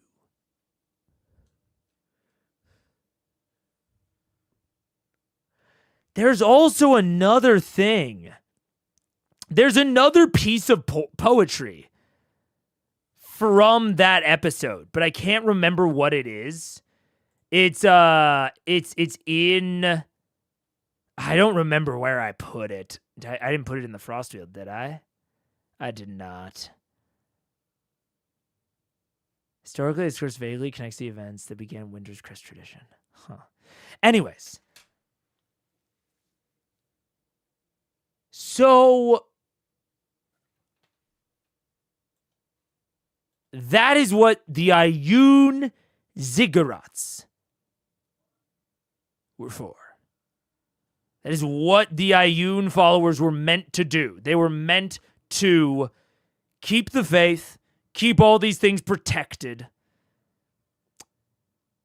And this plays into the Arcana Panasophical angle with the idea of hidden, forbidden knowledge, where, like, Ayun would need to show her followers how this shit's done. She would need to bless them with abilities in order to maintain this evil magic that could be used to enact evil ends. And so we get to the Second War. And during the Second War,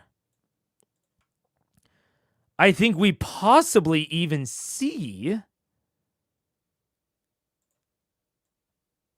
Oh, wait, yeah, but it's still... Both poems are in Celestial. The other one says, knowledge dost billow, all realms are the shore. the sky a window, the water a door. Knowledge dost billow.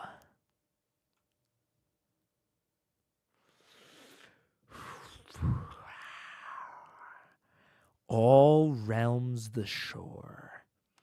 Knowledge inevitably takes you outside this realm.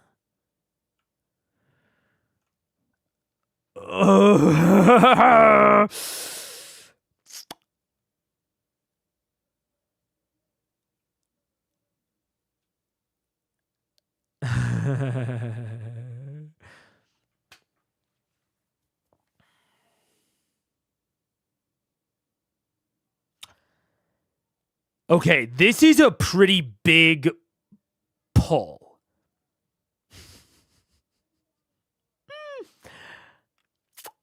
So I'm going to say the things that, or maybe across the course of the second era. So this is the Age of Arcana. So then this is across the Age of Arcanum. Across the Age of Arcanum, they forget. This is during the same age that the Ashari eventually form. I'm assuming. This is the theory. People forget. People forget the mission. They forget the ziggurat. The followers of Iyun splinter and move off and, start digging into things. You have these splinter factions. You have these necromancers that begin to, proliferate. And we have elemental magic related to that. Why? Because they're all Iyun followers. All of them. They're all coming. They are being given forbidden knowledge. Vecna is the patron saint of secrets, but secrets are still knowledge. If I had to assign an overhead deity that a sub-deity is underneath, I would put the patron saint of secrets underneath the goddess of knowledge. Every single time.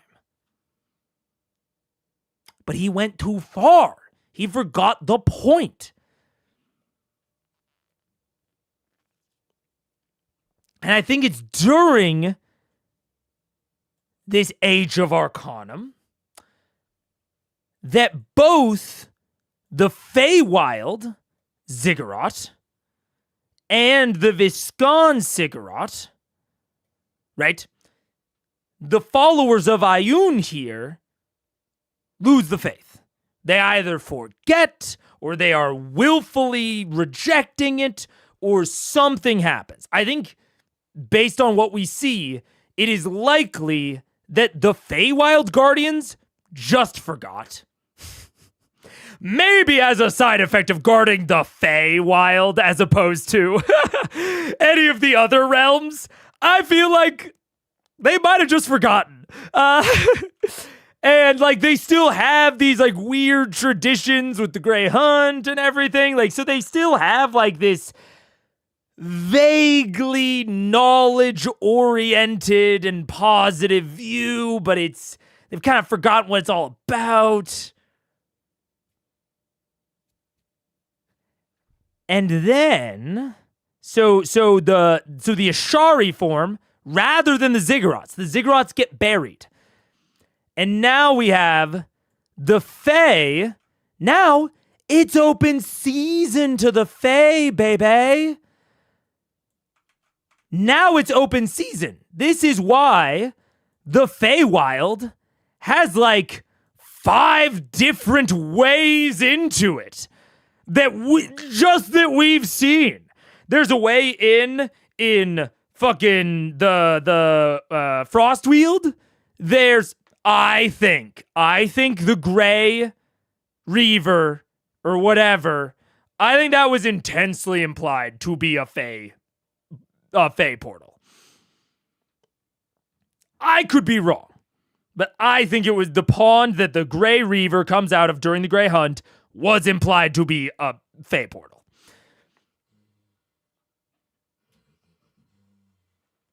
Oh my God. Why'd you become the American Dream, Dusty Rhodes? I don't know what that is, but I'll believe it.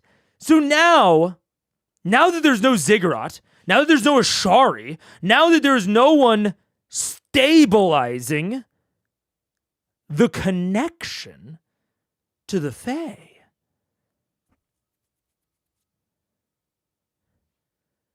whatever event causes that, it disconnects it doesn't disconnect, but it draws a lot of connections to the Fae. Now, there's a lot of ways you can get back and forth. You can build a threshold crest that allows you to move an entire city between the material plane and the Feywild, right? We're interlinking here. Powerful objects are becoming coupled between the Fae and the material plane because the refiners, we could call this the refiners. I don't think we have anything, or actually, wait. So yeah, okay, no, sorry. This is the first war, and then it's Age of Arcanum, and then it's Second War. Okay. You just know certain doors open at certain times, especially with full moons in certain locations. The classic toadstool rings, areas where moonlight in the realms can be a little thinner, and the bears do open, and those are where creatures can transition out or through. During the Age of Arcanum, I think the Fae loses its guardians, and it begins to meld back with the material plane. I think the Fae totally just loses its guardians. They abdicate. I see that as supporting evidence. I agree. The original guardians of Whitestone abdicate.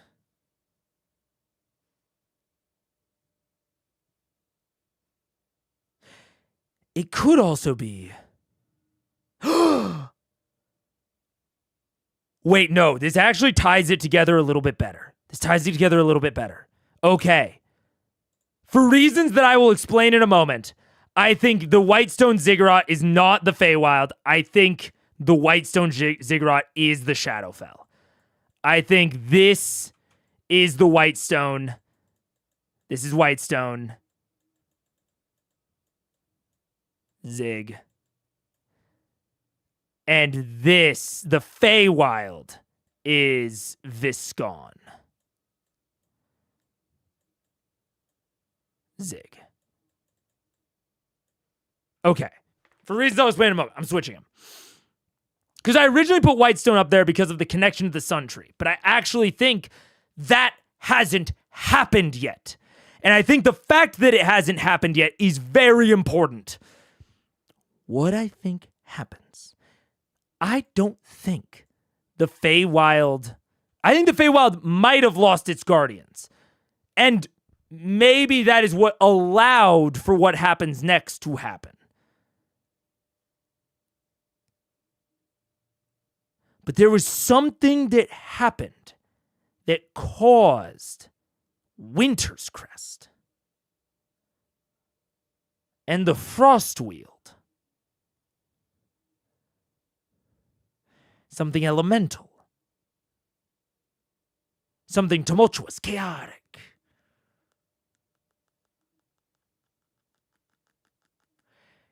It could be that the Shadowfell and the Feywild did just straight up lose their guardians.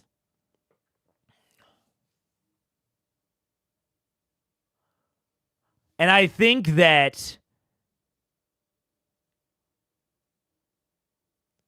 I don't know. I don't know. The left-hand path. I don't know if there's anything to relate it back to that. I feel as though Opash and Vecna are connected into this sort of thing. I feel like all of the Ashari are kind of formed over this, and the Feywild and the Shadowfell just lose their explicit guardians, but nothing has actually happened to destabilize either of them yet, importantly. So next, the thing that kicks off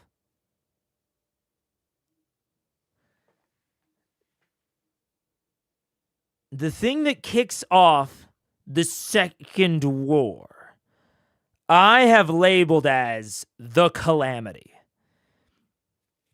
I don't know if that is actually the case, but my understanding of how things went, or at least what I'm assuming right now, is it goes Calamity, Second War. So Calamity is the beginning of the Second War. Divergence is the end of the Second War. So the Divergence is the equivalent of like the Treaty of Versailles. And I guess at least from the American POV, or I guess the Calamity would be like the murder of Archduke Franz Ferdinand. And the Second War is World War II. Right? These are the Calamity and the Divergence are the bookends to the Second War. And the Calamity is like this transition point between Second War and the Age of Arcanum. I think the Calamity is going to be whatever causes Winter's Crest. And it's all about elemental magic. It's all about... What is the Calamity about? Let me Calamity. Do I even have a Calamity article? I think I just have Divergence and Second War. I think you mixed up some World War I and World War II things, but I'm not a history buff. Oh, you're right. World War I is Franz Ferdinand. But I don't remember what the end of World War I is. Is that the Treaty of Versailles? I probably mixed up some stuff. I was thinking Pearl Harbor, but that's America only for World War II. So I'm not much of a history buff, yeah. At least in terms of specifics. The Calamity was the final battle of the gods that directly preceded Divergence, which I still kind of think is the case. Dark gods distanced themselves from the rest of the gods. They questioned the purpose of creation, embraced the primordial chaos. They taught mortals magic corrupted, split from the gods. Most cities fell except for Vasselheim. There was a power-up of existing vestiges. Dark gods got banished to other planes. Also, the gods thought they'd gotten too involved, and that was part of the problem. They pieced out. Okay. And then Second War doesn't give us anything more distinct, I don't think. Divergence, Penance. Okay. Yes. Versailles, World War I. Oh, okay. So what I said, but only for World War I, not World War II. So I think the Calamity.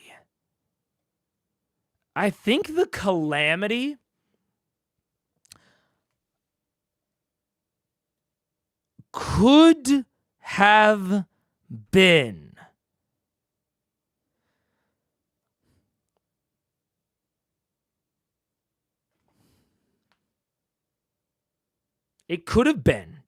because the dark gods taught mortals the dark secrets. It could be that Thurisdun teaches Vecna, patron saint of secrets,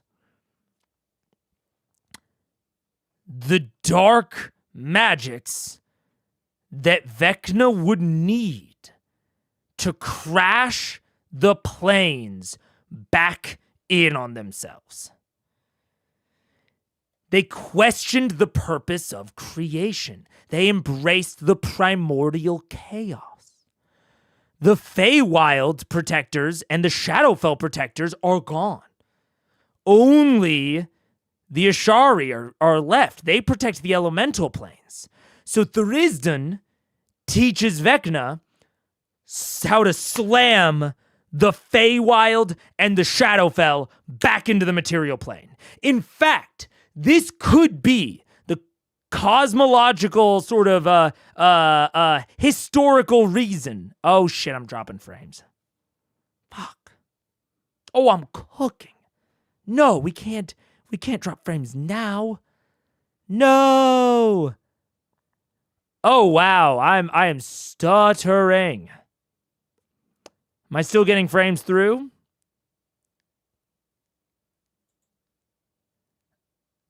Okay, so I still am getting frames through. It's just incredibly laggy.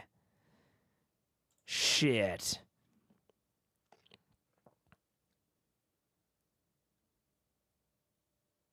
No, no. Fuck, I was just cooking. No.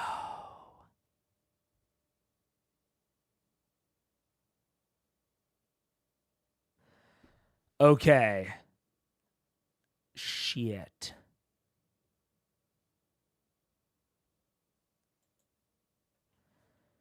Going to keep it going for a sec. Going to see if... Okay, wait. I'm going to pin this comment. I know the video is choppy. Hoping it comes back in a sec. What do you expect? Okay.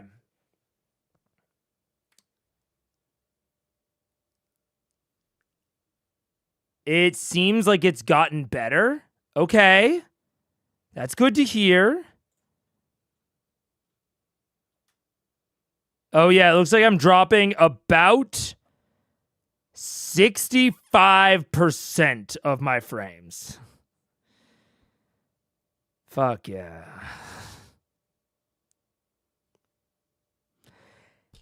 Neat. Well, I guess turn down your resolution. Yeah, I'm going to wait until like 5:15, which is in like 3 minutes, and we'll see. But I'm going to follow this train down no matter what. So the calamity. I am going to guess for the first time the exact thing that happened during the calamity. I'm going to guess for the first time what happened. I think in the age of Arcanum, I should put this on the other side. So during this, I'm going to say, oh, and we need to go big. During the age of Arcanum, the Feywild and Shadowfell are as distinct from the material plane as the fire, air, water, or earth planes. They do not mirror the material plane back then. Okay, and I'm gonna wait. I'm gonna kind of zoom in on this so you guys can see it, even if you can't hear me talking. So this is point number 1.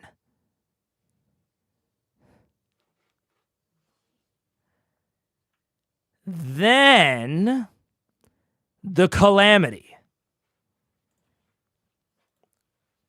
My first prediction for what the calamity actually was. Tharizdun, the old god of death, teaches Vecna how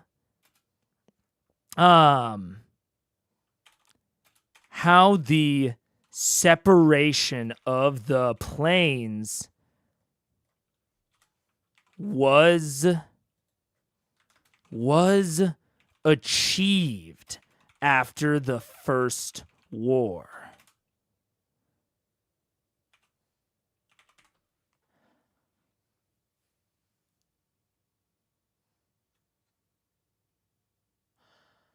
Wait.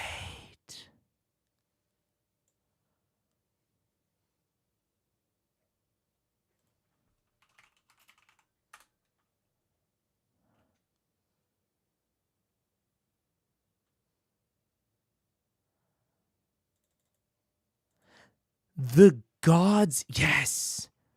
Oh my God, I get it. I get it. The First War. The First War.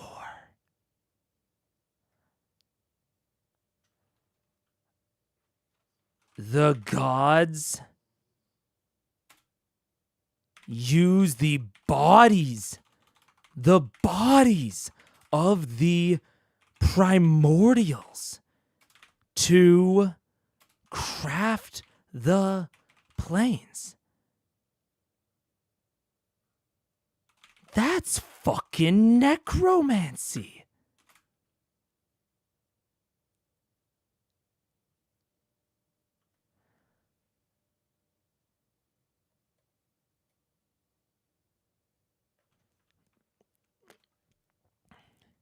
This includes Feywild and Shadowfell.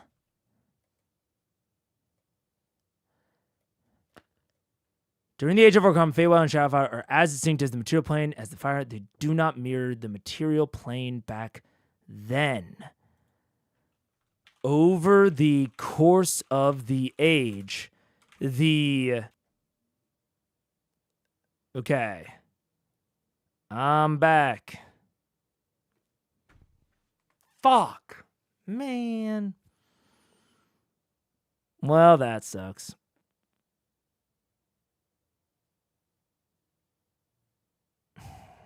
Shit.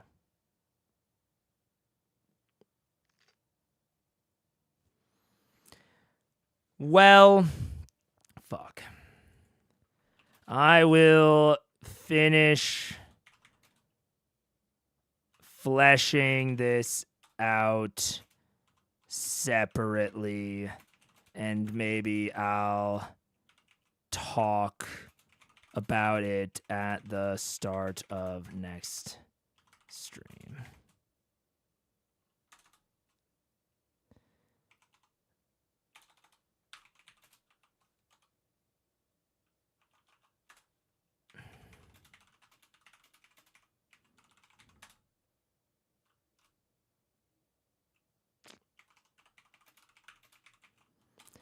We'll try again on Monday.